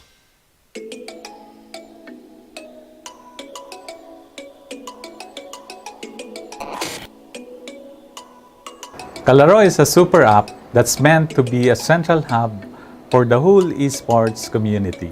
It is a tournament organizing platform that creates an arena, a playground, to help every gamer enhance their skills. Organizers may stage multiple tournaments with the aid of technology. The more tournaments there are, the more chances the gamer will have to practice and improve their skills.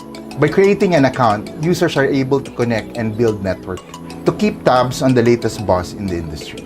You may scan or check out relevant content housed on feeds of different enthusiasts and members of the community.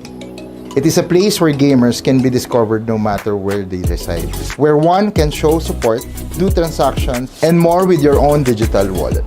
Brand and sponsors are also invited to show their support, as we create a space to nurture the culture of camaraderie and sportsmanship, and even give a chance for business relations to prosper.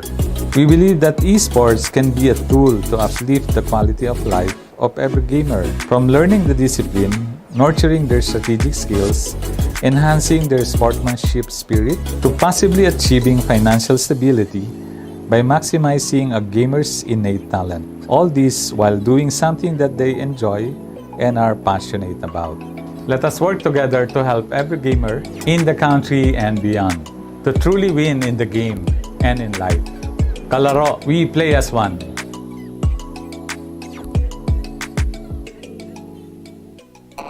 Playing without lag is the best, right? You open the game, don't worry about ping, and wreck your opponents on ranked matches. Without lag, you play with more confidence. You play better. That's why Exit Lag is the choice of pro players. Besides their training routine, they need a software that optimizes their routes and gets rid of lag and latency.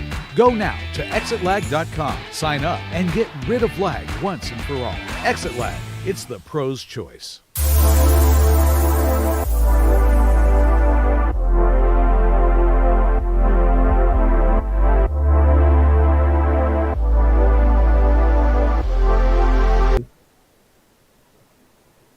Hello guys, welcome back. This is the Valorant Tournament Year 2 with Sanguine Rebels. Damn. And it is us again, Datum, with Sneaky Frog for our semifinal match of the day. This is the second semifinal match, the second game as well. And what a game that was for CDG Immortals. And I feel like the problem lied with the maps, because that was just their favorite map. And Sanguine Rebels didn't ban it away.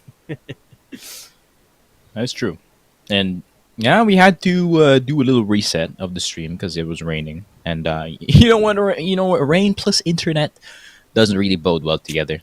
And I thought my PC was breaking because both of my monitors turned off randomly, but apparently it's just like a power surge or something, and definitely not good for my PSU. As you can tell, I'm a bit burpy because I literally went to eat and shoveled down.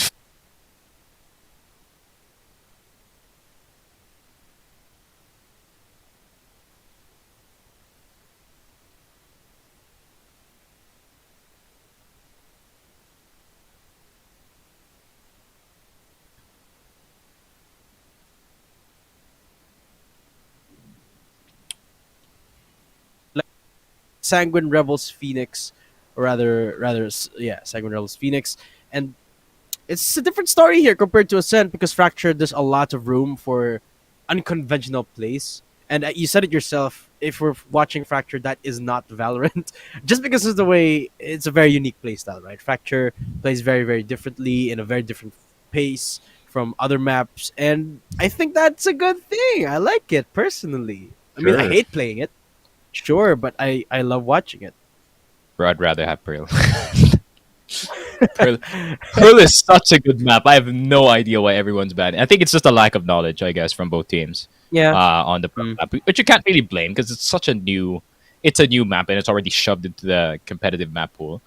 But I think if any team can really pull like a Pearl first pick, then that could be a free win for their side. But we're going into Fracture. What's the duelist here again? Let me see the picks. Could be Neon, could be Fracture. PG, and then Could be Raze. Raze actually is the go-to here, but some people. Okay, apparently Some Neon's people go pick. Yeah, true. Very I'm wrong, utility heavy. Yeah, this map can be very utility heavy. A lot of teams always either go for a Raze or a Neon. So, and then you couple that with a breach into something, say like a Fade, because Fade is absolutely amazing in this map. A breach too. So, yeah, a lot of things can be made here. A lot of heroes, or rather agents, could be picked up here, and I feel like Chamber, despite the nerfs, despite the changes, or rather the double nerf, because before there were 2 trademarks, right, and then they made everything more expensive.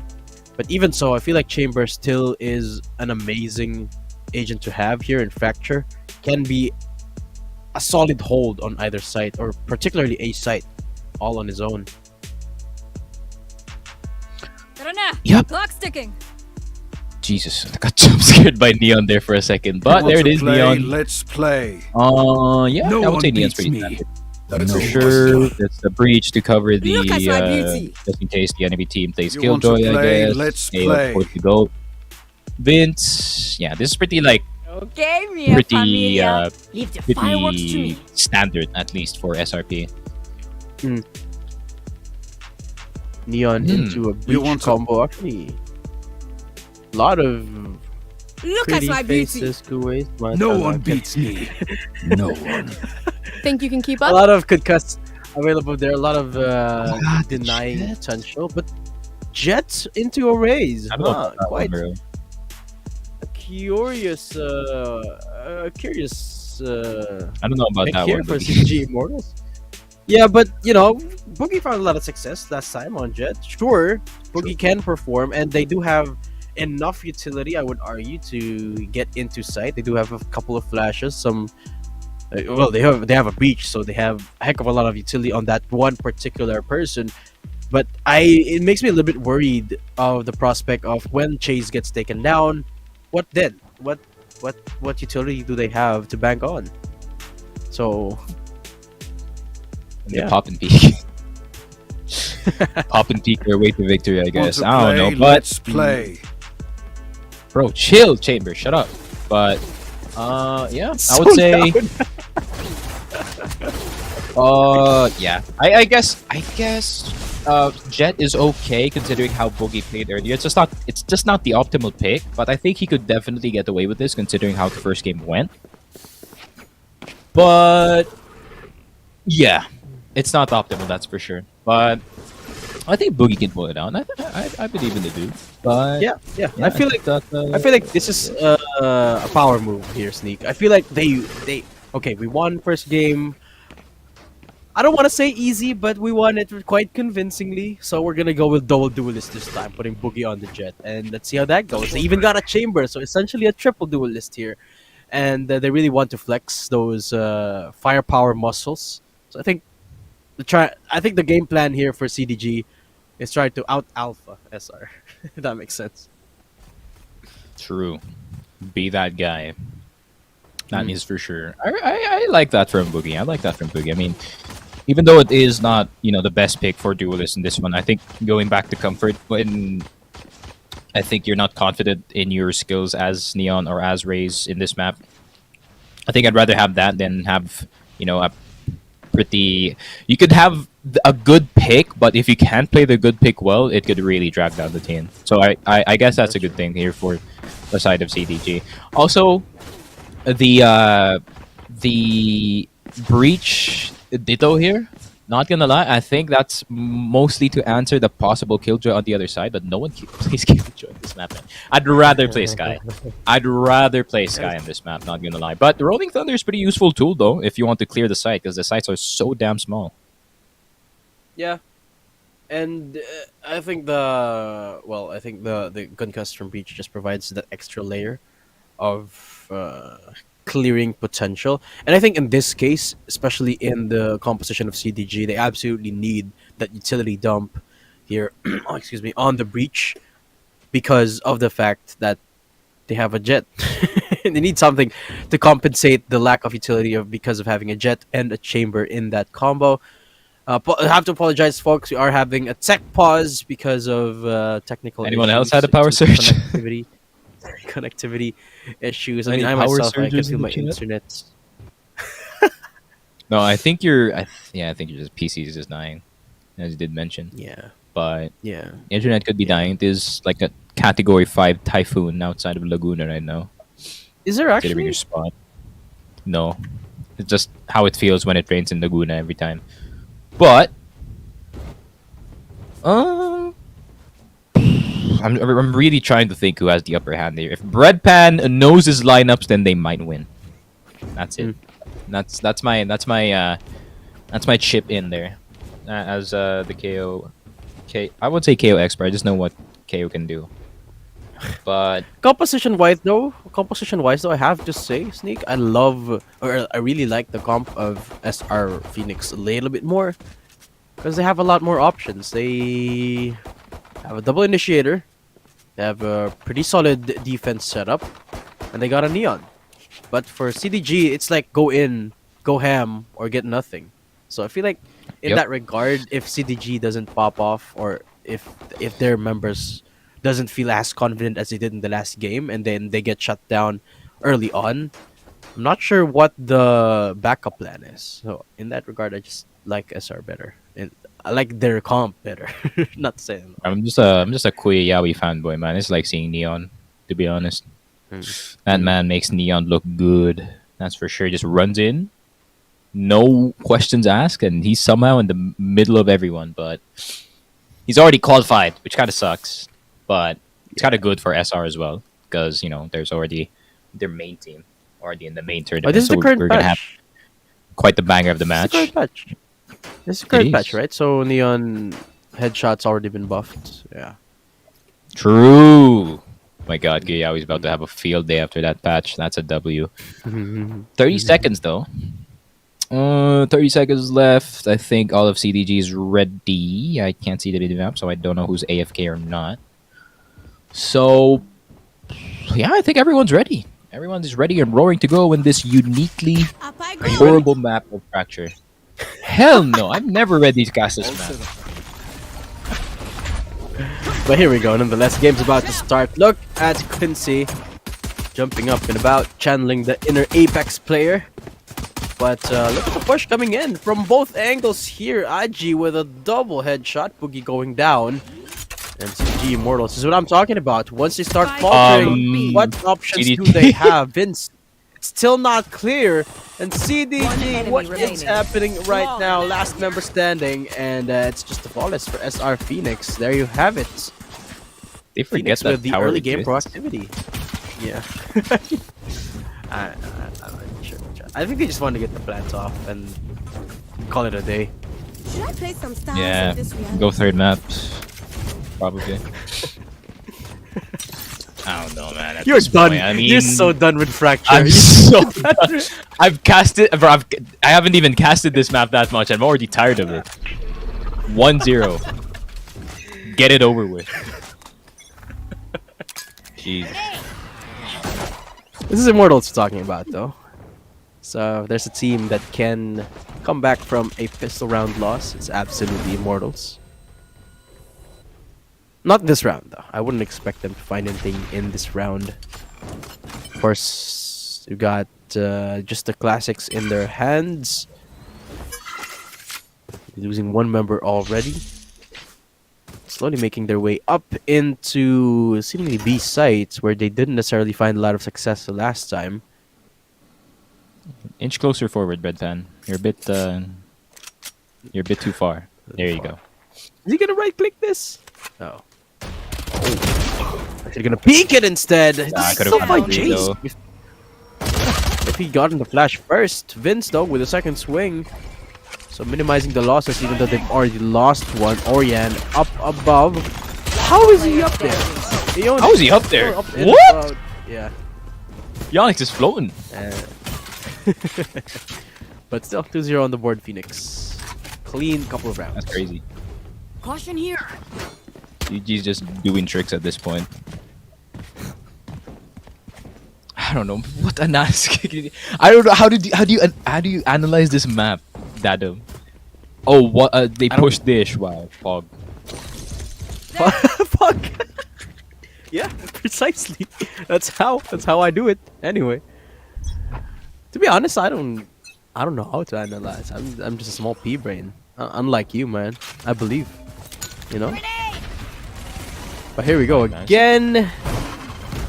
Immortals going in instead of that main priority. They take control of tower. The one area they seemingly have forgotten. They remember, hey, it exists. Let's take control of it. Brad Pan though, inside the nebula smoke. Spike When down, it B. clears, Chase goes down. Again, TBG, a little bit on the back foot player of things. 3v4, and what is happening here? Sneaky, SR Phoenix. They seem to know exactly what they're doing here in Fracture, and they win round number 3.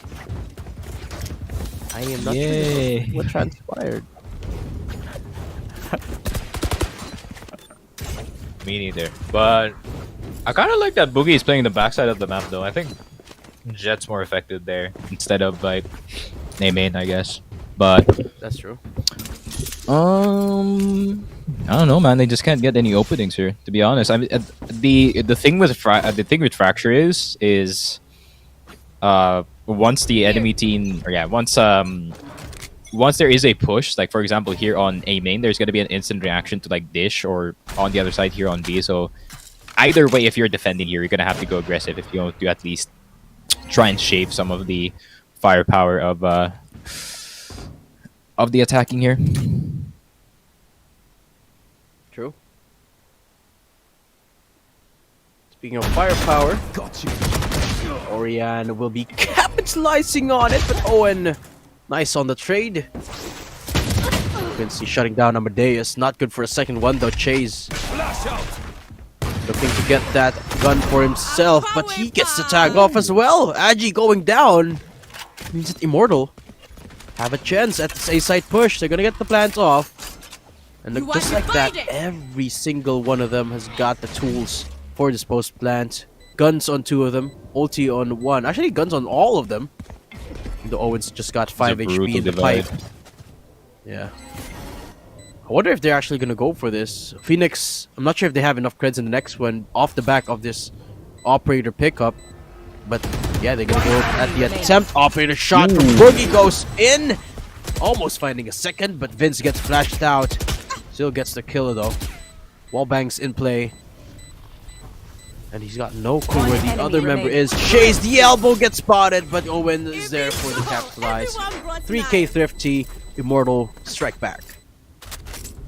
Yeah, I like the choice of smokes there from Vince, not gonna lie. It covers the tower area mostly, and they don't really have to prioritize getting control of that side because, you know, they just go straight into the side and play from there. Great divide as well. It covers off so much of the important angles that the side of SR Phoenix can definitely get into, but at the same time, Aji kind of missing some shots with the operator, so he's going to be opting in back into the Phantom. And yeah, CDG first counterpunch in this game, and if they can do another one here, then that could be good news for them. That could cause SR Phoenix to not have the best economy. Oh, the aftershock kill. Wow.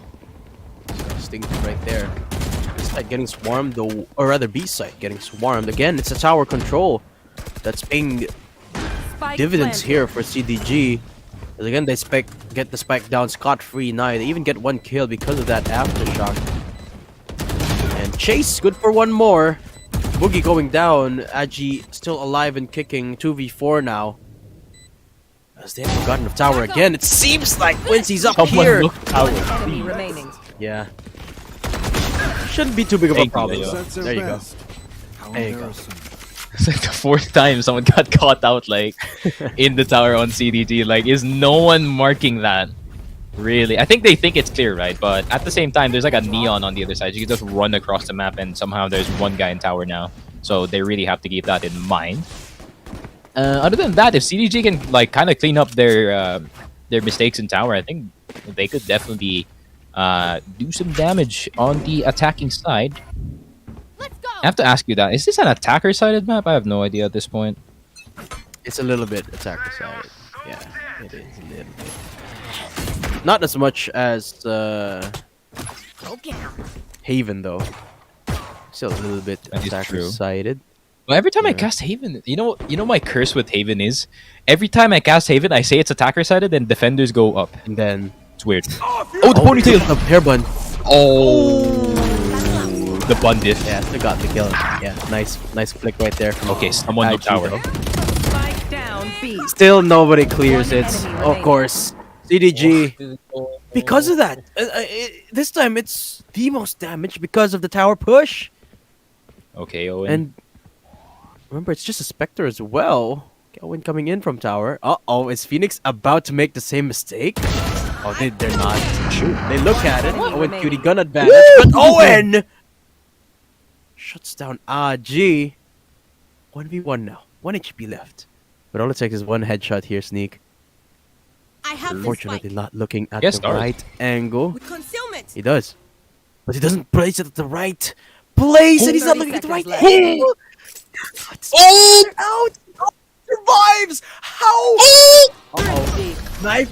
Oh, Thrifty here for SR. Dude, that's the most Phoenix. hype thing that Owen happened in playing fact. with fire. that's the most hype thing that. that ever happened here. No way. No way. But yeah, I think that No. good attempt there by Owen. I think he could have killed the. Yeah, he could have at least marked the chamber first, and I think tried to go for maybe some information on the raise. But I think that getting hit by the 34 is such a brutal mistake. At the same time, it is a 1v3, so all the guns were You literally want to pointed play? at him. But Let's good attempt though play. by Owen, but good patience at the same time by the Breeze. Oh, there you go. Ionix again with the tour de force. Showstopper from Amadeus will make things a little bit easier for Immortals to clear things up in a site. Actually, nobody meeting them here. It's Aji from up above. Operator shot. Connects onto Chase. And because of the threat of the op, can't actually go for the plant yet. They have to wait for the Slurk to come in. Or rather, it's push to come in. From behind tower by Owen QT. I think they're aware where all of the members of SR Phoenix are at. But Breadpan, what a swing! Amadeus goes down.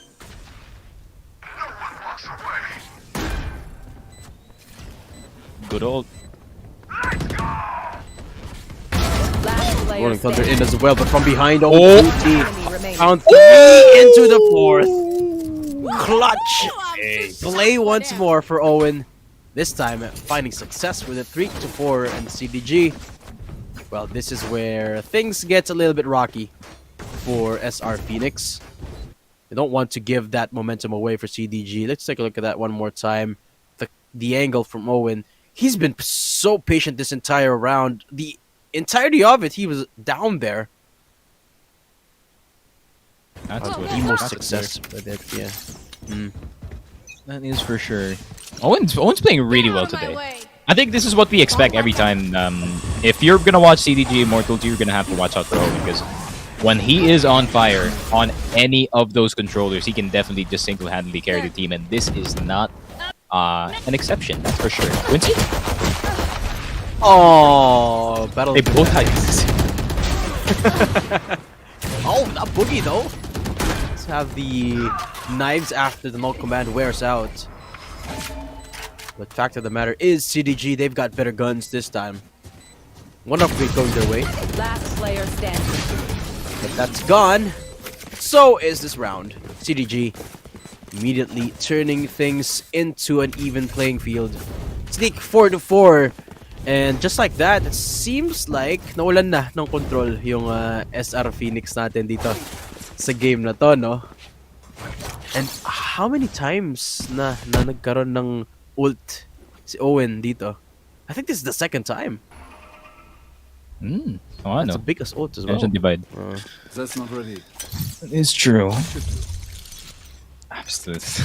I apologize to the people watching the stream. I'm just like dejected of energy because I really just don't like that. But I think enough of that. I feel like I'm beating a dead horse at this point. But we go straight into the game. Amadeus gonna get some tower rope control in this one. I like the aggression here from Boogie. He's gonna get 2. Is he gonna get 3? No, he won't.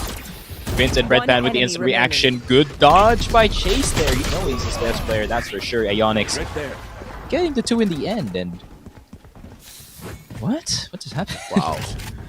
I was wondering I don't how did know either. Aeonix get there. And how did everyone from Fracture, CDG baby. get into so deep into the defender side spawn? Absolute confusion here. I mean, if you and I were confused, imagine just how confused SR Phoenix are in that regard. And remember, that was a round where CDG had no business playing so aggressive, right? They had the guns to lose in that round, which is why SR Phoenix was surely not expecting it. It's also the reason why they're back to the classics this time around.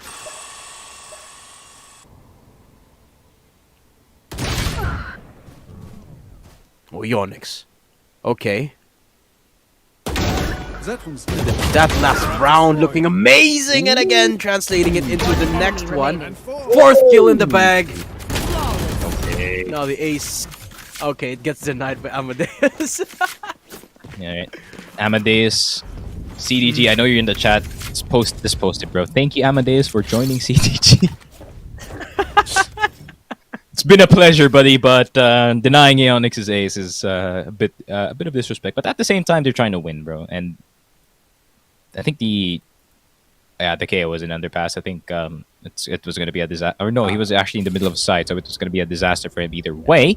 But good recovery, though, from the side of CDG. This godforsaken map definitely going their way. I love the hatred for Fracture. Dude, this is the And I do bro, understand. for anyone who plays do- League. This is like the Yumi of the map pool. You know what I'm I don't talking think about. so. I mean, I don't think everyone who This is the likes Zeri of the map Fracture pool. is. I don't think everyone who likes Fracture is an absolute a-hole, but everyone who likes No. Yumi- I'm not saying that. It's just that the map is horrible. No, but Spike you know, if planted. you bring out the Yumi argument, everyone who likes playing Yumi though is. Oh, true. That is true. Maybe Zeri. Yeah, somewhere there. Oh, Or Shots are Timo. off. Maybe Timo even. Okay. yeah. Speaking of Coming Timo, everyone's in, dying. Wow. Okay, how does Wow. Orion survive that? He had his hands Wait, how up to did the air. what? Vince is One just hitting enemy everything. remaining. Exactly. Fine, Now fine. Orion 1v2 and Amadeus still will be able to secure it, and just off of that round number Last 8 round win, before the switch. Immortal haven't lost since. Hold on, round Yeah. 6 win. Wow. I should 3, probably play 1, 2, some 3, 4, stats 5, for actual 6, play. 7. Round 7. Sure. I lost count, man. I'm conked out. But 7-4. All right, Aeonix 13-7. Really great highlight play earlier. Does have the tour de force now, so maybe he can challenge You want to the play? Let's B main play. position. But Quincy gonna try to go aggressive. Quincy should at least go for a bit more movement, say the least, because he's kind of doing one-dimensional stuff with Neon. Oh my god, what a trade by Owen. Ooh. Thunder comes out though. Vince, the receiving end of things, and Immortal again take control of site. But Vince, Spike down. they don't know where he's at. And again, he's found a spot where nobody can One enemy take him out. remaining. There you have it. Finally, Chase spots him. Owen for the 3K. Aji, is this the highlight clip he's been looking for all game long? Let's see, Chase about to swing out, and he's not good for the swing. It's Chase who wins it. And CDG Despite the rocky start, translated into an 8-4 second half. Yep, definite confidence going in the way of CDT. Not the stat, right? I think Aeonix and Boogie are probably going to turn up the aggression here on the second half. So I think SRP are going to have to be ready. That means for sure that there's going to be a flank coming at them 24/7. And if they can, then maybe they can anticipate some pushes here for CDG and maybe even get the numbers advantage here. But all really depends on how the default goes towards the side of CDG, and they seem like they want to go aggressive in B main actually. So if they're not careful and they're not looking behind them, there's going to be a Raze and a Astra running right behind. We got 3 people coming in from behind, but Boogie, okay, on point with the aim, right click from Chase, looking for a second, and the third. Is it gonna be remaining? A 3K for Chase? No, it won't, but maybe 4 members down already for SR Phoenix as they try and make their way up into the site. But Aeonix will put the final nail in the coffin with a Headhunter. 9-4. CDG. Once they stop, they never pop. Wait, what? That's not how the saying goes. I should play some Astro Sure, Stars in this whatever that fantasy. means. Chase, you can call him the doorman there, man. I mean, instead of taking bags, he's just right-clicking people in the face with a classic. Very nice mechanic, by the way. I like doors. Yeah, that's the one thing I like. Okay, that's the one thing I like fractured doors, bro. Yeah, Doors are sick. I hate how the right click classic though, when I'm watching games, it's so good. But when I'm playing, it traces the head of whoever I'm shooting. It's like, Have you tried why does buying the prime?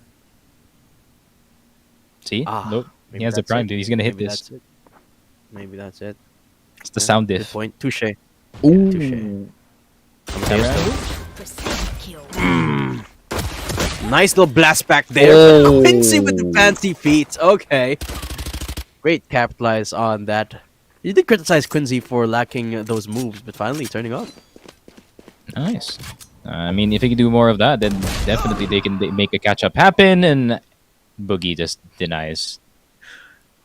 45 seconds, that's plenty of time. They can make a rotate happen on towards A, maybe even get numbers advantage, but I think Boogie's in a really good position where he can just rotate really, really quickly and just provide some support for his teammates. So at least it is going to be a 2v3, but at the same time, Aeonix has been on fire for the past few, so 30 he could seconds be left. good for Exactly. here. Ooh. Boogie's so good with the Down Bulldog, oh my god. Yeah. Okay. Flashed out. Cloud burst. Still in sight. Still in control. Look at the shorty play here. Vince will be able to pick up Owen, but they're running out of time. Getting pummeled from all directions. Boogie for the 4K. The shorty shots are not enough. And Boogie, man's dancing. Yup. 10-4. CDG 3 rounds away from relinquishing everyone from the pain of watching this map. So pretty good spot for them at the moment. CDG, they could take this one really, really clean. I think they played really clean today, not gonna lie. Especially Owen, especially Aeonix, especially Boogie. I think everyone played really nice today. Amadeus's bets or Amadeus's KD does not tell the entire story because he's literally throw the Raze in and have the other guy just do What something. the heck is Damn! Okay, Quincy. Okay, I'm gonna stop talking. I'm gonna stop talking about Quincy, bro. I respect that. Oh, Owen? Owen's invisible. Oh no. Where's the spike? Last player Oh standing. no, Spike is from behind, but now they know where Owen is. One enemy remaining. Out. Oh, And he's Owen! Spike down Kill. A. CDG, Spike they have out. no business winning this round. And Owen, gonna turn it around Owen. single-handedly. 11-4. Despite What the a play. fancy feet, despite everything they throw at them, CDG still manages to win the round. Wait, hold Owen up. is a beast, bro. Honestly. Let's talk about this again. Let's talk about Quincy again. How is that possible that a concussed Neon can do that? Hello? He was concussed. Just kidding. It's the map. I don't know. Dude, Quincy, you can do some really really stupid stuff with Neon, and that's what I love about him, man. He can really just run around and be on the other side of the map. Aeonix, okay, really nice shot. Okay. He was mid slide as well. Oh, Vince was not though. Vince was not sliding at all. But we get traded you know out. why? CDG still. Because Vince didn't go tower. Enemy remaining. Remember, hide the smoke, that's CDG why. does not check tower. Oh, please, CDG just ended, man. Honestly. Match. Either way, CDG to get themselves into match point. I'm still a little bit hung up on the Neon thing. Doesn't a breach concuss slow you down to, I don't know, snail speed though? So the fact that the Neon can still do, I don't make it make sense, Riot. That doesn't make sense. But anyway, we're nearing the conclusion here. If CDG can stay true to their tempo. And Owen QT has had a massive impact to watch this game. Not just the game, the entire series, but this game specifically. Again, that concuss comes in, but this time Quincy gets shut down.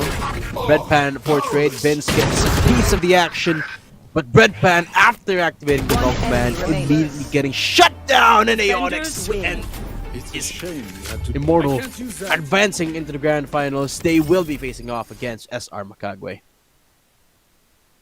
Yep, I think overall, this day really proves the big improvement from the side of CDG. I think I'm beyond impressed from what they've shown today. I think they've definitely cleaned up whatever mistakes that they've had in the past tournaments. So I'm pretty happy to see them thrive in this one. So that is for sure. And yeah, I would say everyone played really well today, and especially Owen, man. Owen, what a beast of a player, to be honest. Especially on that smoke. I think I'm surprised wait, Sneak. like I think controller Sneak, wait, hold is up. fragging I think that there's much. something wrong with your camera here, but I think There's nothing wrong. It's the right. uh-huh. Okay. Oh, is it? Okay. But there you have it, folks. CDG Immortals with an astounding performance, and I mean, even we criticized them too with their composition, right? Because it was all out aggression. I mean, they have a little bit of utility with the Breach, with the Astra, but then they had essentially a triple duelist, a raise into a jet, into a chamber, but they still won in such an amazing fashion, which is again a testament to just how much this team has been improving all year long. Can't wait to see them again next week when we head off into the main playoffs, guys. For those of you who don't know, this is only the qualifier playoffs. We already have all 4 teams who played today qualified into the quarterfinals next week. So that is on the 27th and the 28th. Make sure not to miss that, because we will be back for those series. And yeah, those are our matches for today. Amazing stuff from our teams, particularly from Nakagwe and CDG Immortals. Well, I think that's it for our games of the day, Sneaky. Finally. Jesus. All right. And yeah, so that is Immortals taking the cake against Sanguine Rebels Phoenix 2-0. We'll be right back with the grand finals, Nakagwe versus Immortals, in just a bit. We're back, and stay put.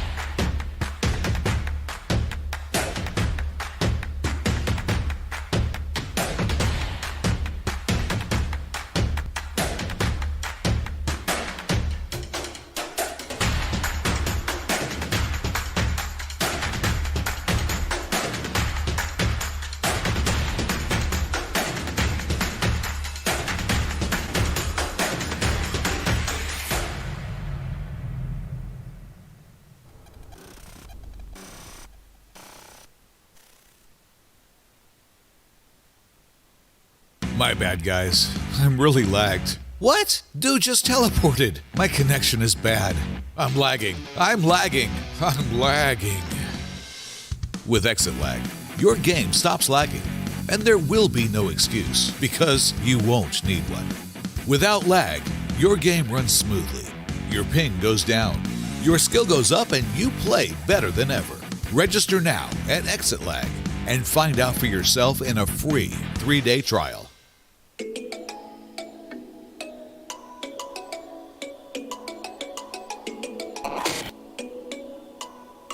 Kalaro is a super app that's meant to be a central hub for the whole esports community. It is a tournament organizing platform that creates an arena, a playground, to help every gamer enhance their skills. Organizers may stage multiple tournaments with the aid of technology. The more tournaments there are, the more chances the gamer will have to practice and improve their skills. By creating an account, users are able to connect and build network to keep tabs on the latest boss in the industry. You may scan or check out relevant content housed on feeds of different enthusiasts and members of the community. It is a place where gamers can be discovered no matter where they reside, where one can show support, do transactions, and more with your own digital wallet. Brand and sponsors are also invited to show their support as we create a space to nurture the culture of camaraderie and sportsmanship, and even give a chance for business relations to prosper. We believe that esports can be a tool to uplift the quality of life of every gamer, from learning the discipline, nurturing their strategic skills, enhancing their sportsmanship spirit, to possibly achieving financial stability by maximizing a gamer's innate talent. All this while doing something that they enjoy and are passionate about. Let us work together to help every gamer in the country and beyond to truly win in the game and in life. Kalaro, we play as one.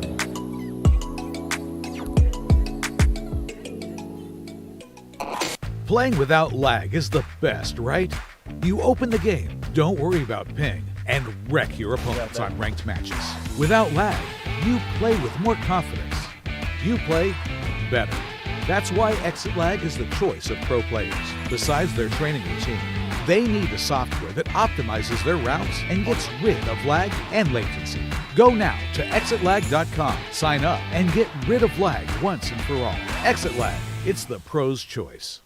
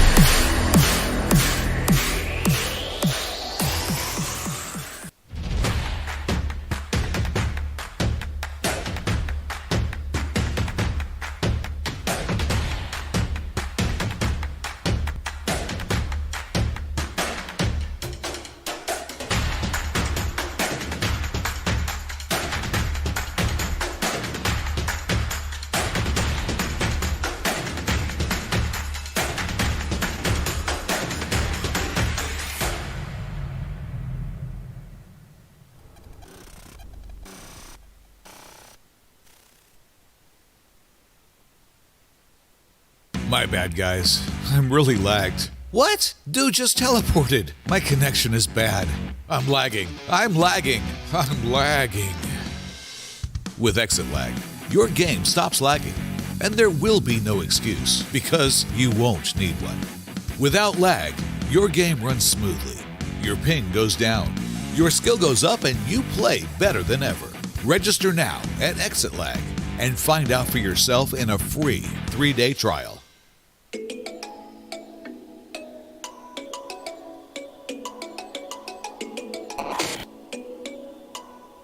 Kalaro is a super app that's meant to be a central hub for the whole esports community. It is a tournament organizing platform that creates an arena, a playground, to help every gamer enhance their skills. Organizers may stage multiple tournaments with the aid of technology. The more tournaments there are, the more chances the gamer will have to practice and improve their skills. By creating an account, users are able to connect and build network to keep tabs on the latest buzz in the industry. You may scan or check out relevant content housed on feeds of different enthusiasts and members of the community. It is a place where gamers can be discovered no matter where they reside, where one can show support, do transactions, and more with your own digital wallet. Brand and sponsors are also invited to show their support as we create a space to nurture the culture of camaraderie and sportsmanship, and even give a chance for business relations to prosper. We believe that esports can be a tool to uplift the quality of life of every gamer, from learning the discipline, nurturing their strategic skills, enhancing their sportsmanship spirit, to possibly achieving financial stability by maximizing a gamer's innate talent. All this while doing something that they enjoy and are passionate about. Let us work together to help every gamer in the country and beyond to truly win in the game and in life. Kalaro, we play as one.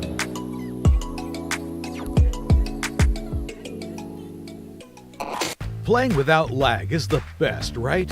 You open the game, don't worry about ping, and wreck your opponents on ranked matches. Without lag, you play with more confidence. You play better. That's why Exit Lag is the choice of pro players. Besides their training routine, they need a software that optimizes their routes and gets rid of lag and latency. Go now to exitlag.com, sign up, and get rid of lag once and for all.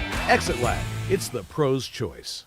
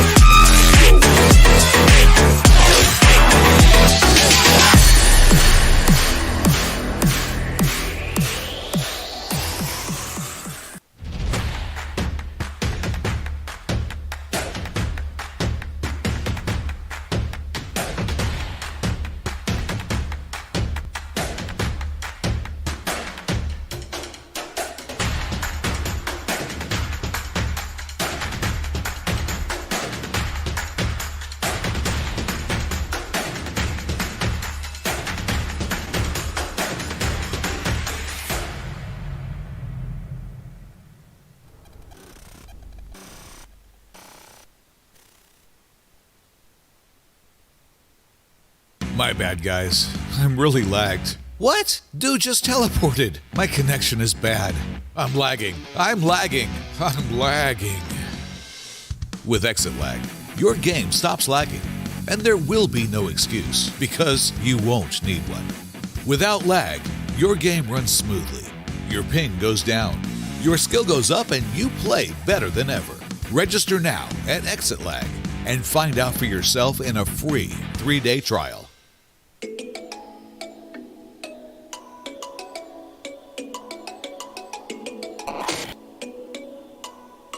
Kalaro is a super app that's meant to be a central hub for the whole esports community.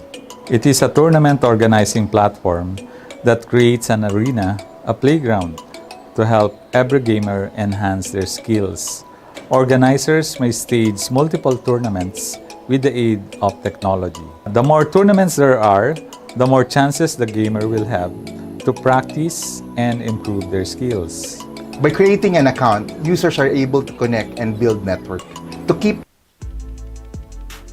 Hey guys, welcome back. This is still the Valorant Tournament Year 2 with Sanguine Rebels. That's the Sanguine Rebels Cup, and this is the grand finals of the second week qualifier. We got SR Nagkagwe versus CDG Immortals. Now, both of these teams, Sneak, performed absolutely amazingly in their own rights, in their own semifinal matches, and well, both of them going up against each other. You have any predictions for me?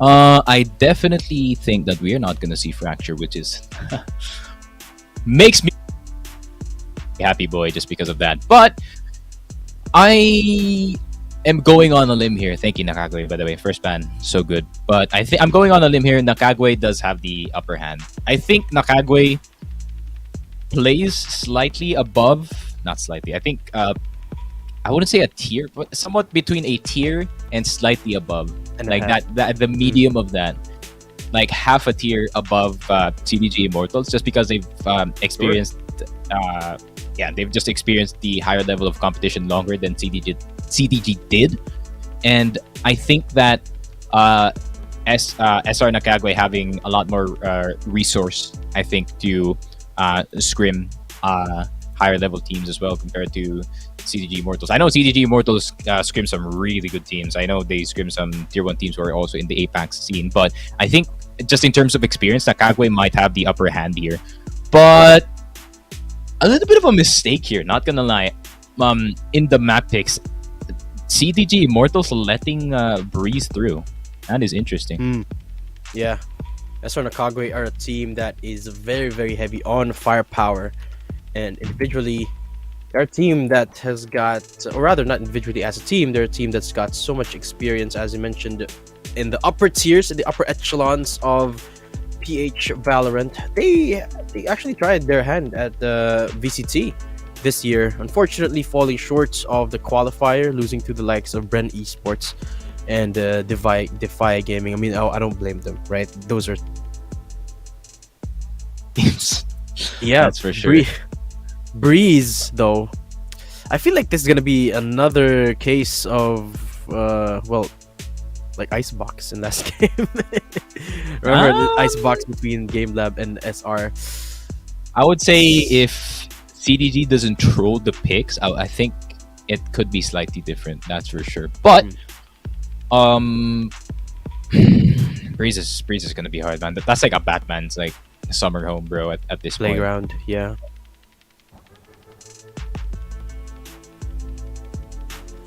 You have to worry about 4 other players as well.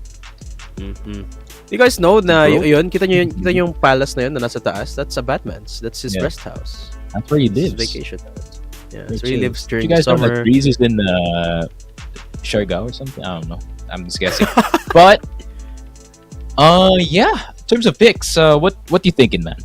What are you thinking? I'm thinking Brimstone. I almost said Yoro. I'm absolutely trolling with that one, but I'm thinking Brimstone as well. I think Brim is a really good resource when it comes to this map. But Viper is probably going to be like the most sensible pick here, right? I think everyone picks Viper in this map, especially on. I'm trying to think of the duelist pick here. What's Reyna? Reyna's really high priority here, considering that the Leers really do cover so much of the map. And actually, I think now could be the time that you can go for the Reyna plus Fade combo, if ever. So yeah, I mean, what else? Who else can complement? I feel this? like- I think Sky. There you go. Yeah. Sky. Yeah. I feel like this is the kind of map though where you can for the triple initiate. Cyber Rebels Phoenix did that in the last series. Well, sure, it didn't really work out for them much in. I believe that was Bind. Think you can keep up? But in Breeze, Let's get I this feel done. like you don't necessarily You want to need a play? lot of Let's that. play. Bring them to me. But May okay, wind pretty guide standard your stuff here for blades. the most part. For You want to Nakagwe, play? you Let's got play. Chamber All right. into a Where's the double fight? initiator Bring comp them KO to into me. the Sova. May wind Amadeus guide going your for the blades. Sky route instead for Think you can keep up? CDG Immortals. Really? Only No difference. one's going for that fade. That's interesting. Mm. So I think definitely right pick. Or definitely Sova is the right pick if you want to go for the standard comp for Breeze, especially because he has so many options for darts in this map, especially. But the most interesting thing here is, even as like a KO main, I'm surprised that Senior Carl actually picked KO here, but I think this is just to clear I think especially for A side, right? There's so many angles that you have to clear as soon as you get into the site, and so many angles that you can get killed from. But I think KO eliminates some of the angles here, especially on A. I think there is a lineup that you can do that could clear the entire right side of the site, so you don't have to worry about Cubby. You don't have to worry about right triangle.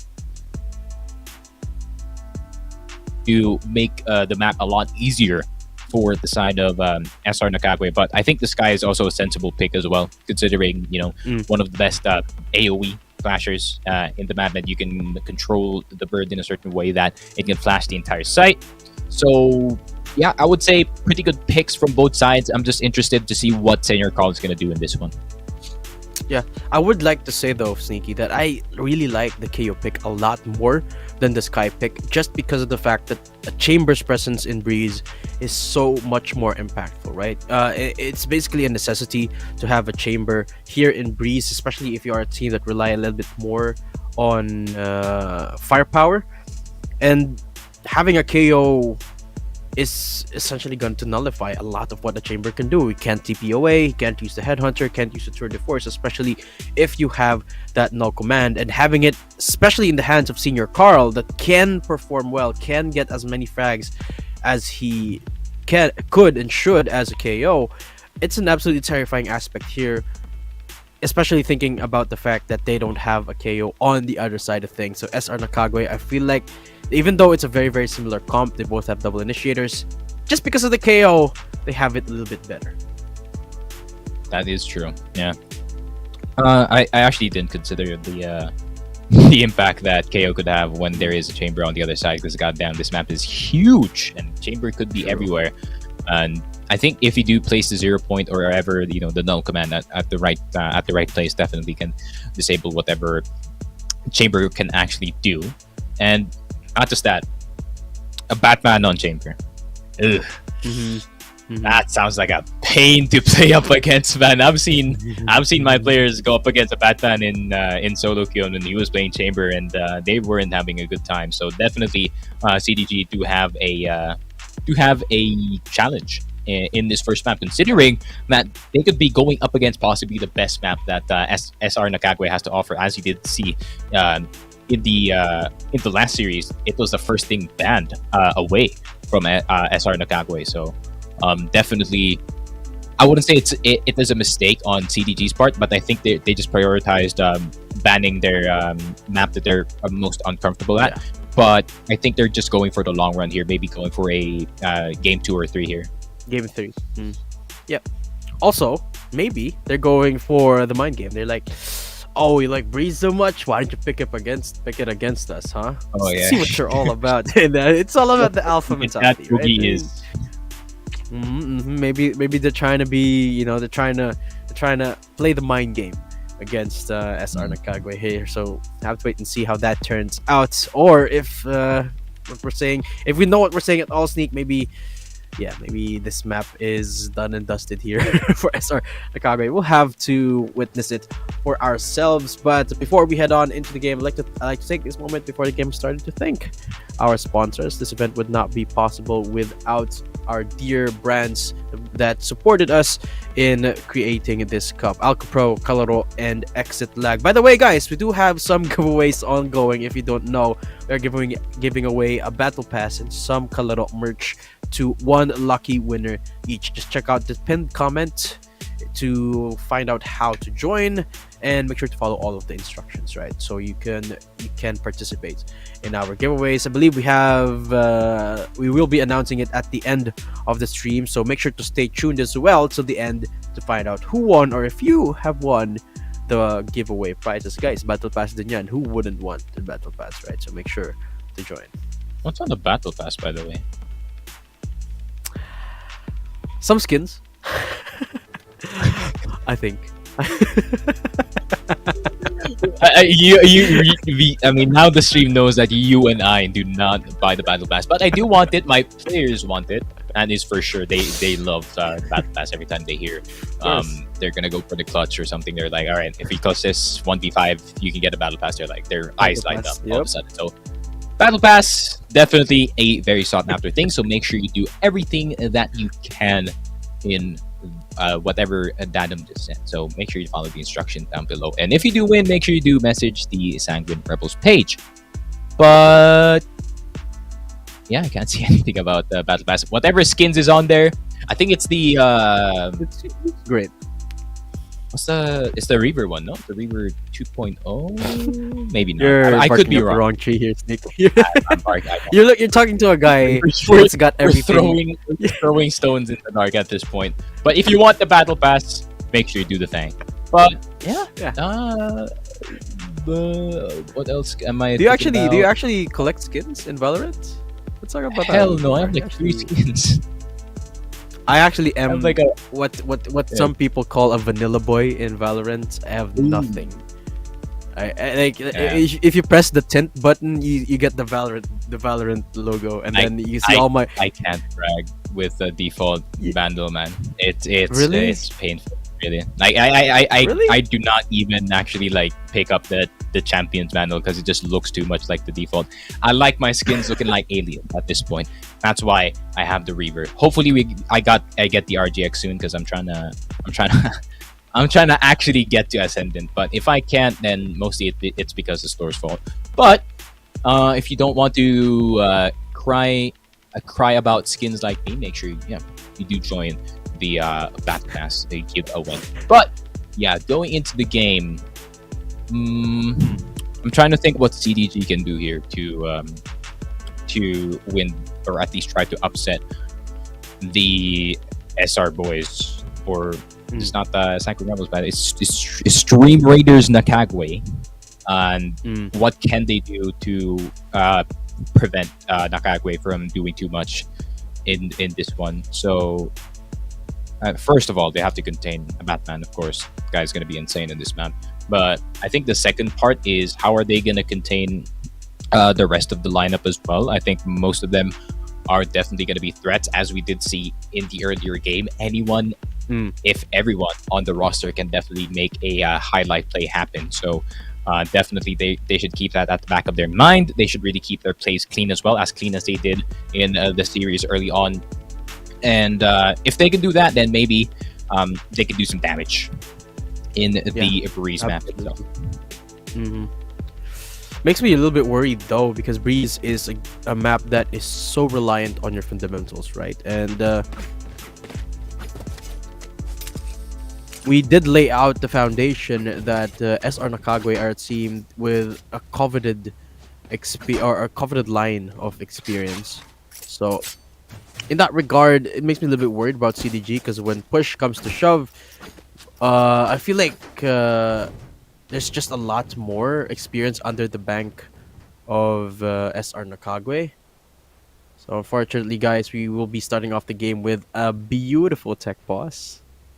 Yep, I think the rain is getting to CDG's router, and it's kind of shorting it out, so they're trying to dry it right now with rice. So, yeah, I think they're back in the game. Yeah, all right. What's your favorite thing to do? Sneak. Hold up. Let's talk to me for a sec. It feels like we don't really talk anymore. Oh, hold that. Tech What pause do you already mean? done. But anyway, What do you mean by that? Hold on. What I like to do, I like to sleep. no. That's what I do after the game.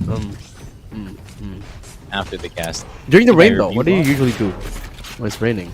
Sleep. Nah. Oh, makes a lot of sense. Me too. But Boogie is not sleeping on that ghost this time around as he open up sight just like that. Oh, I One like bullet it. each. I like it. One kill I've seen- apiece, and Aeonix flexing on these players from Nakagwe. Amazing start here from CDG Immortal, so explosive at that, and the sheriff shots from One Bro enemy will get remaining. to almost signaling hope here. But the fact of the matter is, currently 1 Last HP, player 2 members standing. against him, and he will be able to take out Aeonix.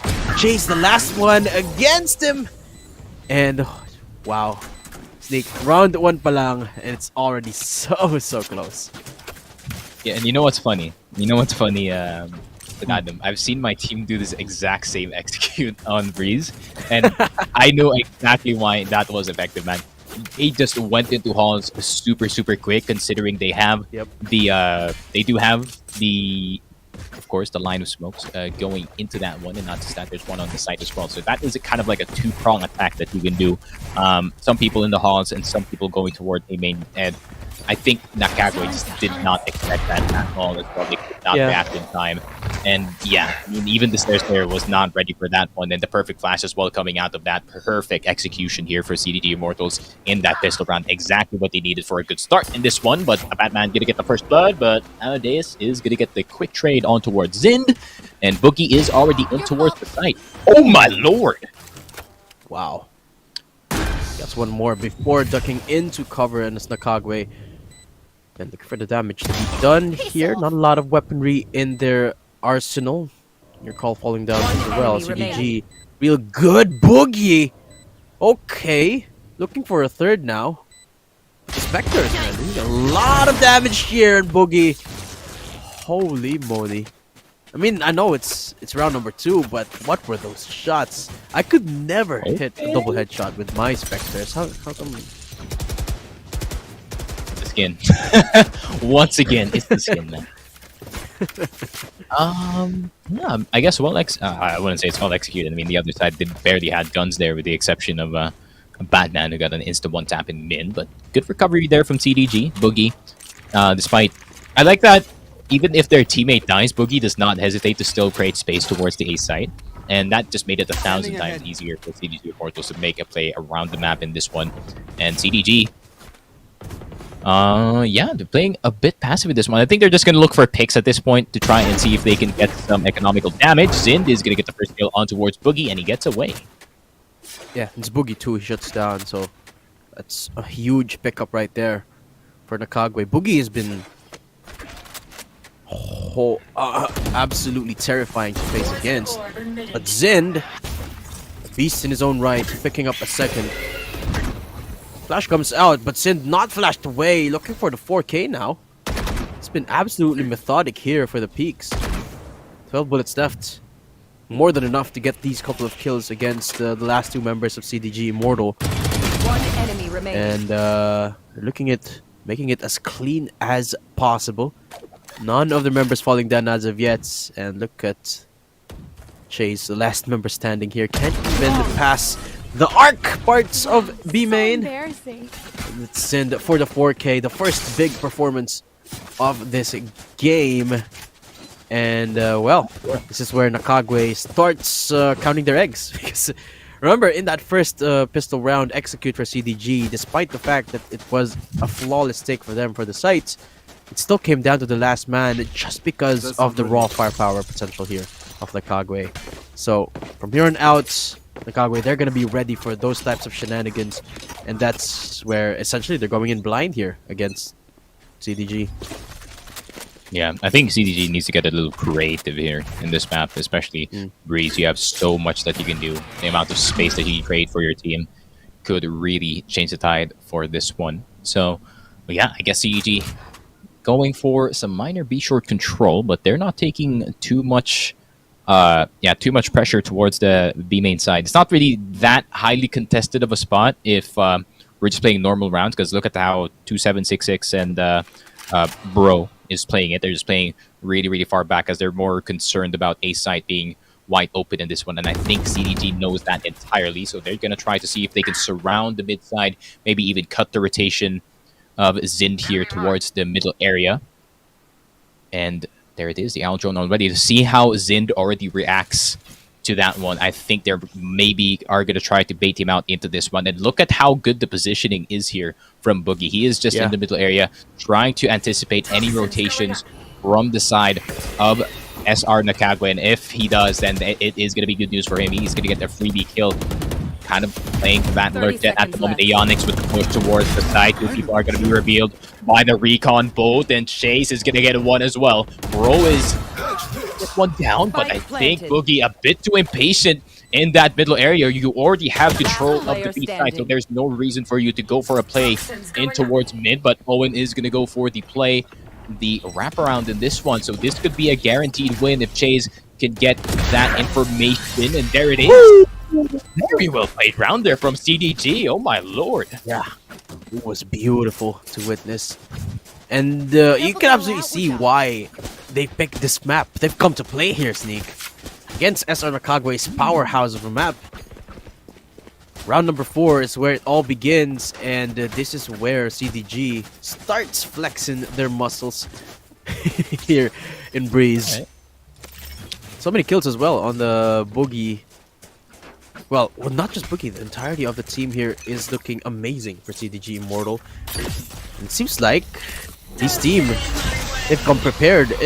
We talked a lot about how this team have looked so good compared to their first half of the year performance. The round one execute. Yeah.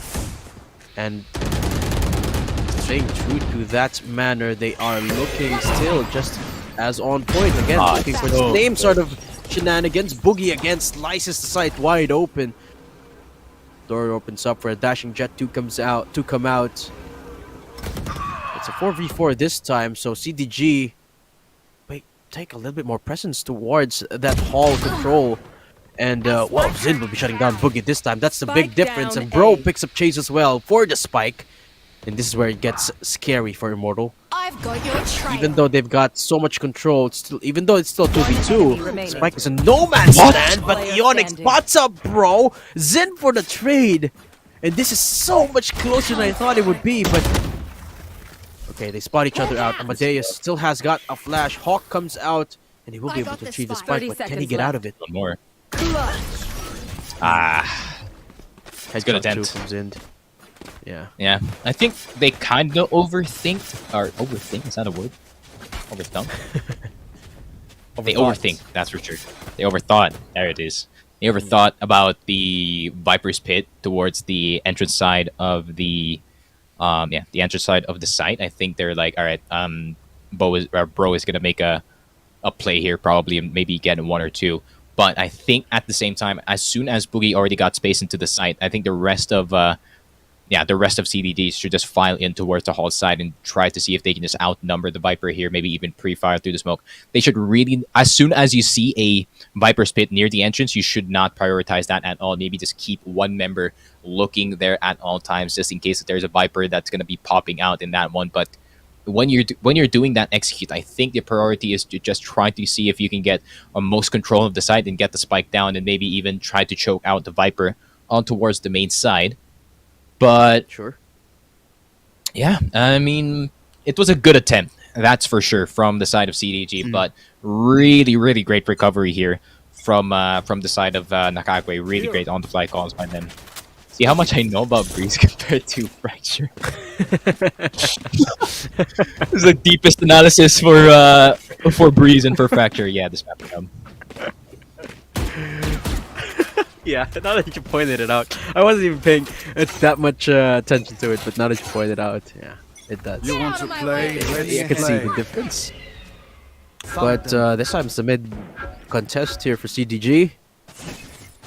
Recon Bolt not really letting them, and neither is that weaponry. Not a lot of weaponry going their way. Blades active for Boogie.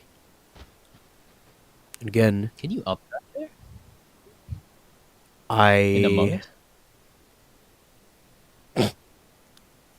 Yeah, that's a call out, bro. Shut up. Oh, it gets the tag Yeah. right off, but Boogie coming in still undeterred here. SR Nakagwe not really flinching, still three stacked in a sight, but hold that. They actually want to go for the rotate because of the noise being made down in mid. But 34 shot still not making its mark, not hitting its mark. and the positioning. GDG. Yeah. Look at how much respect though Nakagwe is giving them. Still so much. Sticking to B and A main too. Really, really interesting approach here. I think they realized in the first round 30 that seconds left. TPG Immortal knows how to play this map 100%, but Skit is about to come through. Owen, really nice shot from him, dude. Owen's been on fire for the entirety of this tournament, and the fact that Skit is going to come through. Plant is going to go down in a well-executed side take, but 2-7-6-6 from downtown with the shock dart is going to get him, but the Plant is going to go down anyway. So even if they lose this, it's going to be a good eco anyways. Yeah, already Oh a lot my- of damage found here. And Amadeus finds another. CDG might just translate this round Player into a win. standing. Especially with Chase securing the kill against Player 2766 standing. like that. But still gonna come down to the last man. Amadeus. Time to hunt. Oh no, Julio Marshall, sheriff in hand, but he reveals himself. Blinding. The wall not gonna work out, Oh, but shot still play. connects. Amazing stuff here from CDG. And well, They know their Sneak. or they know their breeze. They know what they're doing. They know their breeze. God damn it, that map is in my head now. I hate it. But yeah, jokes aside though, look at how well executed that entire round was from the side of CDG. Getting that initial mid control right, just to get Owen all the way up in that middle area, and Nakage was like, "All right, we're not gonna contest this too much. We're just gonna focus on a retake situation that we can put us in the favor." But I think in that situation, you really want to contest as much as you can if you are on the SR Nakagwe side. But at that moment, I mean, everyone displayed. I mean, the teamwork was on point, and is for sure here for CDG Immortal, and everyone displayed their role exactly as pleased. But Aeonix didn't get some Hall's control. Not checking from behind, but he feels it perfectly. Here's the footsteps, goes back in, and Chase opening sight already. Remember, this is from Nakagwe's eco, with the Batman on the Tour de Force, hoping to deal damage. Plant's already down. Chase. One enemy remaining. That Hall's control, man, it really has been a headache here for Nakagwe. And they've been putting a lot of priority to it as well. The only thing is, it's Oh, no, constantly Owen. getting shut down. Owen. With CDG No, always only planning few people something. can say Oh, unite the please. Batman. No way! Oh my god! All right, CDG. I won't. Let's say just call it. CDG, Let's call just. this out. No, don't call it. Don't jinx it. Don't jinx it. This is like unprecedented at the moment. I really thought that SR Nakagwe was gonna have like a huge advantage in this map, but CDG, I know. each round that they won, man, is just perfectly executed from their side. And that Hall's control, just like you said, maybe Nakagwe is going to start to contest that more and more at the moment, but that could really cause less defenders to come into the B site, and maybe they can take advantage of the Immortal. They want A once again. Yeah. And it's also the conditioning too, right? They hit Hall so many times that now it's drawn attention to it. But they can actually go for the rotate here into B site. Poison's off. With the defense still a little bit thin on that area, but no, they actually want to commit into a couple of players positioned towards the left side, means that they really want to push here into it. Aldron comes out, there comes the null command from the defenders. And a little bit early pull of the trigger here for Nakagwe. There's still 1 minute left, but Zind from behind. Screen down. And again, the lurk gets destroyed here. There it is, man. It's all anticipation from the side of CDG. They're just trying to see if they can drag out any of the members of Nakagwe in towards their side. And Owens on the other side. He has to be careful. There is a chamber in mid that could kill him this entire time. Aeonix does not have any resource at the moment. Oh, shot through the green screen, and right in front of him is going to be that Viper. Bro is going to go down. However, they do get the plant. But the numbers are dwindling here, Daniel. Yeah, 2v2. Again, so close between these rounds. But Owen QT making his way down from cave. Oh, what a shot! What a couple of kills! And CDG! What has happened to Nakagwe? Man, we talked a lot about how the growth of this team has been stellar. But to grow this much in such a short amount of time, CDG... Beyond impressed. Oh my god. Gosh. No way. It's not that Nakage is playing bad as well, right? It's just that CDG's executes in every round is... You could see the little details, man. You could see the little details in their executes, and everything is really just going right for them because they're playing their positions right, they're playing their utility right as well. Absolutely mental what I'm seeing right now. And look at the health push again. The mind game is just completely working out in favor of CDG right now. Mr. Brown This time, they're not execute going to be again. met with any resistance. Okay, gonna dash in again. Same shenanigans for Boogie, but this time gets shut down. Ooh. And Bro as well. Just the sheriff is enough to hold the line. It seems like. As he picks up 3, that paves the way for Nakagwe to bounce back into this round. Spike is in the middle of nowhere too. Batman's ready for that peak. You know it.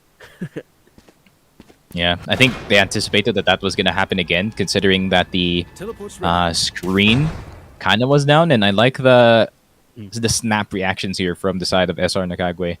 So, really good news for them. Good reaction as well, closing the door 2766, limiting the options of what Aeonix can do here. So he is just going to be staying in towards that middle side, going to look for that kill on towards the Batman. 30 seconds left.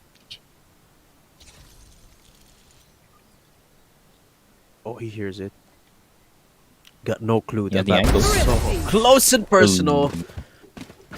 And the thrifty from Nakagwe. You know what? It's a little bit weird that Nakagwe wins these thrifties. But when it comes to the full-on fights, unable to capitalize, or rather to secure the rounds for themselves. And part of it is because finally they get the read off, but it's the constant guessing game, right? Aren't they gonna get the read off again this time around? Because CDG, it seems like they're just flipping through the pages of their playbook. They can do so much here. They haven't even B-site they haven't even put, yeah, exactly. They haven't even put much attention into B site, and I bet they have a lot more planned in that area as well. Damn. Okay. Okay, CDG, I see you. Here. And I like it. They're playing careful, man. Bit of mind games on towards Nakagwe. They're trying to drag them out on towards the open once again so they can get the more favorable fight in this one. And the Viper's Pit is already down from Bro. However, still a possibility that SR Nakagwe can make a play here, but at the same time, they're just hovering in towards the B side. I think what Nakagwe is thinking here, right, is they're just cutting noise in towards A, and they're going to go for a very, very late round execute, but I think that's just kind of the conditioning that they did the past 9 rounds. Exactly. That's why there's a lot of reinforcement towards A side. Look, there's a player in Nest so that they can rotate easy into A. But the execute now happening in B side means that it's going to be a little bit too late for the rotate. So they're just going to go on for the full on 5v5 retake here. Which I absolutely don't mind for Nakagwe. Spike going down. And this is who they got to be careful of, Aeonix. Use the Cloud Burst. Okay, it's a pretty good start here, but they're going to push him up. Are they going to be prepared for this angle, though? Seems like Zin absolutely will. Forces out the TB with the pre-fire. And they're playing this one with such caliber. But CDG Immortals, they've been on point the whole night. Hawk comes out still, doesn't find anyone as of yet. Toggle definitely will. Viper's Pit and CDG, they go at it! Senior Carl, Batman goes down. Bro. But time slowly ticking away in CDG. This looking around for them. Bro, a little bit late on the frags, but there you have it again. CDG. 7 on the board. Damn. Okay. Okay, CDG. I think them building this much of a lead, especially considering that defending side is going to be absolutely difficult here, is actually really good for them because it gives them a bit of space, right, in the second half to make a bit of mistakes because sometimes you're going to go for some really, really aggressive plays, and if you do, sometimes, or like 70% of the time, you're probably going to lose, but you're really going to be banking on the 30% and trying to see if you can get the upper hand. But if you do get, the 30% scenario at that very moment, you still get the point on the board. Then if you have that much of a lead, it's going to be so easy to just go for the finish. But CDG back on the careful play once again. Pulse control established once more. This time, there's a lot less priority for A. And wow, it's just a mind game. CDG still winning at it. Here comes all day Tilly being pumped to only one lone member here in a site, and it's so easy for Ionix to shut down, bro. And Haltz again goes away towards the hands of CDG. So does the plant. They're making it look so efficient here. Algone comes out finally, and look at Boogie going to town. Finds one head, Amadeus good for another. One enemy remaining. And again, there's no answer back from Nakagwe. Look at Zin, he will get Amadeus. But Boogie with a bigger performance, 8-3. Last round in the half. All right, they need to lose the last round. Yeah.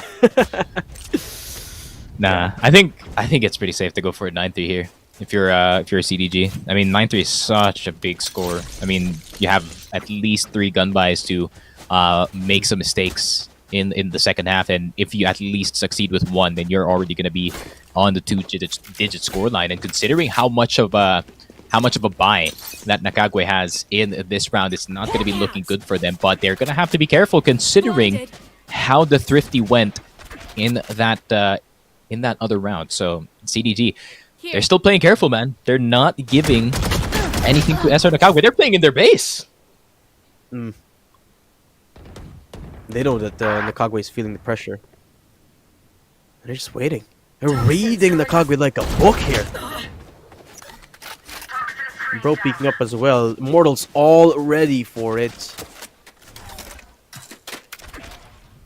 Wow. I'm just at loss for words because this is a level of performance that is anticipated by us for CDG Immortal. Yeah. Definitely Super proving us methodic wrong, too. that's for sure, man. Yeah. Bro has to go huge here, man. I mean, he is going to be facing at least 3 people at the same time. 2766, not the best position, but I think he's just anticipating the anti-flash here. But as soon as Boogie comes out, he is going to have to be careful because it is going to be 2766 turned around. But what an entry there from Boogie is going to get 2766, but they're going to have to be careful. Bro is crawling, and look at who's right behind them. It is going to be a Batman. There is a flying jet on towards the main side, and they anticipate that the Batman's there as well. It is going to be Boogie getting 1. Boogie almost getting 2. That is going to be a lower Batman, and Boogie going huge. Oh my lordy lord. 9-3. CDG Immortal. What a performance on that attacking side. If they can continue that performance on defending, then we are going to have quite the upset in the first map. That is pretty insane. I think if I'm CDG here, I'm making a play round 1 off the bat. Exactly. Yeah. Off the back of Boogie's consistent entry frag as well. Always getting the strike towards seemingly the dagger of the heart, the hearts of Nakagwe, and he does it so often, yet always finding success with it as well. It's just on another level right now. You could tell that this is the map where they absolutely have a lot of experience on. Ionix pushing up. CDG, my set yourself. God. They're gonna go for something big, and they've already found it. Less than 10 seconds after the round starts, Nakagwe is starting to crumble. Down to the last 2 now, Sneak. Jeez. This is Nakagwe's pick, by the way, so second map is going to be in the favor of CDG as well. So One they enemy need to remaining. recover as fast as possible. Amadeus is going to get a Batman. Boogie's going to try to go aggressive, and yes, he does. There's going to be a bird flying right behind him, but it's not going to matter. Boogie with a 3K. This kid is on fire. My God. take a look at the scoreboard, 16-9 in this game. And on the other side, 15 and 11 here for Bro, trying his best to be the anchor for his team, but it's not really working out. I like that from CDG. Off the bat, you guys know that you have the lead. That means you have the green light to make the aggressive play, and they immediately go for it. What a play here for CDG. They have so much room to do so as well. Double digits. Nakagwe not really going for the force buy, instead making it a little bit quicker. Oh! But Ionix destroys Batman. Boogie picks up another kill, and look at Senior Carl going down. Boogie, third 3K in a row. Looking for the fourth, of course. Spike is already in their control. They're just looking for the kill at this point. Bro looking to stack up more of those kills as he makes that noise. It's an open challenge. That's why he made a warning shot. He's like, you know what? Come to me. Come here, Boogie.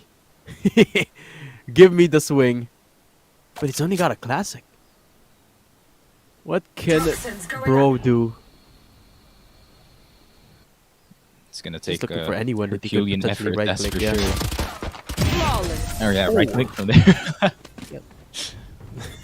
Imagine if you right click and somehow Chase died. I would leave the room. I quit playing Valorant. I'm gonna see you in Apex. See you in Goddamn. Yeah. See you there. But yeah, Boogie, man. Wow. Look at this Boogie kid, man. again. The green light just to go aggressive. Jeez. Really, really nice play. Boogie's the... I mean, I would say it's not just Boogie really doing in work, but he did really stellar play in this one. It's how CDG is setting him up for it as well.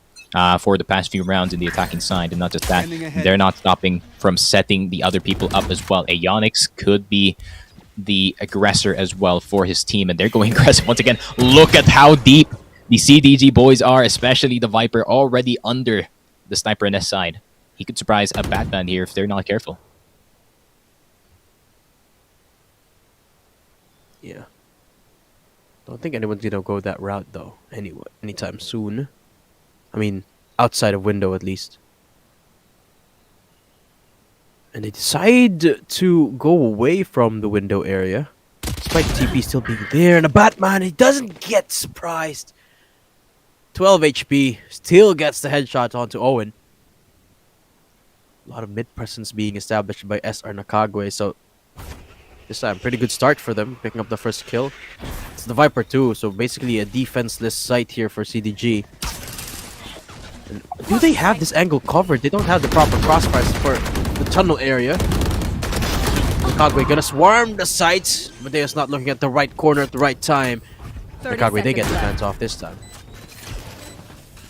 Yeah, and yeah, CDG should just go for the damage at this point.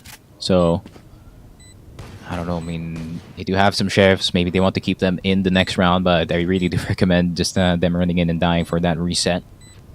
And yeah, it is not too bad of a situation here for Nakagwe. I feel like if they play very, very clean, just like how CDG did earlier as well, so they can definitely do some damage as well in this one, considering attacking side. It's going to be really, really favored. How are they getting these kills? I mean, this is going to be such pain for the side of the SR Nakagwe side. And not just that, Boogie gets the death as well. So both of them go down and they get the reset. 4-11. I mean, could be worse for the side of CDG, but Nakagwe finally get around on the board. Is it going to be their start to go on a streak here on the attacking side? But buy looks pretty nice for the side of CDG. There's a question that we are facing, and that is the fact that we are faced with, that we are dealt with. However, there is an operator in the hands of CDG, so I wouldn't expect them to play aggressively this time around, just playing more towards those sites, those anchors. And Nakagwe, they know this. This is why they're already establishing that presence. Because they're not waiting for anyone to push up. Because there's enough creds in the bank for Immortal to pick up this up. See, the main difference, though, is that Nakagwe is not giving a lot of priority towards Hall or a site for that matter. Here. And Yeah. I don't know if that is a good thing or a bad thing, but certainly Nikagwe is an option for them. Establishing mid control though is definitely not a more bad of a more of a mid focus team here. I think Exactly. their focus here is their equivalent of like Halls here is probably mid. And if they can get mid control and they can get another entrance towards site, then they can definitely provide some pressure here to CDG. But if they do fail to do so, then it is just gonna all fall apart for them. Owen gonna have to go huge once again for his team, and he is gonna get detected here. Is he gonna get the shots going? That is gonna be the scan going in as well. Chase is gonna get the Batman, but Owen could not get any more than one in that one. And Boogie, the final person left alive, and a really good execute here from Nikagwe. This is what I was talking about, Nadam. Their equivalent of Halls is that middle control.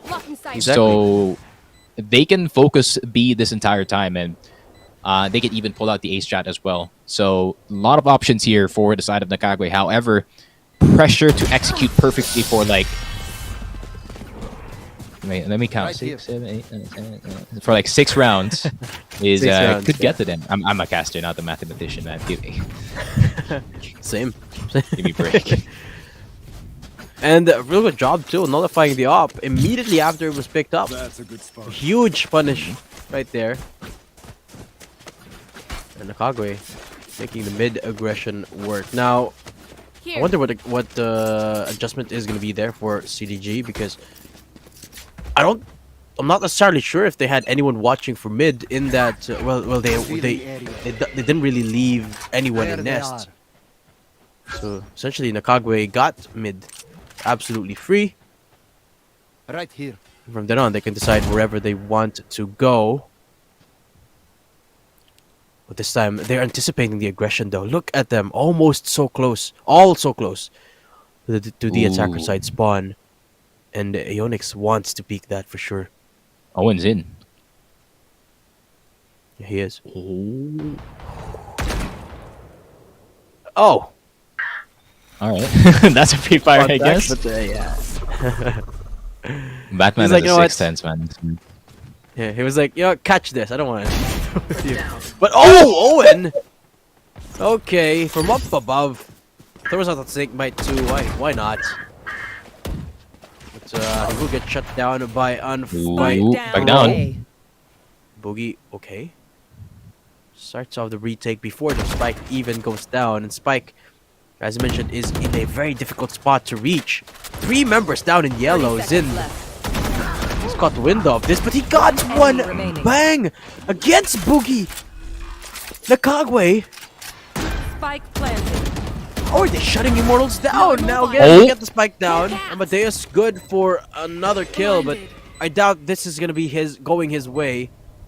There's a chance, of course, but it's not 100. Oh!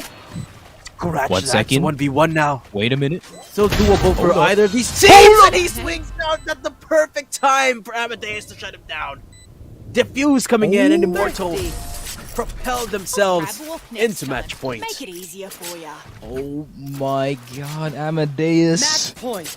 Just like Mozart, man. What a symphony of a clutch right then and there. 5 and 12. What a clutch by him. So well played, using as much resource as you can as that guy. He even has one more bird in his favor. But Jesus, man, what a well-played round. He just turned this one around. This is Nikagwe trying to go for the slow comeback slowly but surely. But all of a sudden, that is a wrench thrown in their plans because of Amadeus clutching up for his team. And now they have the opportunity to go for match point. And not just that, Nikagwe, the pressure to play perfect for the rest of this game is now on towards them. So this could be the mistake. That could be the cause as well. But still, I think they've been in this situation before, so they're very, very familiar. But Owen, man, Jesus, that's the entry down. Yeah. But it's Owen as well. Picked up the first kill once more in from CDG. You have to start being careful with that. But is it too late for that? Batman presses on. Amadeus for the outswing. Yeah, treated out here by Nikagwe. By Immortals, rather. A lot of noise being made down into B main. They have to decide soon, because their utility is slowly starting to run out with their members falling down one by one. They pull out the Viper Spits. Can they actually get the plant off with 2 members down here, though? Can they? I'm not sure. Jay should start pre-firing. 30 seconds left. It's spotted out. no. Bro comes out. And they will get the plant off eventually here, Sneak. Ooh, 1 second. Boogie, he's in. He knows exactly where Bro is as well, so he can make a possible play happen. There's 2 people left alive. Dash is available for him. Bro is gonna make a play. He's gonna come out of the smoke. However, Boogie knows exactly where he is. Is he gonna look right behind him? Nope. Senior Carl has his number. 6 and 12. Jesus, man, you can really feel the pressure of the game. I can feel it from here. All the way from Paranal, and you can feel it there all the way from Laguna, man. This is coming down to the wire. Boogie 24 and 12. Bro really clutching up for his team. Really well played in that one. Viper's Pit, so well placed. I thought that it was not going to work at first, but as soon as they got the spike down, they have such a huge advantage of just controlling the site with that Viper's Pit. And even if they do get the plant down, that is going to be, that is going to be quite the hard retake here for CDG. I mean, they barely had any space in the site as well, but good attempt there from CDG to try and get that back into their favor. But 6 more perfect rounds from Nakagwe, and we can go into overtime. Quite the challenge for them. However, Nakagwe definitely a team that's capable of doing exactly that. However, look at the ultimates on the other side. They can maybe force a win on towards the side of Nakagwe, but CDG should start stacking some ults here. Tour de Force gets cancelled. No command activated. Shrink from Ionix. Nobody going down here, but more important thing is Ionix's presence hasn't been detected here in sight. Remember, they only use the null command, not the knife. So he is so close. Zin though. Here comes Amadeus. Here comes the shots. Immortal, they're making the eco work. He's found 2 after emerging from that backline position. And now, Toxin screen down. can Nakagwe hold on? Last player standing. Remember, there weren't any guns for CDG, but it's falling apart here for Nakagwe, and there you have it. First game, Breeze. Immortal take it away. Thrifty. Defenders win. No words can describe how well CDG played this map. Wow. Wow is all I can say. CDG played it exactly how Breeze is supposed to be played here. Everything optimal for them. Some rounds, some mistakes, of course, forced by the side of SR Nakagwe. Once again, I want to say it's not SR Nakagwe playing bad. It's just that CDG played every situation in the rounds that they won perfectly. And they found the exact situation that they needed. That last round as well, you saw that Ionix was not yet pulling the trigger in that one. He was waiting for the null command to go away for his Tour de Force to come back online as well, so he can do some damage in that one. And the rest of the squad was already in the site. They were waiting as well for that one. And I mean, Zin did a really good job of pressuring towards Orange, but however, he was getting surrounded by every single player of CDG.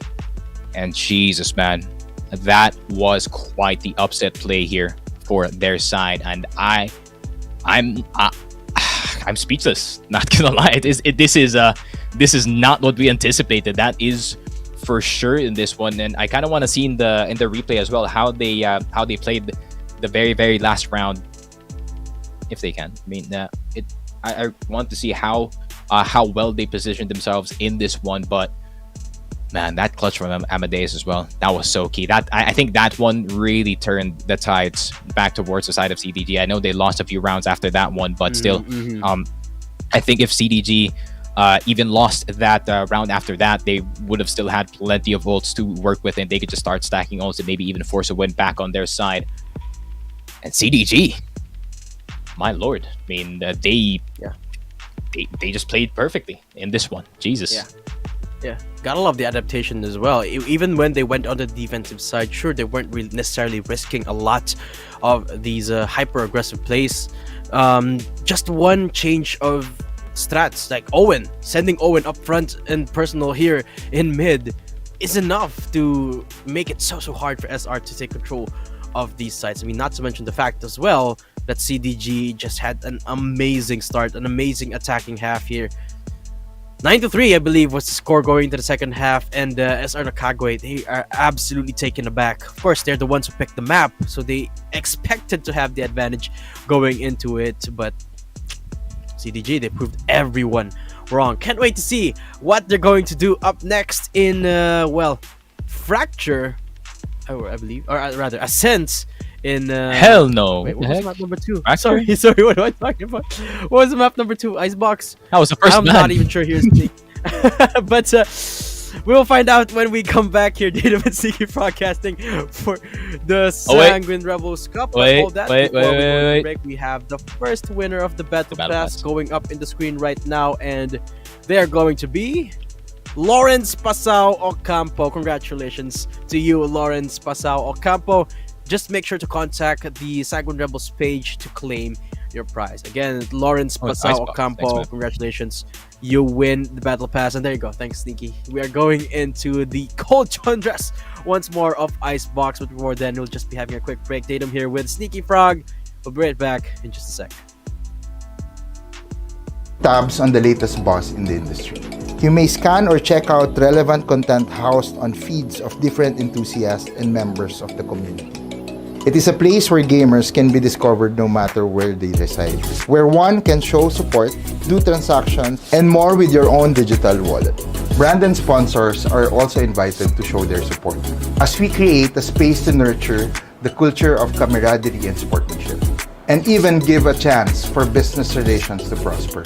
We believe that esports can be a tool to uplift the quality of life of every gamer, from learning the discipline, nurturing their strategic skills, enhancing their sportsmanship spirit, to possibly achieving financial stability by maximizing a gamer's innate talent. All this while doing something that they enjoy and are passionate about.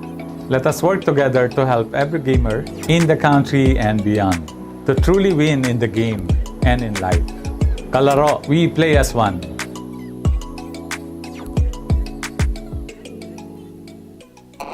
Playing without lag is the best, right? You open the game, don't worry about ping, and wreck your opponents on ranked matches. Without lag, you play with more confidence. You play better. That's why Exit Lag is the choice of pro players. Besides their training routine, they need a software that optimizes their routes and gets rid of lag and latency. Go now to exitlag.com, sign up, and get rid of lag once and for all. Exit Lag, it's the pro's choice.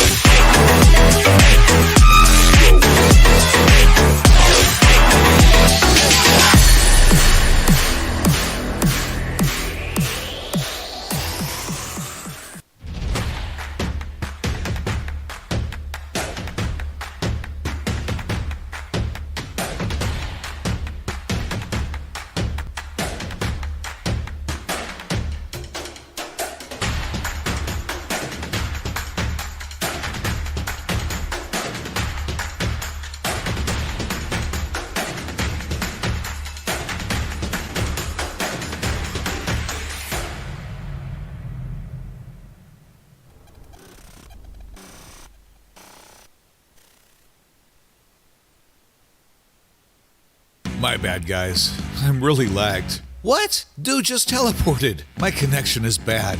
I'm lagging. I'm lagging. I'm lagging. With exit lag, your game stops lagging, and there will be no excuse because you won't need one. Without lag, your game runs smoothly. Your ping goes down. Your skill goes up and you play better than ever. Register now at Exit Lag and find out for yourself in a free 3-day trial.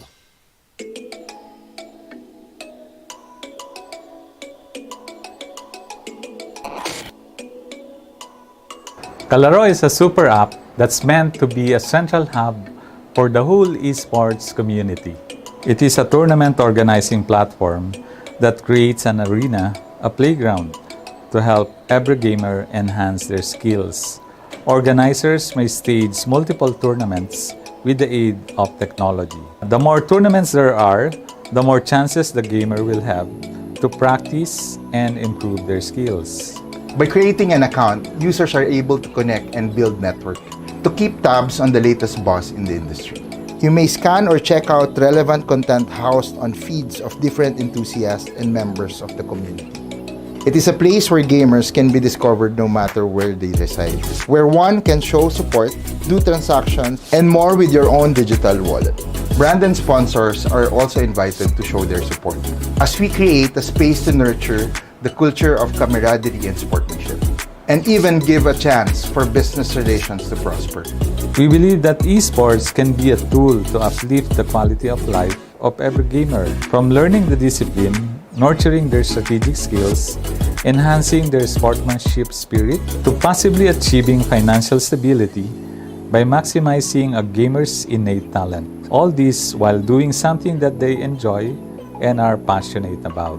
Let us work together to help every gamer in the country and beyond to truly win in the game and in life. Kalaro, we play as one.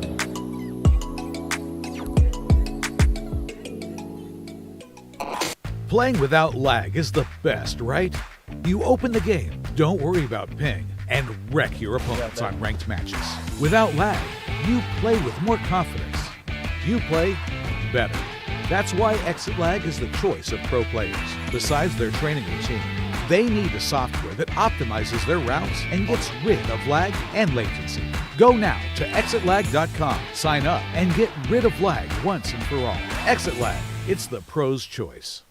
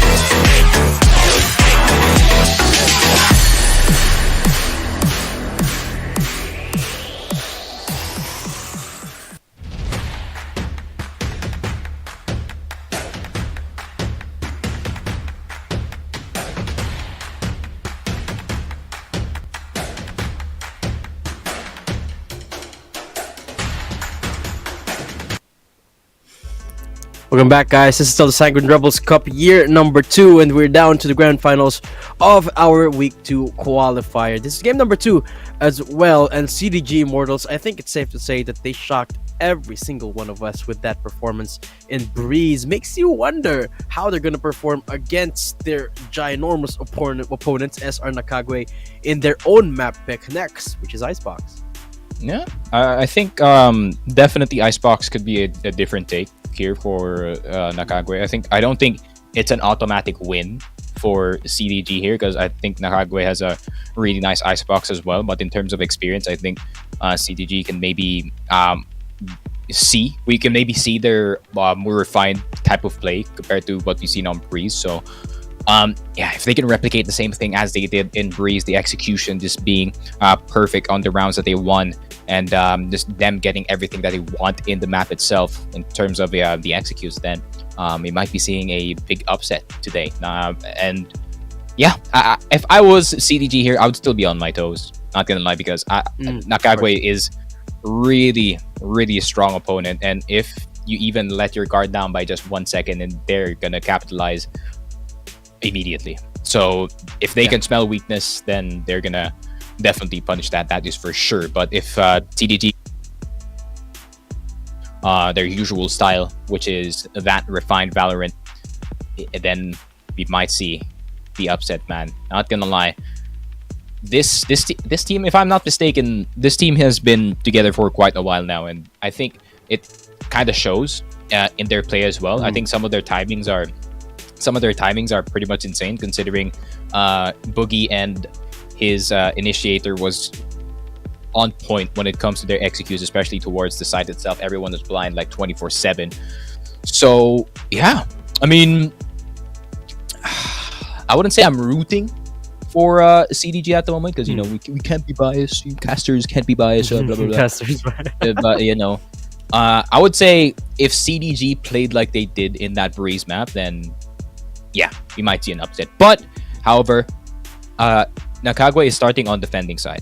If they're starting on defending side and they're trying to be the ones getting back into the game, then they're going to be the ones going aggressive in this one. They're going to be the ones trying to make the first play in the round. So I think CDG should be thinking here, how are we going to counter whatever Nakagwe is throwing at us? Because at this point, Nakagwe is going to be going all out 100% in this map, especially because I think Breeze was quite the affair for them, that is for sure. But yeah, we go into our agent picks immediately, and I mean, you can get away with KO in this map, not gonna lie, but I think I would not blame CDG if they did not play it in this map as well. But of course, Sova is definitely an option. Sage, Sage is alright. Maybe you can block bridge, but that's kind of cringe. But I'd rather you play like Chamber in this map. I'd rather CDG play their usual Giga Chad style than whatever standard play you do usually in Icebox.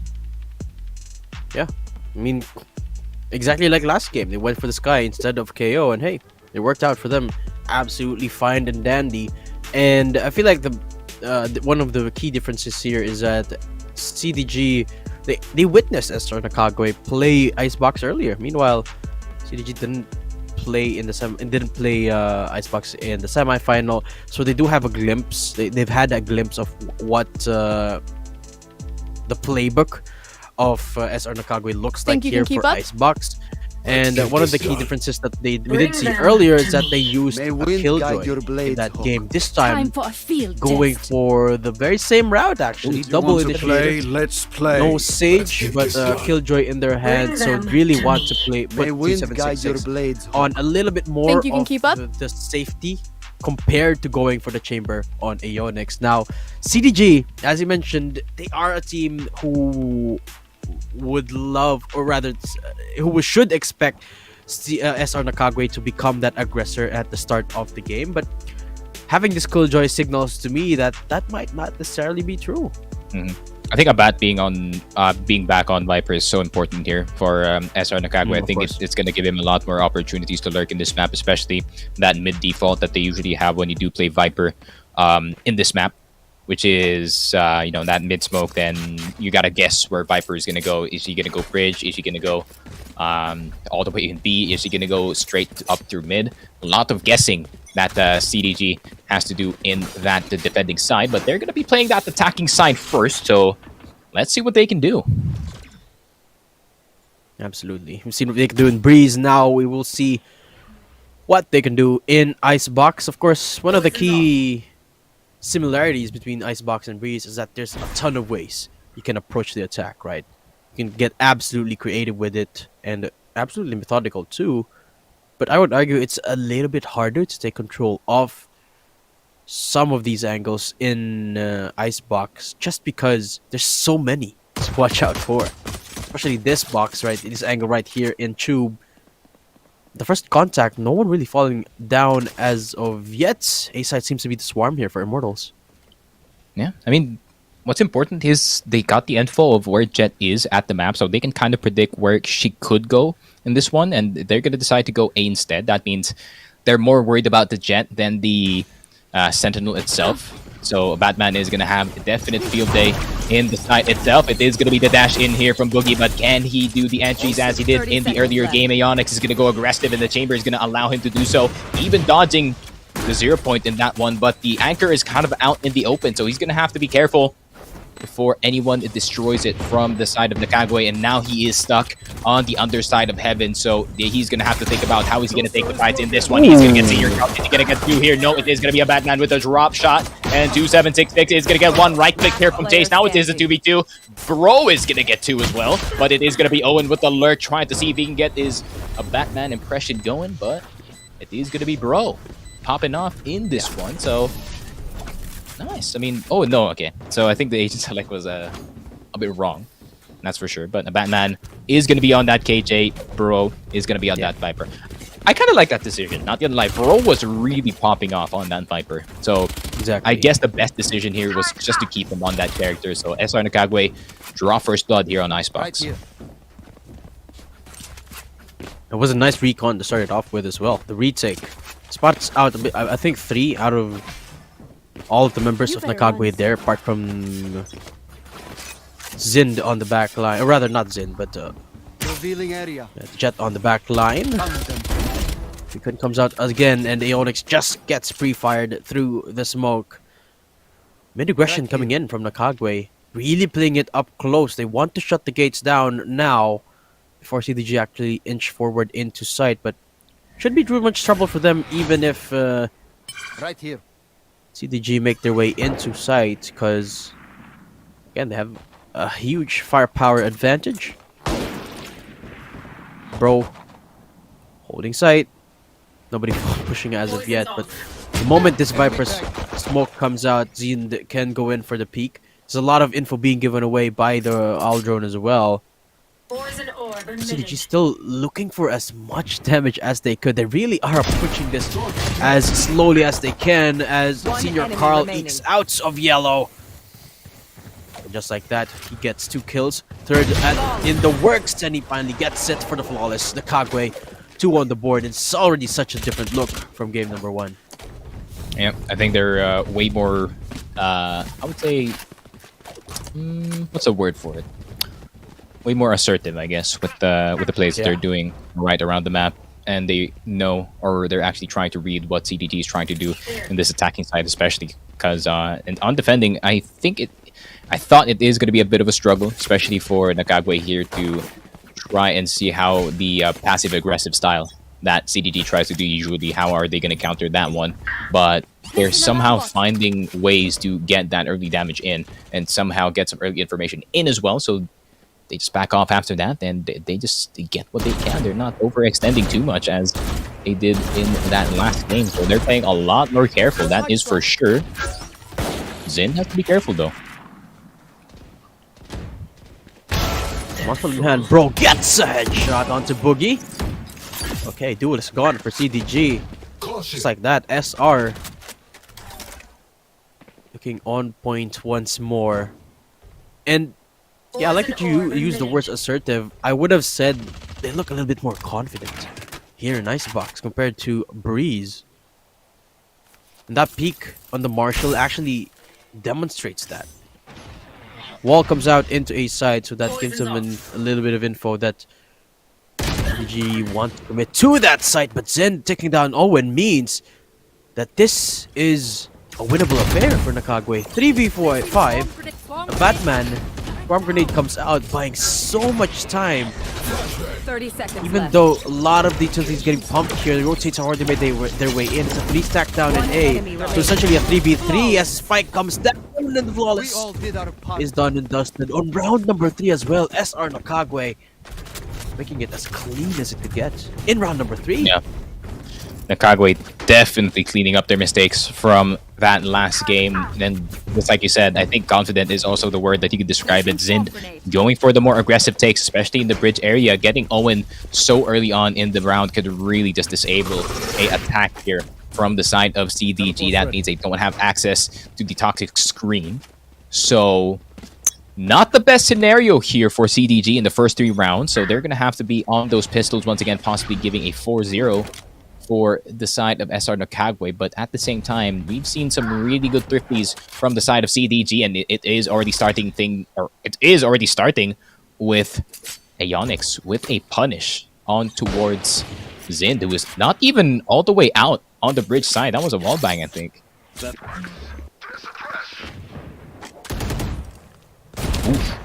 First frag CDG. Okay. A little bit of awkward encounter here. Fragment will not connect, but still. It's falling down. Chase on the Marshall.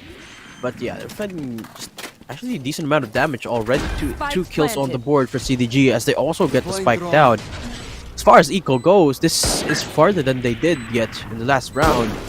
They're looking to hold the line with this double Marshall. Actually, Boogie's got the Phantom for himself, so a little bit of an upgrade, but what a shot that was!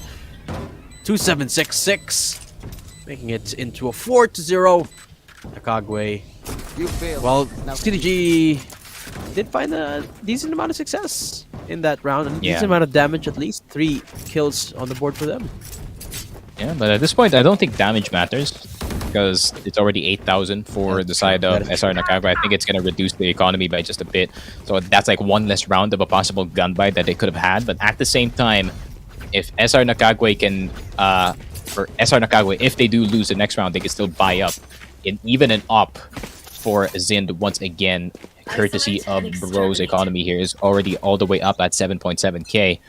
So a lot of things not going in the way of CDG at the start of this map. So immediate recovery is needed here from the side of CDG. They cannot get choked out in their own map pick, which is not going to be the best news, especially they just took the map pick off of Nakagwe, and I think nerves should not take over on their side, and if it does, it's going to be not the best news for them. A Batman is going to get pre-fired here, so he does have information of some of the players, and the rotations are going to start on towards the side of Nakagwe here. A Batman. Ooh, this is kind of smart here from a Batman. I think he was just trying to outlast the snake bite there. He was anticipating the push was going to happen, but great patience here from the side of CDG Immortal, but that is going to be a scan towards the KO as well. Senior Carl is going to get spotted. The Hunter's Fury is going to come out, but look at Aeonix all the way in towards mid-side. He can get 2 here. Zind is all the way in Raptors, and it can be 2766 facing the Vandal of the Chamber here, and Aeonix going for the Brave Peak, but Zind is going to have his number. Chase just going to stay towards the site. He's going to have to be careful because that one is very, very bangable, but Bro, wide swing there actually is going to work out in his favor, so he has a bit of space behind here, and he's going to get spotted here by Boogie. 1v2 is definitely possible for Zind here, but it is going to be hard, especially with the guns that they have, and Boogie with a 3k in that round. And I would say that is a good win from CDG, but at the same time, economy's not looking good, bro. Yeah. Needed thanks. And also Boogie popped off, which made it possible for them to win that round. And as far as repeatability goes, I mean, in terms of team strategies wise, you can't just ask Boogie to pop off again, right? So even though that was a win for CDG on paper, it's still a massive task at hand for them to come back into this game. And while it was a success for the most part in that regard, Now they don't have the operator again, but they do have the 34s. Zin falls down. Here comes the execute down into sight. Amadeus goes down. Ionic finds another one. Boogie trying to press on, but not really finding as much success as he did. In Breeze. Senior Carl, good for one more. It's all down to the last one remaining member here. Bro doesn't get spotted by the knife, but the 24s comes out. It's gonna be a perfect timing. Does find one more before getting wall banged away by Ionix. Massive performance from the chamber. CDG convert that into round number 2. Yep, but timeout immediately. Okay, I like this. I like this from Nakagwe. They're like, all right, they're starting to kind of heat up in this attacking side. Let's just put the timeout immediately so we can ice them a bit in this one.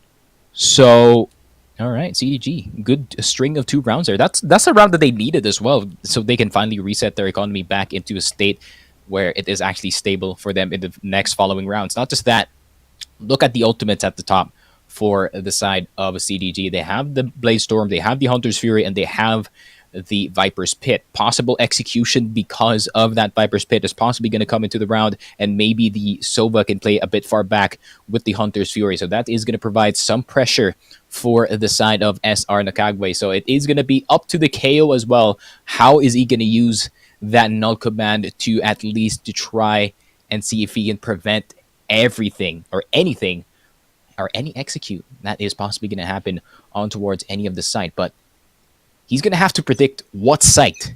He's going to have to predict what site CDG is going to come from. So it's going to be quite the challenge for him. So Senior Carl has quite the job in his hands. That is for sure.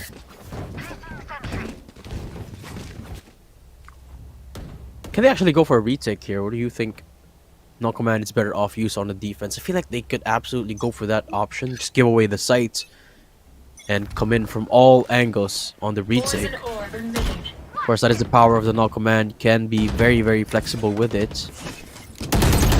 Be very aggressive too. Should they want to go for the push with the Null Command, they can absolutely do so. But it seems like Senior Carl has gotten his job done. He's guessed right. That is, of course, if Immortal commits into this A site. But remember, just a tiny firepower disadvantage for Nakagwe. I believe a couple of their members are unable to pick up the weaponry. One of those being Sin, so I think that was just the one member. CDG. That is true. Taking things down a notch. I believe they got discovered by that Aljo and a couple of members there, so might not be so eager to push down in this site after all. Or less. Yeah. They need to cut noise. They need to cut noise right now before they get into the site. They need to at least mess with SR Nakagwe a bit. But look at this. Owen Cutie already going for the rotation all the way back. So he's going for the possible lurk in mid. It could be the lineup as well if he does decide to back up all the way back. But the null command is already down. That is already good news for them. But Zin with a really nice jumping shot on towards Bogey. But it is going to have to be Amadeus going up clutch once again. There's going to be one person in towards the 410 side. Amadeus with his friend Aeonix on the side. 2766 with a great peek. It is going to be the jump peek here. Aeonix trying to go for the double spray. Great attempt from him. However, the execution was a bit better for the side of SR Nakagwe. But good news for the side of CDG Immortals. The 0 point, the null command is no longer going to be a factor in the next round. So maybe in this one, they can force a win. They don't have the null command either, but they do have the Viper Spits. But the lockdown is available for a Batman, so yeah, it's still not the easiest of feats to accomplish. There's so much priority given by CDG towards that A site. Perhaps this time that is the change of pace that they need. Go for a B site hit instead, and they make it oh so quickly. Dash into it immediately. That draws a lot of attention into B. Actually calling for the early rotate here from Nakagwe, sorry. Are they actually going to commit to it? Yes, they will. Viper split from up front and center. Chase trying to provide that coverage, but the plan's still here for CDG. Bro trying to dip and dive into the Viper's pit, but the lockdown, they're just waiting for the opportunity to put it down on the bat. I'm not sure if they actually are going to use that. They should. There you go. Lockdown finally invested. Hunter's Fury immediately used in response. But actually, they take out Senior Carl. Batman there for the trade. Killjoy lockdown about to go away. And Owen still goes massive. Bro goes just as huge. 1D Tiny in the Onyx position is unknown. He gets swing. Not really connecting the shots, but the time! It's not there! The defuse is stuck. Nakagwe won that round by a hair.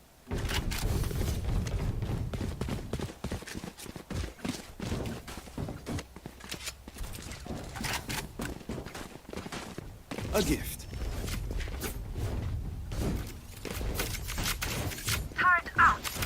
Absolutely amazing stuff right there from SR Nakagwe.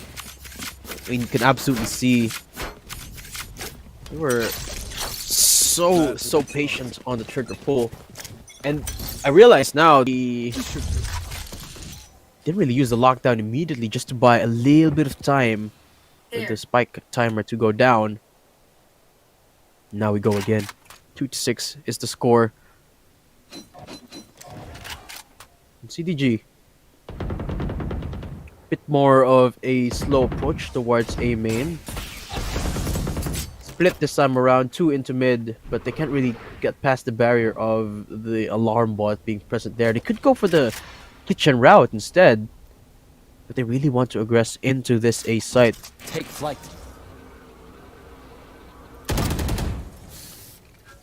And we've seen this time and time again for CDG, not really working out as well as they hoped it would.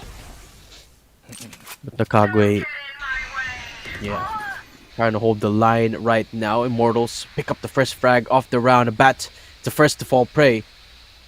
And the Viper Split instantly triggered down in B site because of that positioning right there. Into the back line, that chamber goes, but bro!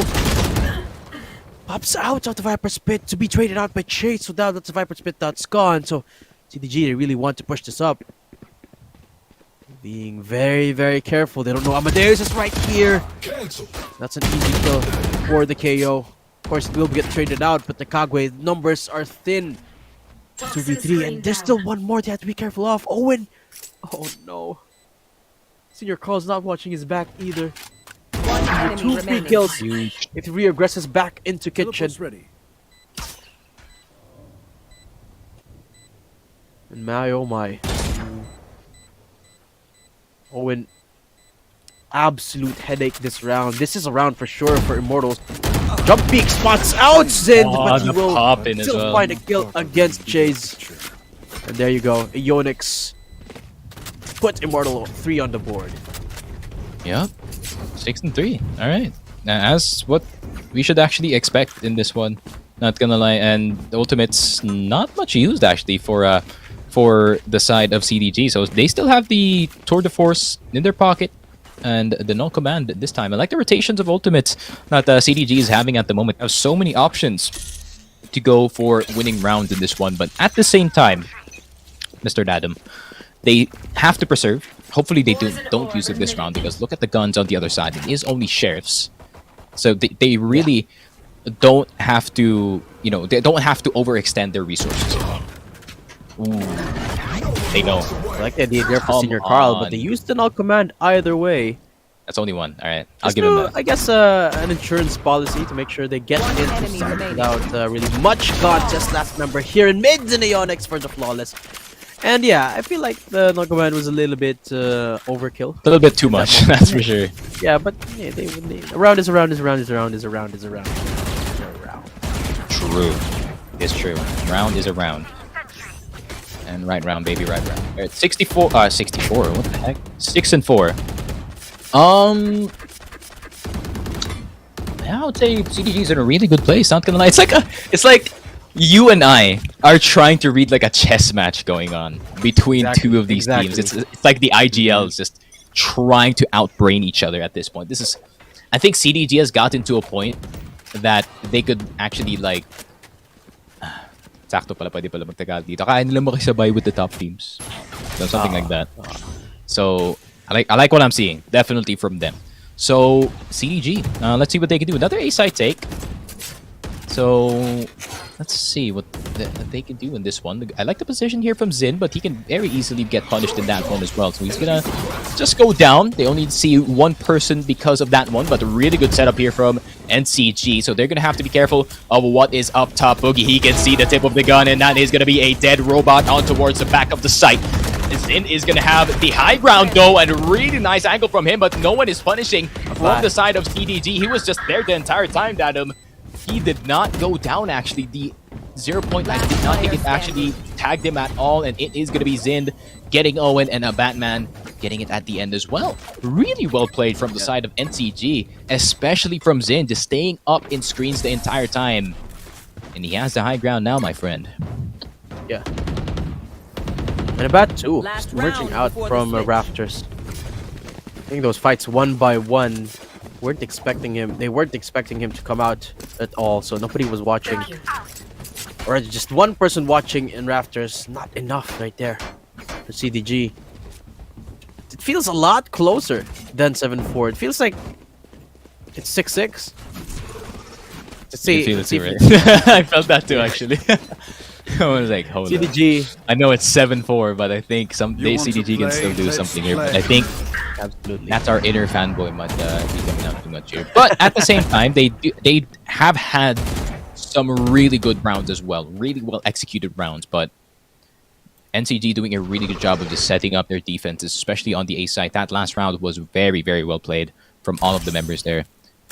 But I wonder if CDG is gonna start to go for some fakes here. Because I think what they do here is they drop the screen, they're going to cut noise, they're going to make Nakagwe paranoid in this one as they try and take some control on towards the site. So look at how forward some of the members here on the side of Nakagwe. They're looking for that rotation here on towards the site. But at the same time, that could be the cause for trouble for their side. The rotations are going to take so long for them to get back into the site. So if I was NCG here, I would just preserve as much as I can in terms of the utility, even just let them go for the plan, maybe delay them as much as possible. They still have the nade from the KO as well. So plenty of time for NCG to maybe cheese a win here, maybe. Really waiting for the last second to go for the plant here. And as I mentioned, they become reserved with the utility, which I absolutely love. Gonna make it a little bit easier for them to get into sight this time, but there is a lurk from CDG down from mid. The lockdown is gonna be there from Nakagwe just to make it easier on the retake. Smokes Here. are still available. Hunter's Fury used up. Oh, how? Boogie, I don't know, Boogie's right there. Hunter's Fury will be there, buying so much time here for CDG. Through the 4 shots, everyone spamming away, and now NCG falling apart. But they still get the trades off. Time's ticking away. All it takes is one member staying alive, and it's diffused, getting stuck, and that's it, bro. 6 matters into his own hands. But the time is just not there. CDG inches a little bit closer, 5-7. Switching sides. Oh my god, I'm actually sweating. You know what? You know the game is good when you make the caster sweat. That is for sure. And we have not said a lick of Tagalog because both of us. You know, it's one of those games that it's come to that level that we have to pull out our best to try and describe what is actually in front of us. But this is exactly what's happening. But CDG though, I like how we both autopilot into English when it's like this tight and it's this. That's our comfort zone, man. That's our comfort zone. And I'm in my comfort zone right now. I like games like this, man. I'm not gonna lie. I'll be honest to the crowd here, man. I despise low-level games. Like it pains me physically every time I have to cast a game that's like played by like plat players below. Like that, I'll just be fully honest. But when it comes to, I mean, it's fun to watch. But if it's like a very, very serious tournament like this, right? I really don't want that to appear. I want games like this because this is the games that I stay in Valorant for. And CDG really is proving why that they can come and see if they can peek into the higher levels of the scene. And let us see. That is going to be the 0 point coming into this one. Boogie on the side. Can he boogie his way through some kills in this one? Amadeus with a really good retake as well of that 410. And what a crossfire between the three people of CDG. And this could be the start that they wanted in this round. And it is only going to be a Viper left. And it is going to be Bro trying to be a Bro for his team. But it is not going to work. 7-6 CDG. What an execution of a defense there in front of 410. You saw that the dash back from Boogie, but the instant repush there from Amadeus was exactly what they needed. Yeah, and the crossfire. I'm telling you, Sneak, it's the last round conversion. CDG, they've been playing from the back foot for majority of this game. They win the last round, and guess what? Instantly, they win the pistol. And, well, taking us into the even score line now. One step at a time, the name of the game for CDG. So far, it's working out so well. All of the crossfire. Oh, wow. Great opening pick from lineup. Chase. Predicting where Senior Carl was going to be. And he gets one in as shot well. dart Big. available. Oh, amazing utility usage so far. Spectre is still abound here for the members of CDG. And what a swing that was. The next one is just too easy for Chase.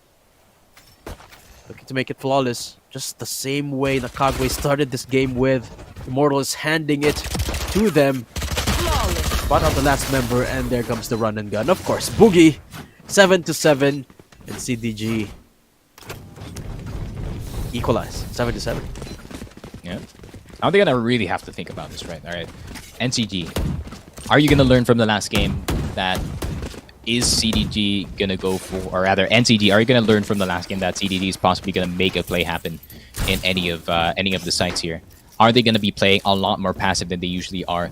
Because I really would recommend for the side of NCG to try and spread out with a default as much as they can at first, and maybe try to see if they can divide and conquer with the better weapons that they have. But at the same time, they're kind of scared because, CDG is the type of team that could have three people in mid and make a flash play happen. But look at this setup though from CDG on the ace side, Mr. Dadam. It is filled with members, and they are really ready for the push that is about to appear on towards the side. Zind is already in towards the maze side, but can he do anything in this one? Amadeus in a really nice position, but Zind is going to spot him out a bit late on the trigger from Owen there, but Boogie is going to get 2-7-6-6. Boogie, you're going to have to get one more to at least to try and equalize the numbers here. Aeonix is going to get Bro, and that means the screens is not going to be available. It is going to be them caught in HD. However, Zind is going to be low. Oh, Zind's going to get taken down. Wow. What a shot!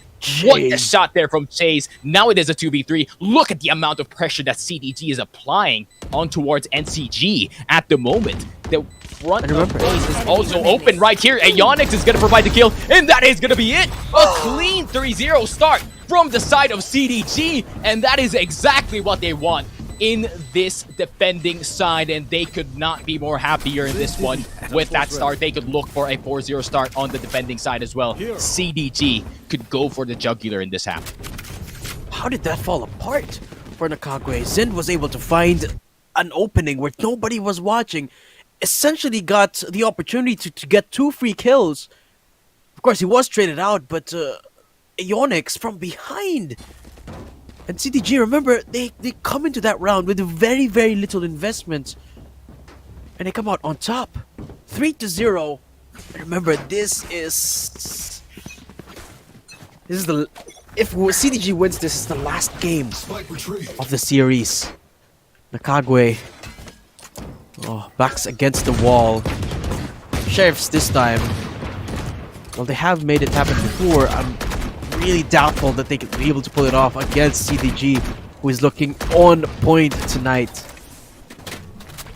A lot of reinforcement this time on B again, Sneak. They get the read right. Sneakbite's gonna force off Aeonix a little bit, but this B site hit, should it commence, oh, they're gonna be walking up into a booby trap right here, and it's gonna be a kill house the moment they walk out. Aeonix gonna peek out, and he's gonna get destroyed by Bro. Thankfully, Boogie will be able to go for the trade, so the plant will be there. But there is some hope here. They pick up one of those assault rifles because of how deep the position was. But here comes the instant rotate. Owen finds one. Bro finds the next. Okay. Immortal. Oh, the dart. Humbling a little bit. Cloudburst out. 9 HP left on Boogie. And he will fall down to Thrifty from the Kagwe. And it all boiled down to that position in yellow. Immortals, when they lost that hold, it's instantly going to call out the timeout. It's from the Kagwe as well. Wow. They're going to try to recoup whatever strat that they had in the last round. I like this one from NCG. They're going to try to see if they can make up a plan, at least for this round, to take that lead back, considering that they now have the guns. However, I think they're really thinking about how are they going to maximize the Viper's Pit here. So maybe they can do the Viper's Pit on top of 410 and try to see if they can create some space off of that. I call that the Derek Pit when Derek was still playing. Shout out to Derek. Hope you're somewhere there. That was a crazy clip. If you guys remember that clip. If you don't, go on my page, then you can probably see it there. But yeah, it just covers so much of the site, and you can just play off of that also perfectly. And if you do get the right plant, it's just going to be so oppressive for the other side. So the goal now for the side of CDG is to try and prevent that from happening. So they are going to look for every opportunity to try and see if they can get Bro killed in such a quick fashion here. However, another option here for the side of for SR Nakagwe is also that mid Viper's Pit to provide some pressure for that B-side take for the side of SR Nakagwe as well. So a lot of options here for the side of SR. But CDG looking to see if they can make a play happen in mid. Look at how aggressive Aeonix is. He's looking for that Viper. Ooh. Almost got in the tag too as well. In for the redip. Gotta be careful where he treads though, because the moment he steps towards the closer angle, Bro is ready for it. He doesn't want to get out of the rendezvous zone, but should they rotate either from A to B or vice versa, should be at least one pick here for Aeonix. Again, pretty good read for CDG, but same is true last round, where remember, they only were facing against Sheriffs. And the Aldorn is about to come out as well. Here comes the execute down in B side. Op shot still not being made. And Viper Spit immediately committed here on the attack. You're gonna go for the plant here, Sneak, but there's still one member here in A. They know this. Senior Carl at the receiving end of things. Nice little damage jump there. But Owen on the spam.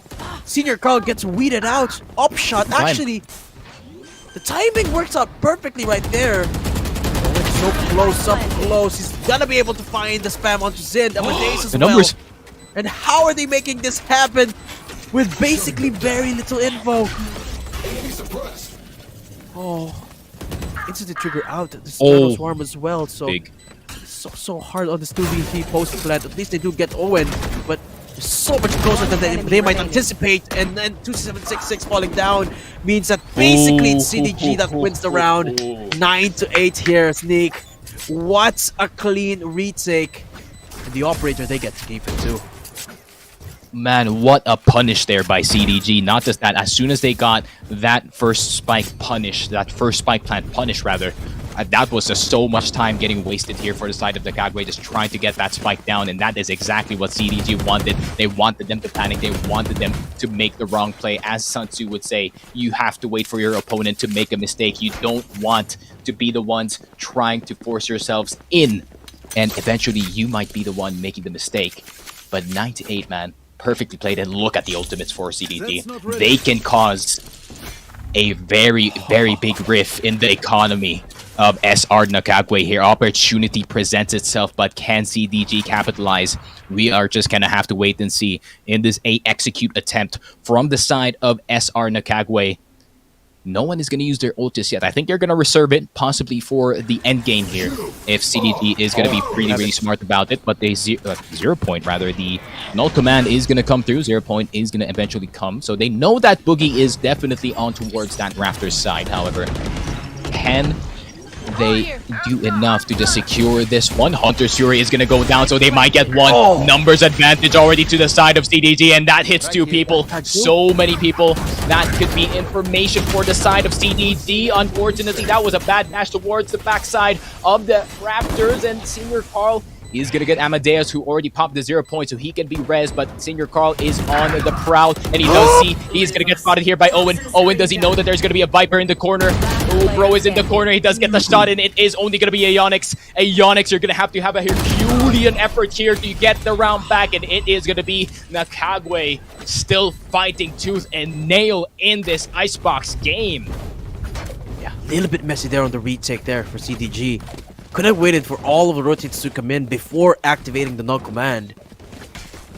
But a little bit trigger happy for Boogie and Amadeus. A little bit too far forward, and look at the punish.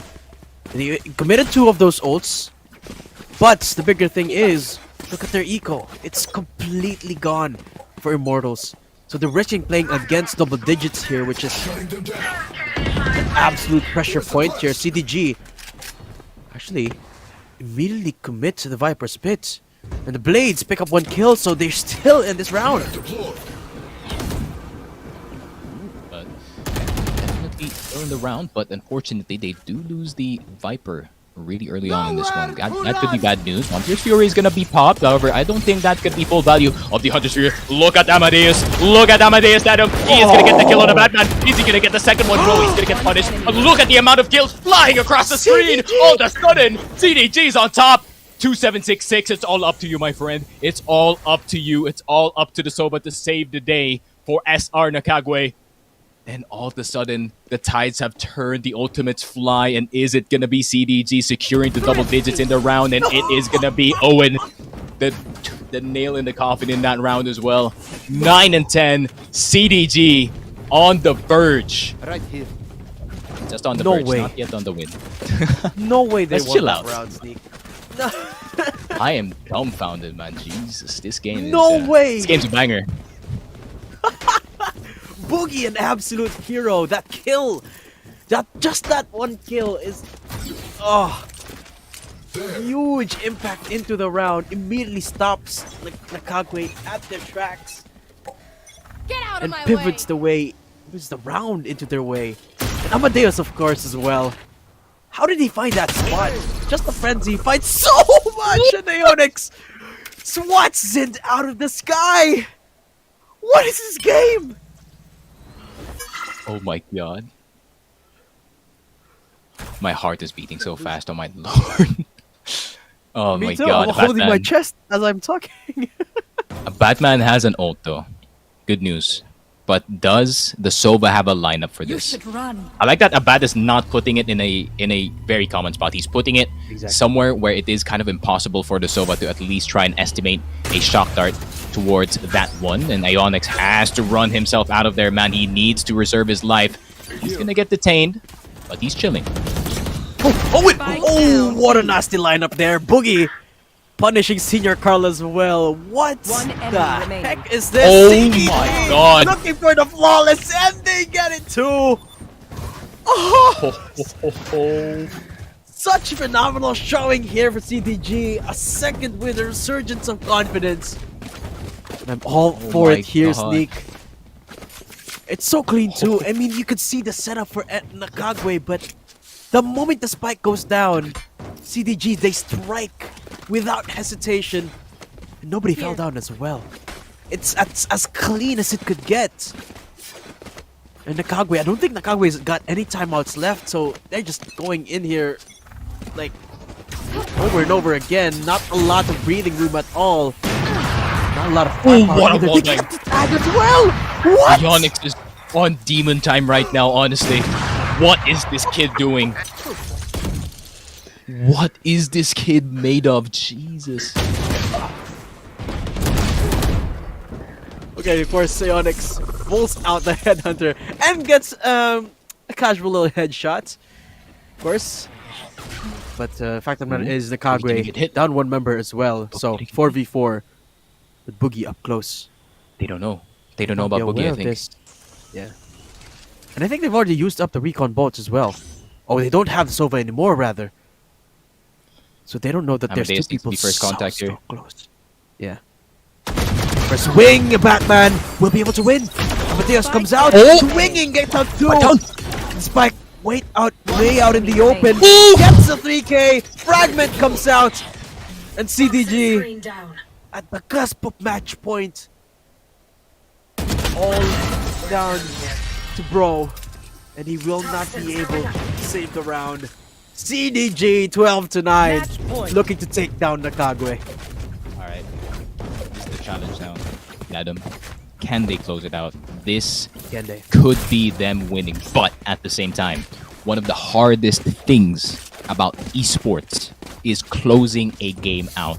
And a team as, I wouldn't say as, not as adept as Nakagwe, they know how to close out these scenarios really, really quick. So CDG, inexperience, could really bite them at the back here. But at the same time, this could easily be the end, and this could easily be the upset, and it is going to be Senior Carl spotting the Jet out. So they know exactly where the Jet is, and it is going to be a site. Boogie going to be playing a bit back here. I like this. Going to be a bit passive. CDG, they're deciding they're going to be playing a bit different. How is Owen Cutie right behind him? What is going on? So they know that it is going to be an A-side take. They should start rotating some of their members here because it is not going to happen. Nota Man is going to go down, and it is going to be the possible last round. Amadeus is going to get one. Will he get another one? Amadeus, you're going to have to go huge for your team because you're smack dab in the middle of everyone. It is going to be the double. Chase is going to get two. Is this going to be the end? Oh my lord, nope. It is not just yet. Yes, my friend Amadeus, my Batman standing in the middle of everything, and it is going to be the 1v2. It is going to be the 1v2. CDG on the verge of winning, and they do get the KO back, but that's going to be the scan, and that is going to be the coup de grace, and CDG win it at the end. What an upset.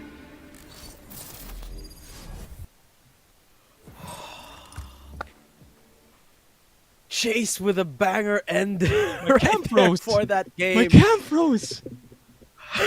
Oh my Never god. can handle the game. Neither can I. My heart is about to explode here, Sneak. But what a series that was. CDG take down SR Nakagwe. They're not even gonna give them one game.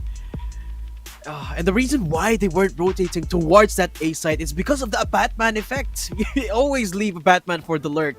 But essentially, because that one op was still in B side, that last round was a 4v5. And Chase was an amazing performance in that last round. One sec. CDG. Let me fix my cam so people can see how dumbfounded I am after that one. 1 second. Okay. Okay. But congratulations, CDG. But What about 1 second? Everyone just give me one. okay, everyone chill out. It's perfect to Sneak because it gives us a moment. It gives us a moment to breathe, take that game in, and process what just happened. But hey, what's up, bud? You good? What is this, bro? That was one of the games in Valorant. That's for sure. One of the best games. Jesus, that's for sure. Nakagwe, they played well. Don't get me wrong. Do not get me wrong. They played well, but CDG were on another level today. Something about this team just clicked in today's game, and it really just worked out in their favor. And oh my god, what an upset, man. This is what we come here for. This is why these types of games, we pull out the VCT level casting, my friend. We pull out the best of the best in terms of our talent, because games like this definitely do deserve it. Big win here by CDG. Nakagwe, really good effort by them. They had some really, really nice plays here, but CDG at the end of it, they just got the win. And they did it all with not the best of starts either. This game, remember, SR Phoenix, or rather, sorry, SR Nakagwe. Wrong team, bro. They started off with a round 3 win off of a pistol win, and oh my gosh. Jeez. Well, CDG Immortal, a team to watch out for. in the upcoming VCTs. I mean, I have that name ingrained on my brain right now because next year I'm gonna be looking forward to this team. Such amazing performance all across the board here. Every single member here as well performed for Immortals. They all were at the next level, and we stated the facts, right, Sneak? At the start of the series, we take a look at Nakagwe's lineup. It's full of veterans, teams or team players that have been around. Their names, when you say it, it sounds familiar. And CDG, they're a team that have been trying to get it going for past couple of years, and now I think the time is now for Finally have it. CDG Immortal. I am sold. I am sold on CDG. I'm sold. Yeah. It's not the KO church anymore. It's the CDG church. That sign me up, please. Yeah. I mean, all their hard work really amount to this. To be honest, it's been quite the journey here for CDG, especially. They've been, just like what Dad said, they've been quite. It's been quite a long time.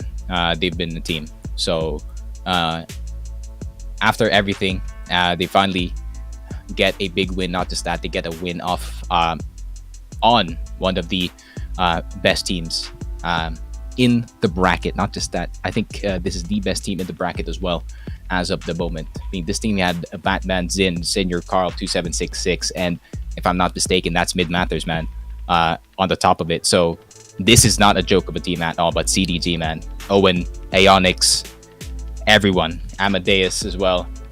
Chase. Jeez. Really, everyone just well played by them. Yeah.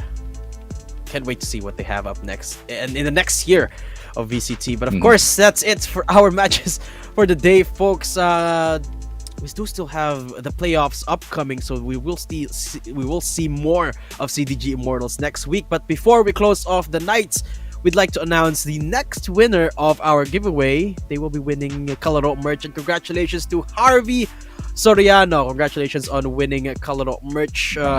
Just make sure to get in touch with the Sanguine Rebels page to claim your prize. Again, Harvey Soriano, congratulations. You are the second winner of our giveaway tonight. And well, that's it. CDG Immortal take the cake against SR Nakagwe on this week's qualifier. Do tune in again next week when we will see CDG Immortal and our SR Nakagwe, Game Lab Alpha, and Sanguine Rebels Phoenix, and the past 4 teams who qualified for the playoffs for the grand prize happening on the 27th and the 28th. We will be seeing both me, Sneaky, Oblivion, and Bilaba Horaba for the last weekend of SR Cup. And that's it. I believe that's it. If I haven't forgotten anything, Sneaky. Yeah. I don't know at this point, bro. I'm spent. I'm spent, bro. We barely had sleep today, and this game came out as well. So we had to dig from the energy reserves, especially like VCT level casting. Man, this is tiring. That's for sure. It takes 120% of our energy, and I mean, I would spend that any day for games like this. That's for sure. Games like these.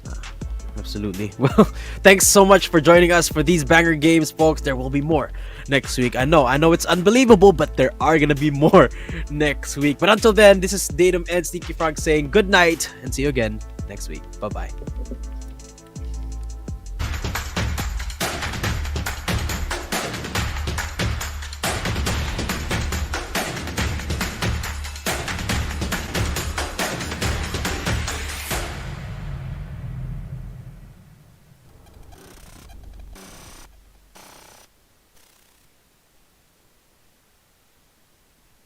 My bad, guys. I'm really lagged. What? Dude just teleported. My connection is bad. I'm lagging. I'm lagging. I'm lagging. With exit lag, your game stops lagging. And there will be no excuse, because you won't need one. Without lag, your game runs smoothly. Your ping goes down. Your skill goes up and you play better than ever. Register now at Exit Lag and find out for yourself in a free 3-day trial.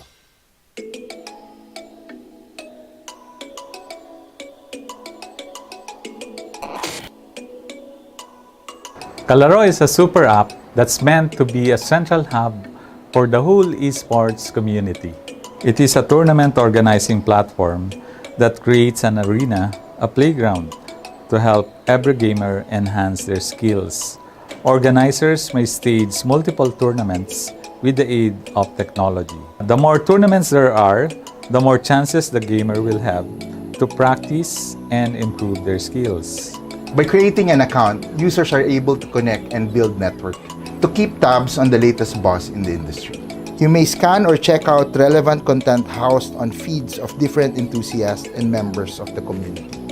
It is a place where gamers can be discovered no matter where they reside, where one can show support, do transactions, and more with your own digital wallet.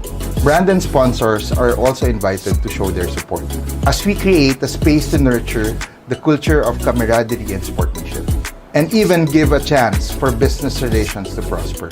We believe that esports can be a tool to uplift the quality of life of every gamer, from learning the discipline, nurturing their strategic skills, enhancing